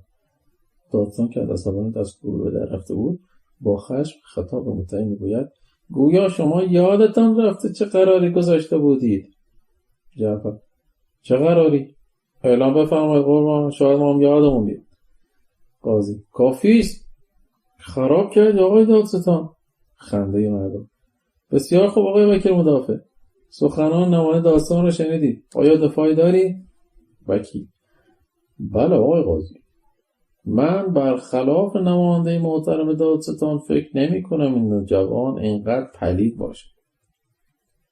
انسان شیر خام خورده است. قربان، هر کسی امکان دارد اشتباه بکنه، لغزشی داشته باشه. اینها دو جوان ساده و نادان هستند. اگر دست به عمل ناشیانه زدن، بنده عرض میکنم با توسل به رأفت اسلامی باید دست آنها رو گرفت و به راه راست هدایت کرد. جعفر: این حرفات چیه که میزنی آقای وکیل؟ این چه دفاعیه که میکنی؟ خنده من. قاضی: باز که بی اجازه حرف زدی، چند بار باید بهت تذکر بدم. جعفر: آقای قاضی، اگه دادگاه برای ماست، ما خودمون از خودمون دفاع میکنیم. احتیاج به دفاعیات وکیل شما نداریم. اگر قراره ما دفاعی از خودمون نداشته باشیم، اینم بفرمایید. ما هم لال میشیم و زیپ دهنمون نمیکشیم. اینجوری دستی جلوی دهانش کشید و دوباره باز خنده مردم شد. قاضی: آقای دادستان، اگر مخالفتی نداشته باشید از نظر من ایرادی ندارد. حال که خودشان میخواهند از حق قانونشان استفاده نکنند. مختارم. دادستان: آقای قاضی، اینها قادر به دفاع از خودشان نخواهند بود، اما اراجیفی خواهند گفت که روند محاکمه را به انحراف خواهند کشید. بنده صلاح نمیدانم آقای وکیل مدافع در این محاکمه کنار گذاشته شود. جعفر: اجازه است آقای قاضی بنده برای آقای دادستان روشن کنم که صلاح در این است که ما خودمان از خودمان دفاع کنیم، نه آقای وکیل مدافع. قاضی: بگویید. جعفر: آقای دادستان عزیز، ما میدونیم چرا صلاح نمیدونیم، زیرا آقای وکیل مدافع در حقیقت همکار جناب عالی است و دفاعیاتش به شکلی است که شما میخواید، بر اساس همان توافق قبلی. اما من و دوستم میگوییم اگر حقیقتا میخواید ما را محاکمه و حقیقت مجرمیت یا بیگناهی ما روشن شود، با بودن ارباب جراید و رسانه‌های مختلف اجازه بدهید خودمان دفاع را از خودمان به عهده بگیریم. قاضی: عاقبت نتیجه محاکمه را خواهید پذیرفت؟ جعفر: البته مسلمه، زیرا به عدالت شما و قضاوت مردم اعتماد کامل داریم و میدونیم که رسانه‌ها و خانم‌ها و آقایان خبرنگار آنچه را که در این محکمه میگذرد در معرض قضاوت عموم خواهند گذاشت. قاضی: بسیار خوب. ادعانامه دادستان را شنیدید؟ میتونید از خود دفاع کنید؟ جعفر: آقای نماینده محترم دادستان فرمودند که مرتکب سرقت مسلحانه شده ایم و با شلیک گلوله و تهدید و الی آخر. دادستان: همش رو بگو. الی آخر یعنی چه؟ جعفر: احتیاجی نیست آقای محترم، اجازه بفرمایید اولین تهمت و افترای جناب عالی رو روشن کنم. آقای مدعی العموم کدام شلیک؟ ما حتی یک شلیک هم نداشتیم. اگر مدارک شهادی دارید ارائه نمایید. در غیر این صورت این قسمت از ادعانامه را خودتون حذف کنید. دادستان: شاهد داریم. اتفاقا آقای قاضی تا دقایق دیگر شاهد تیراندازی این 2 نفر را معرفی و ایشان شهادت خواهند داد. اسناد و مدارک دیگری هم هست که به موقع ارائه خواهیم کرد. یکی از کنارش نشسته به سرعت و بسیار آراسته دستورات میده. آن مردم از محکمه خارج میشه. قاضی: آیا شاهد شما در محکمه حضور دارد؟ دادستان: بله آقای قاضی، همکارم همکنون ایشان را به محکمه می آورند. قاضی: چقدر طول میکشد؟ دادستان: چند لحظه قربان. متهم ادامه بدهد تا شاهد آماده شد. قاضی: شما میتوانید ادامه بده. جعفر: خیر آقای قاضی، اجازه بفرمایید دادگاه شهادت شاهد بشنود تا بعد. قاضی: اشکال نداره. چند لحظه صبر میکنید. خواهش میکنم سکوت و نظم دادگاه را مراعات بفرمایید. در این لحظه همکار دادستان و شخصی وارد میشود. شخص تازه وارد در جایگاه شهود قرار میگیرد. شما به عنوان شاهد دادستان در این جایگاه قرار گرفتید. ابتدا خودتان را معرفی نمایید. شاهد: من محمد علی علیپور، 35 ساله، ساکن تهران هستم. کافی است؟ قاضی: سوگند میخورید که هرچی میگویید راست و حسینی باشد؟ شاهد: بله آقای قاضی، به قرآن محمد قسم، هرچی میگویم این حقیقت خواهد بود. قاضی: شما این 2 نفر را در کجا و از آنها چه دیدید؟ شاهد: من روزی که در مؤسسه مالی اعتباری امین مردم در خیابان نوآباد تهران بودم، این 2 مرد، بله همین 2 نفر با یک اسلحه وارد مؤسسه شدند. ابتدا با شلیک یک تیر هوایی مأمور نیرو انتظامی را که در آنجا بود خلع اصلاح کرده، پس از سرقت هم در هنگام فرار به مأمور تیراندازی کردند که خوشبختانه به او اصابت نکرد. دادستان: مشاهده فرمودید؟ این هم شاهد تیراندازی های شما. باز هم ادعا میکنید که شلیک نکرده اید؟ جعفر: آقای علیپور، شما می توانید 3 ماه پیش را به یاد بیاورید؟ شاهد: 3 ماه پیش؟ چه روزی را؟ جعفر: روز دستگیری ما. شاهد: که چی؟ روز دستگیری شما به من چه ربطی دارد؟ من که شاهد دستگیری شما نبودم. جعفر: یادتان باشد که به قرآن محمد قسم خوردید که حقیقت بگویید. آقای علیپور، اون روز به اصطلاح سرقت شما در مؤسسه امین مردم نبودید. شما مأموری هستید که در روز دستگیری بنده اتفاقا دست جناب عالی به وسیله دستبندی به دست من قفل شده بود و همین باعث شده بود که شما در کنار من باشید و هنگام سوار شدن به اتومبیل نیرو انتظامی عکسی که از ما 2 نفر گرفته بودن در روزنامه خبری تهران چاپ شده بود. شما مأموری هستید که اتفاقا فقط در آن روز با من روبرو شدید. بازم قسم میخورید؟ شاید منم عکس رو ندیدم. جعفر: آن عکس چاپ شده و خیلی ها به جز شما اون رو دیدن. آقای مدعی العموم، خیلی با عجله سعی کردید شاهد بتراشید. دادستان: فرقی نمیکنه، مگر ایشان نمیتوانند آن روز هم در مؤسسه باشند؟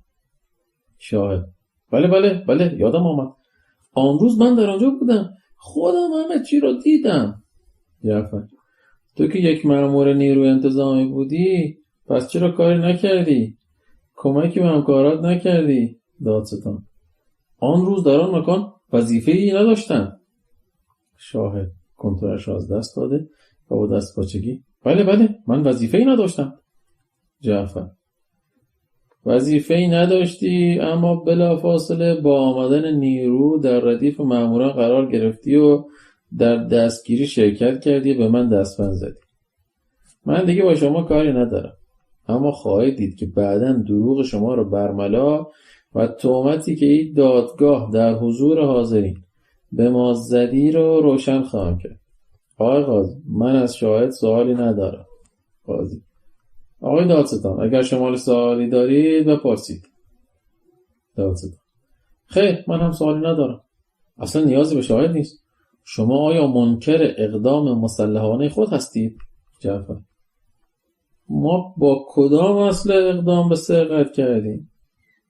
آقای قاضی ما اصلا اسلحه نداشتیم. نمیدونم این فرمایشات را آقای دادستان بر چه اساسی بیان میکنه. دادستان کدام اسلحه؟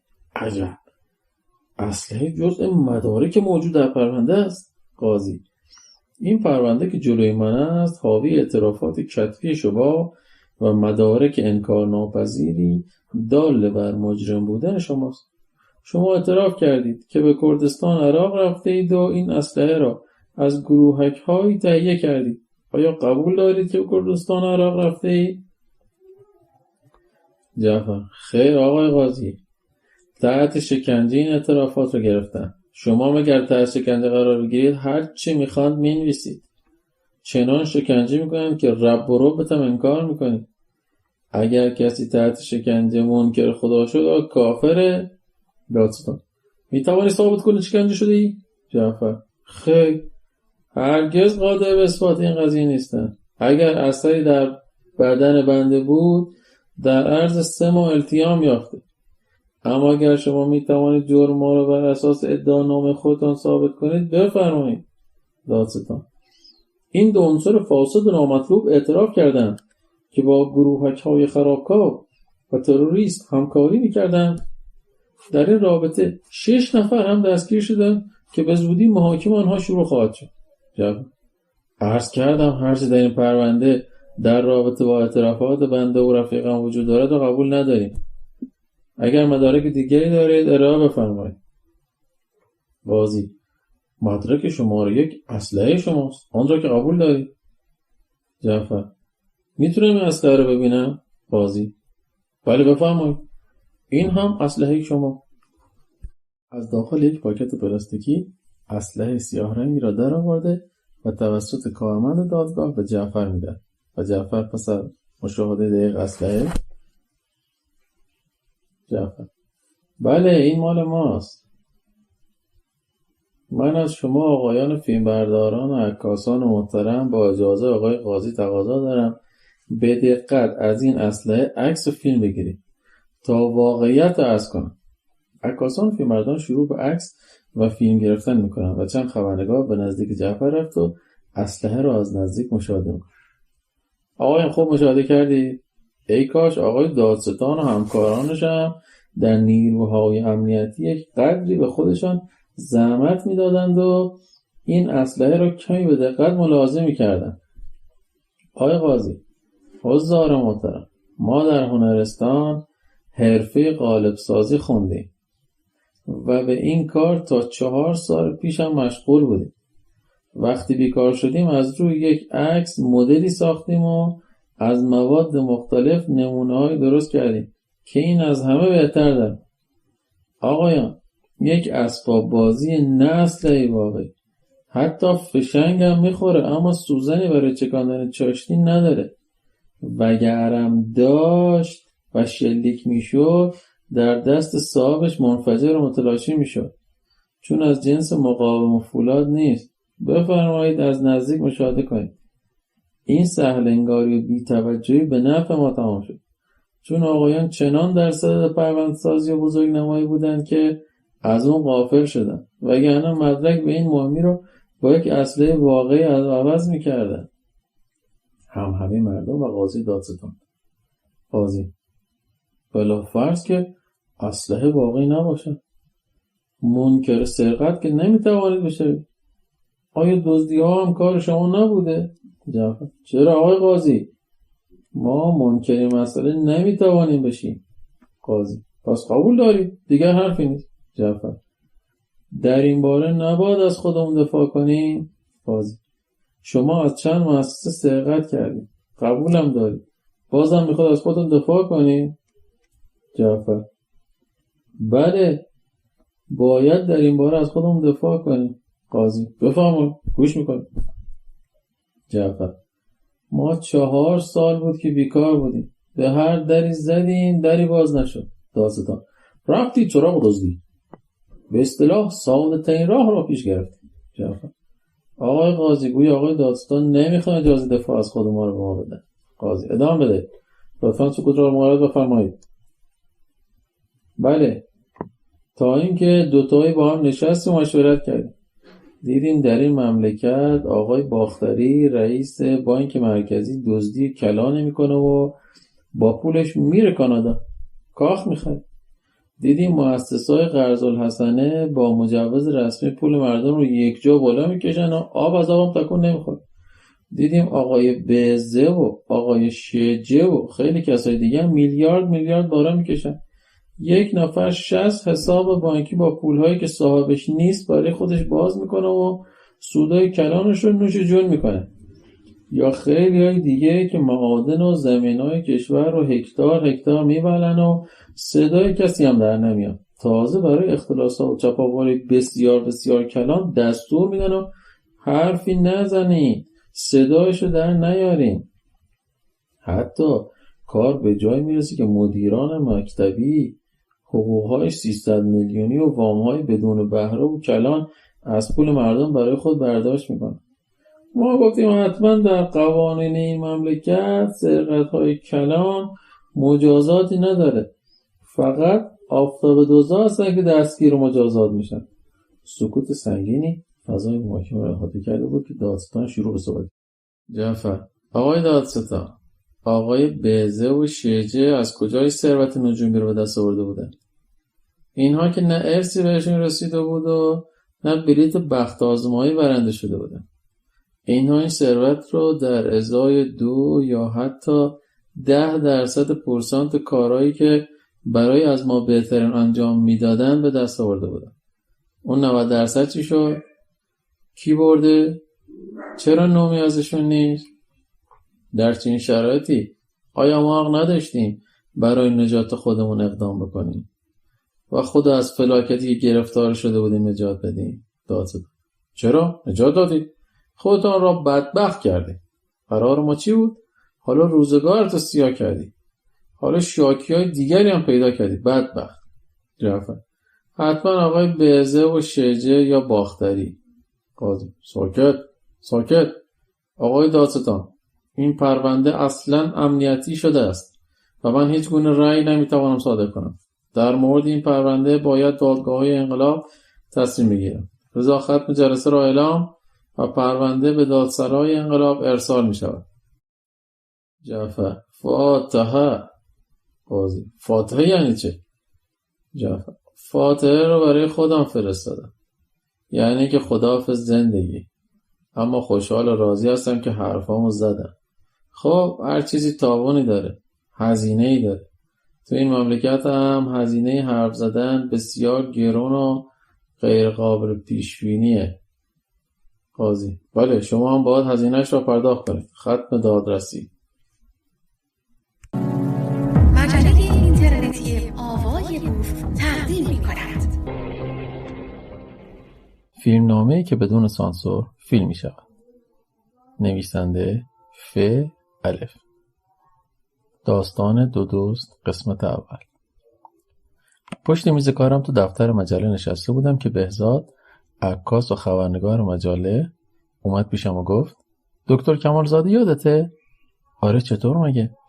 باز از پنجره خونش یه نفر افتاده پایین و مرده. چطور؟ کمالزاده که غیبش زده بود. خودت برو تحقیق کن. اون دفعه که نتونستی گزارش تهیه کنی، شاید این بار موفق بشی. حتما. فردای آن روز رفتم به محل حادثه و یک راست رفتم دم در منزل دکتر کمالزاده. زنگ زدم. خانمی از پشت آیفون گفت: بله. منزل آقای دکتر کمالزاده؟ نه خیر. آقا اینجا منزل آقای رحیمیه. ولی تا آنجا که من میدونم اینجا منزل آقای دکتر کمالزاده است. خیلی وقتی که فروختن. گوشی آیفون رو گذاشت. رفتم به محل حادثه که کنار منزل دکتر بود. هنوز گودال عمیقی که برای ساخت و ساز خاک برداری شده بود به همان شکل سابقش بود و تغییری نکرده بود. چند قدمی به طرف مغازه‌های اطراف رفتم. از چه کسی میتونستم اطلاعات به دست بیارم؟ که متوجه آرایشگاه مردونه‌ای شدم که یک مغازه کوچک بود با دیوارهایی از آینه‌های قدی، درست به سبک 50 سال پیش. آرایشگر یا صاحب مغازه بیکار جلوی در ایستاده بود و اطراف را نظاره میکرد. جلو رفتم و سلام کردم و خودم رو معرفی کردم و گفتم من گزارشگر یک مجله هستم. آمدم تا از حادثه 2 روز پیش اینجا گزارش تهیه کنم. شما میتونید قدری من کمک کنید؟ از منم اسم میبرید؟ البته اگر مایل باشید. هستم. بفرمایید داخل تا کامل برایتون شرح دهم.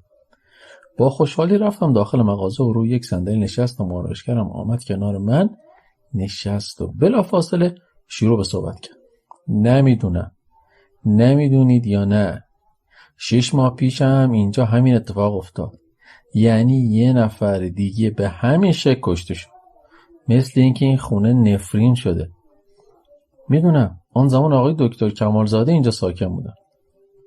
دکتر استاد دانشگاه بود. اینطور که همه میگن 20 جلد کتاب علمی تألیف کرده بود و 2-3 جلد اونها در دانشگاه تدریس میشد. آدم بسیار شریف و خوبی بود. بعد از اون ماجرای دزدی و کشته شدن دزد تو خونش که از همین پنجره پایین افتاد و مرد. وقتی آزاد شد اینجا رو به حاج رحمت الله رحیمی فروخت و از این محله رفت. دیگه کسی او رو ندید. اما من شنیدم که کارش بیمارستان و از اونجا هم به تیمارستان کشید. من اینطور شنیدم. خدا میدونه چه به سرش اومده. عجب. پس اینا رو هم شما میدونید؟ از کسانی که میان اینجا برای اصلاح شنیدم. کسانی که دکتر رو خیلی دوست داشتن و باهاش آمد و رفت داشتن. لابد در مورد مالک جدیدم اطلاعاتی دارید؟ بله، حاج آقا رحمت الله رحیمی آدم بسیار متدینیه. البته من که به جز نماز خوندنشون که هر روز غروب نماز مغرب و عشا رو در مسجد محل با جماعت میخونه چیز دیگه ازشون ندیدم. اما همه میگن از اون آدم‌های مذهبی پروپا قرص و محکمه.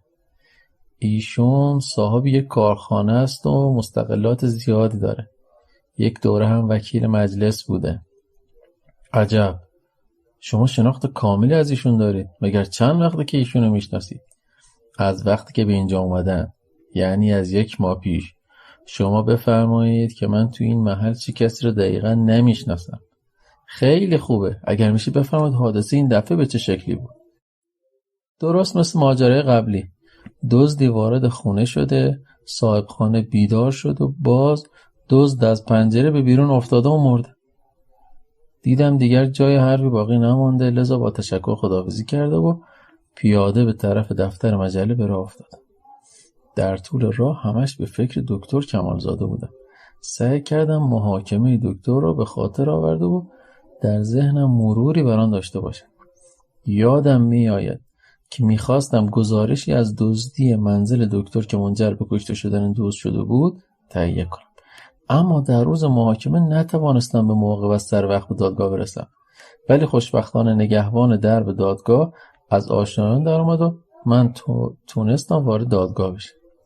تا روی صندلی جابجا شدم، قاضی از کمالزاده خواست که حادثه آن شب را دقیقاً از اول تا آخر شرح بده. لذا آقای کمالزاده در جایگاه قرار گرفت و با تأثر و بغضی که در گلو داشت و در کلامش به خوبی مشهود بود شروع به صحبت کرد. کمالزاده: در شب حادثه من در منزل تنها بودم و کسی جز من در خانه نبود. قاضی: چرا تنها بودی؟ من سال هاست که تنها هستم. آن شب هم مثل شبهای دیگه باز تنها بودم. علت را میخواهید بدانید؟ نیازی نیست، ادامه بده. تازه به اتاق خوابم در طبقه پایین ساختمان رفته بودم. من هر شب یک چراغ را روشن میذارم برای اینکه نیمه شب اگر احتیاجی به بیرون رفتن داشته باشم بتوانم در روشنایی چراغ دستشویی را پیدا کنم. بعد از خواندن چند صد کتاب به خواب رفتم. اما نمیدانم چه مدتی گذشت، به خاطر اینکه با عینک مطالعه‌ای که به چشم داشتم خوابم برده بود.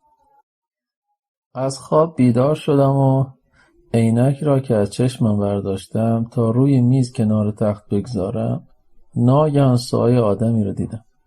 فوراً از تخت بیرون پریدم و فریاد زدم: کی هستی؟ تکان نخور. سایه حرکت کرد و من متوجه شدم که قصد فرار داره. در حالی که به دنبال او می‌دویدم و از اتاق خواب بیرون آمدم، با صدای بلند و بسیار آمرانه‌ای داد زدم: ایست! ایست! با صدای من شروع به فرار کرد. به خوبی دیدمش. یک مردی بود با هیکل بسیار درشت. از پله‌ها به طبقه دوم میرفت. من هم دنبالش کردم. وقتی من به طبقه دوم رسیدم، او ته راهرو جلوی پنجره بود و پنجره را باز کرده بود. نه راه پیش داشت و نه راه پس. فریاد زدم: تکون نخور وگرنه شلیک میکنم. شما که اسلحه نداشتید. خیر، من هیچ وقت اسلحه نداشتم. اما در آن لحظه این به ذهنم رسیده بود که تنها با این حرب است که میتونم ایشان را آرام و بدون عکس العمل وادار به تسلیم کنم. چون در طبقه بالا نور کافی نبود. بنده خدا نتوانست دست خالی من را ببینه. من دوباره در کمال خونسردی گفتم: خوب گیرت انداختم. تا این حرف را زدم، ناگهان در یک چشم هم زدن خودش را از پنجره بیرون پرتاب کرد. پس شما با مقتول هیچ نوع درگیری فیزیکی نداشتید. یعنی شما ایشون را به بیرون پرتاب نکردید یا ایشان را هل ندادید که منجر به سقوط متوفی بشود. خیر آقای قاضی، اصلا من توان و قدرت درگیری با ایشون را نداشتم. چرا؟ مگه او را دیده بودید؟ بله، وقتی داشت از پله ها بالا می رفت از پشت دیدمش که قد بلند و اندام قوی داشت. بسیار خوب. پس از قرار معلوم و مندرجات داخل پرونده شما هیچ گونه دخالت در کشته شدن متوفی نداشتید. اگر حرفی برای گفتن ندارید می توانید به جای خود برگردید. حرف که برای گفتن بسیار دارم. اگر اجازه بفرمایید به اختصار و خیلی کوتاه چند مطلب را به عرض برسونم. بفرمایید. آقای قاضی، اگر آن شب من وانمود نمی کردم که اسلحه‌ای به دست دارم، مقتول حسن رجبی خودش را از پنجره به بیرون نمی انداخت.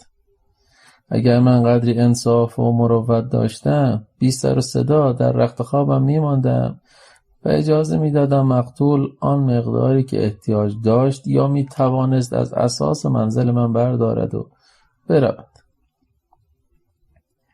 اگر قدری رحم و جوانمردی در من بود، به جای تظاهر به اسلحه داشتن او را به آرامش دعوت می کردم و با او حرف می زدم و کمکش می کردم و نیازش را برآورده می کردم. در این لحظه وکیل مدافع از جایش بلند شد و خیلی تند و سریع به کمالزاده پاسخ داد: اشتباه نکنی آقای کمالزاده، در آن صورت ایشان شما را به قتل می رسند. چنانچه بارها اتفاق افتاده. شما قاضی حرف وکیل مدافع را قطع میکنه: شما اجازه صحبت ندارید. لطفاً ساکت باشید، اجازه بدید متهم حرفش را بزنه. آقای قاضی، گفتم صحبت نفرمایید. ادامه بدید آقای کمالزاده. آقایان محترم، من با عملم جان انسانی را گرفتم. انسانی که تا قبل از ورود به خانه من زنده بود و نفس میکشید و از نعمت حیات بهره میبرد. حال کشته شده و اکنون بدن بیجانش زیر خروارها خاک در حال پوسیدن و اضمحلال است. چرا من در قتل حسن رجبی دخالتی نداشتم؟ من باید به اشد مجازات محکوم شوم. اشد مجازات چرا؟ قانون برای قتل‌های غیر عمد تخفیفی قائل شده و بین قتل عمد و غیر عمد تفاوت زیادی هست. مثل کسی که با اتومبیل باعث کشته شدن فردی میشه. آن راننده آیا با قصد قبلی این عمل را مرتکب شده؟ خیر، نه قصد داشته و نه میخواسته چنین اتفاقی بیفته و بسیار ناراحت و اندوهگین میشه. آقای قاضی، آیا در فعلی که انجام گرفته است تفاوتی است؟ در هر صورت انسانی جانش گرفته شده و در هر دو صورت یک نفر قاتل و یک نفر مقتول است. چه کسی حق دارد جان انسان دیگری را بگیرد؟ قاتل قاتل است و مقتول مقتول. هر که میخواهد باشد. هیچ قانونی به هیچ فردی چنین اجازه‌ای را نمیدهد که جان کسی را بگیرد. اجازه میفرمایید آقای قاضی چند کلمه جواب آقای کمالزاده را بدهم؟ به نظرم میرسد که این جوابیه برای محکمه لازم است. بفرمایید آقای وکیل مدافع. در جنگ‌ها از دوران گذشته تاکنون حتی برای کشتن و خوب کشتن و بسیار کشتن مدال هم به کسی که خوب کشته است می‌دهند و تقدیر هم می‌شود. شاید هم قهرمان ملی مردمش شود. پس هر چیزی را نمی‌شود با هر چیز دیگری در هم ریخت و یک حکم کلی داد. شما قاتل نیستید آقای دکتر کمالزاده. عرضم تمام. بنده کشتن در جنگ را هم قبول ندارم. هنوز که هنوز است وجدان بشریت برای آن 2 بمب اتمی که در ژاپن انداخته شده آرام نگرفته و کسی آن را تایید نکرده. بفرمایید بشین آقای کمالزاده. ختم جلسه علنی دادگاه را اعلام میکنم. از کلیه حوزار و کسانی که در صحن دادگاه حضور دارند میخواهم خیلی زود و با آرامی خارج شوند.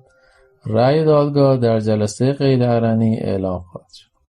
امروز شنبه 2 خرداد ماه 1388 اولین روز محاکمه آقای رحمت الله رحیمی متهم به قتل حسن رنجکش معروف به حسن ریزه بعد از 3 ماه از تاریخ وقوع حادثه می باشه. البته حاج رحمت الله رحیمی با قید وثیقه در عرض این مدت آزاد بوده و حتی 1 روز هم زندانی یا بازداشت نبوده. حال چرا و به چه صورت شاید در آینده روشن بشه.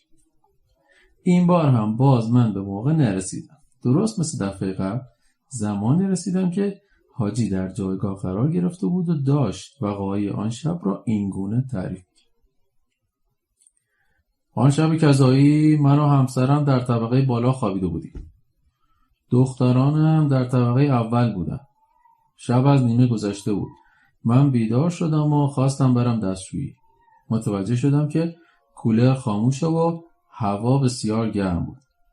ابتدا رفتم به انتهای راهرو و پنجره رو باز کردم تا قدری هوای بیرون وارد ساختمان بشه. سپس به دستشویی رفتم. وقتی بیرون آمدم صدای کشیده شدن چیزی به گوشم رسید. قدری تحمل کردم. چه نوع صدایی بود؟ صدای کشیده شدن مثلا صندلی روی زمین. ابتدا مریم دختر بزرگم را صدا کردم. گفتم مریم تویی؟ اما جوابی که نیامد هیچ. باز صدای افتادن ظرف بلوری را به روی زمین شنیدم که خرد شد. گفتم عذرا تویی؟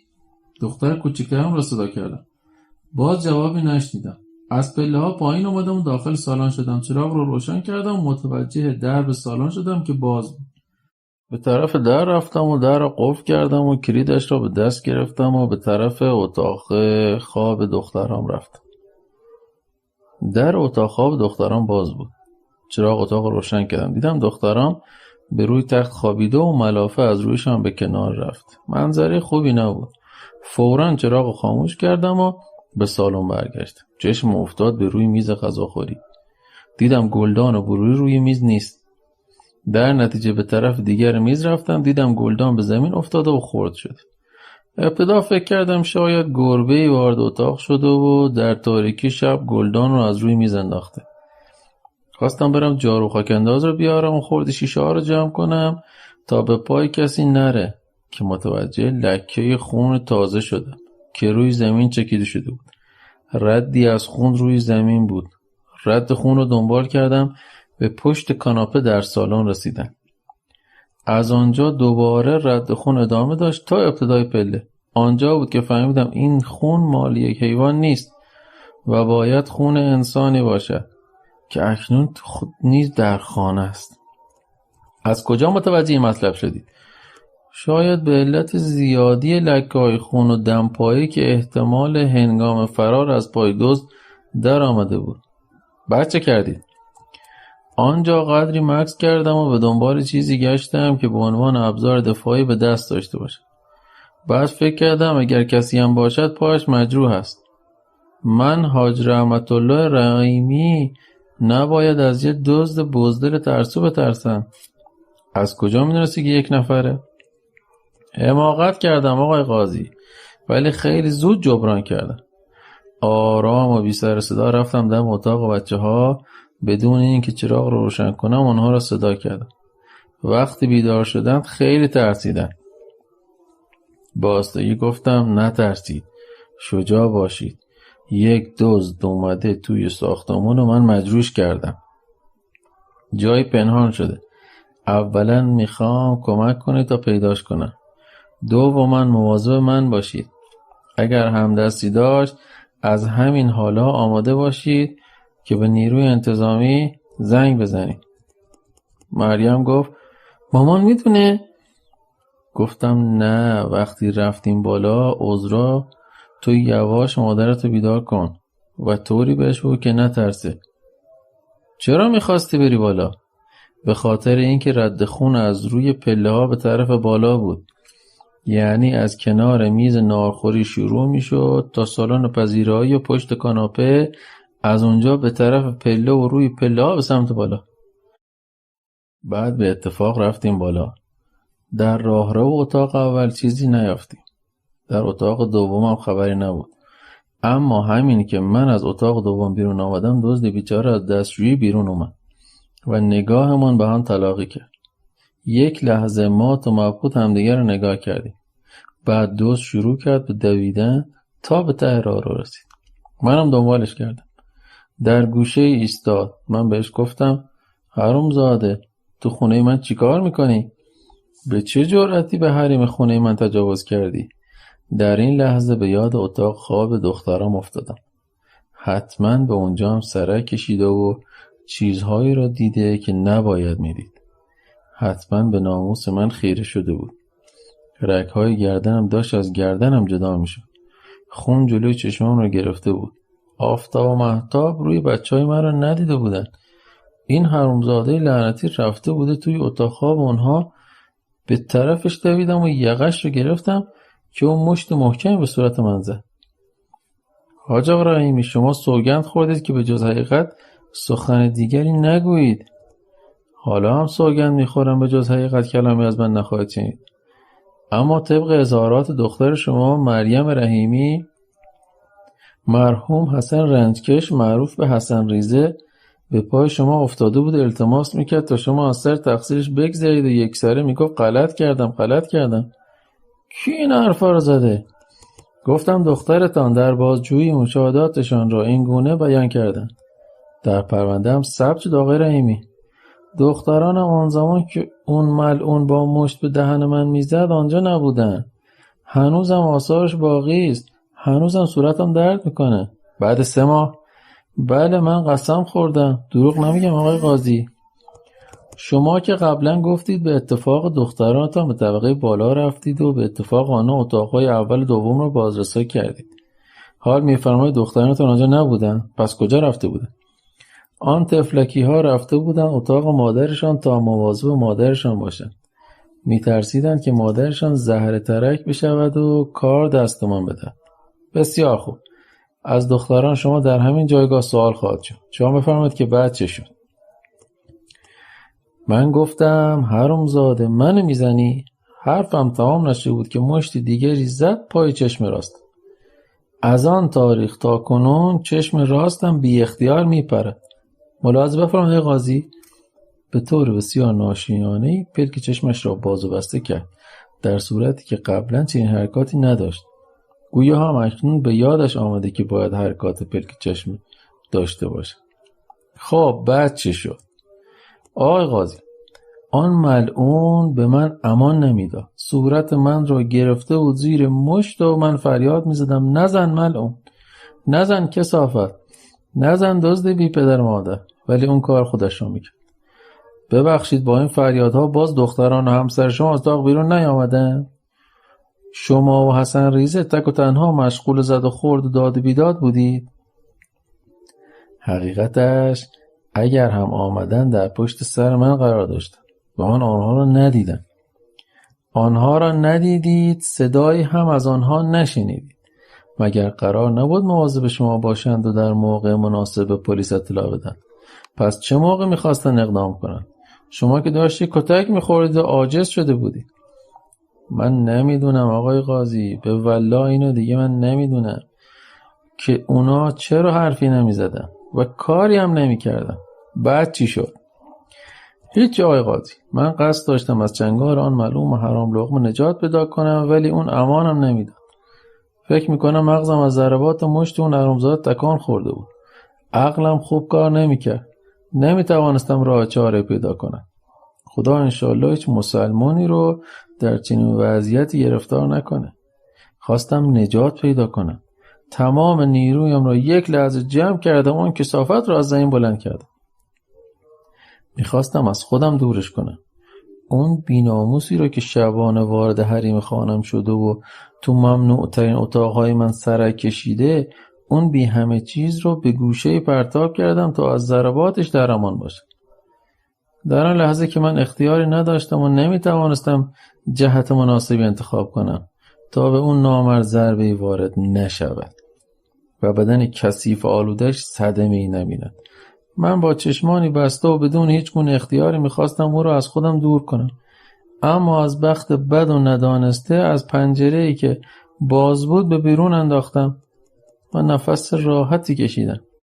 وقتی بچه‌ها فریاد زدند به خودم آمدم و فهمیدم چه اتفاق افتاده است. ولی هیچ پشیمان نیستم. من از ناموسم دفاع کردم. دفاع از ناموس وظیفه شرعی هر مسلمانه. چشمش کو؟ میخواست شبانه و دزدانه و به قصد سرقت به خانه من نیاد. اگر شما در شرایط من قراری میگرفتید چه کار میکردید؟ اجازه میدادید این بی‌ناموس ازتون حد که حرمت کنه؟ با چشمان آلوده و کثیفش به خانم‌ها و دختران پاک و طاهرتان که روی خود را بر اساس فرمان خدا و پیغمبر از نامحرم می‌پوشانند در رخت خواب نگاه کنه؟ والله من که فکر میکنم چشمانش را از حدقه در می‌آوردید. شما هم مثل من نمی‌توانستید تحمل کنید، همانطور که من نتوانستم. و السلام علیکم و رحمت الله و برکاته.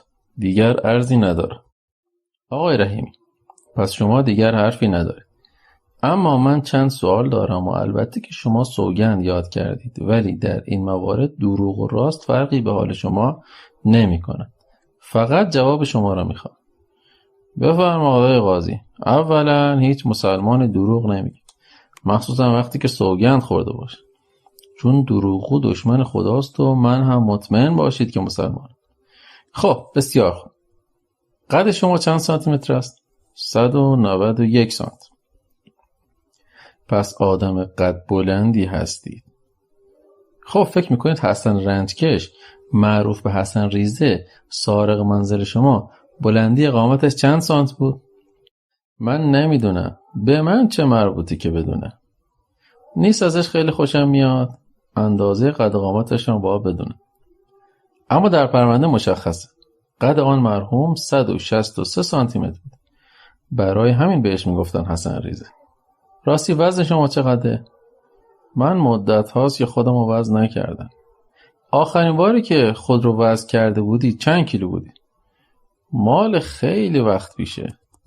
میفرمایید یا یک ترازو بیاوریم و شما رو در همینجا وزن کنیم.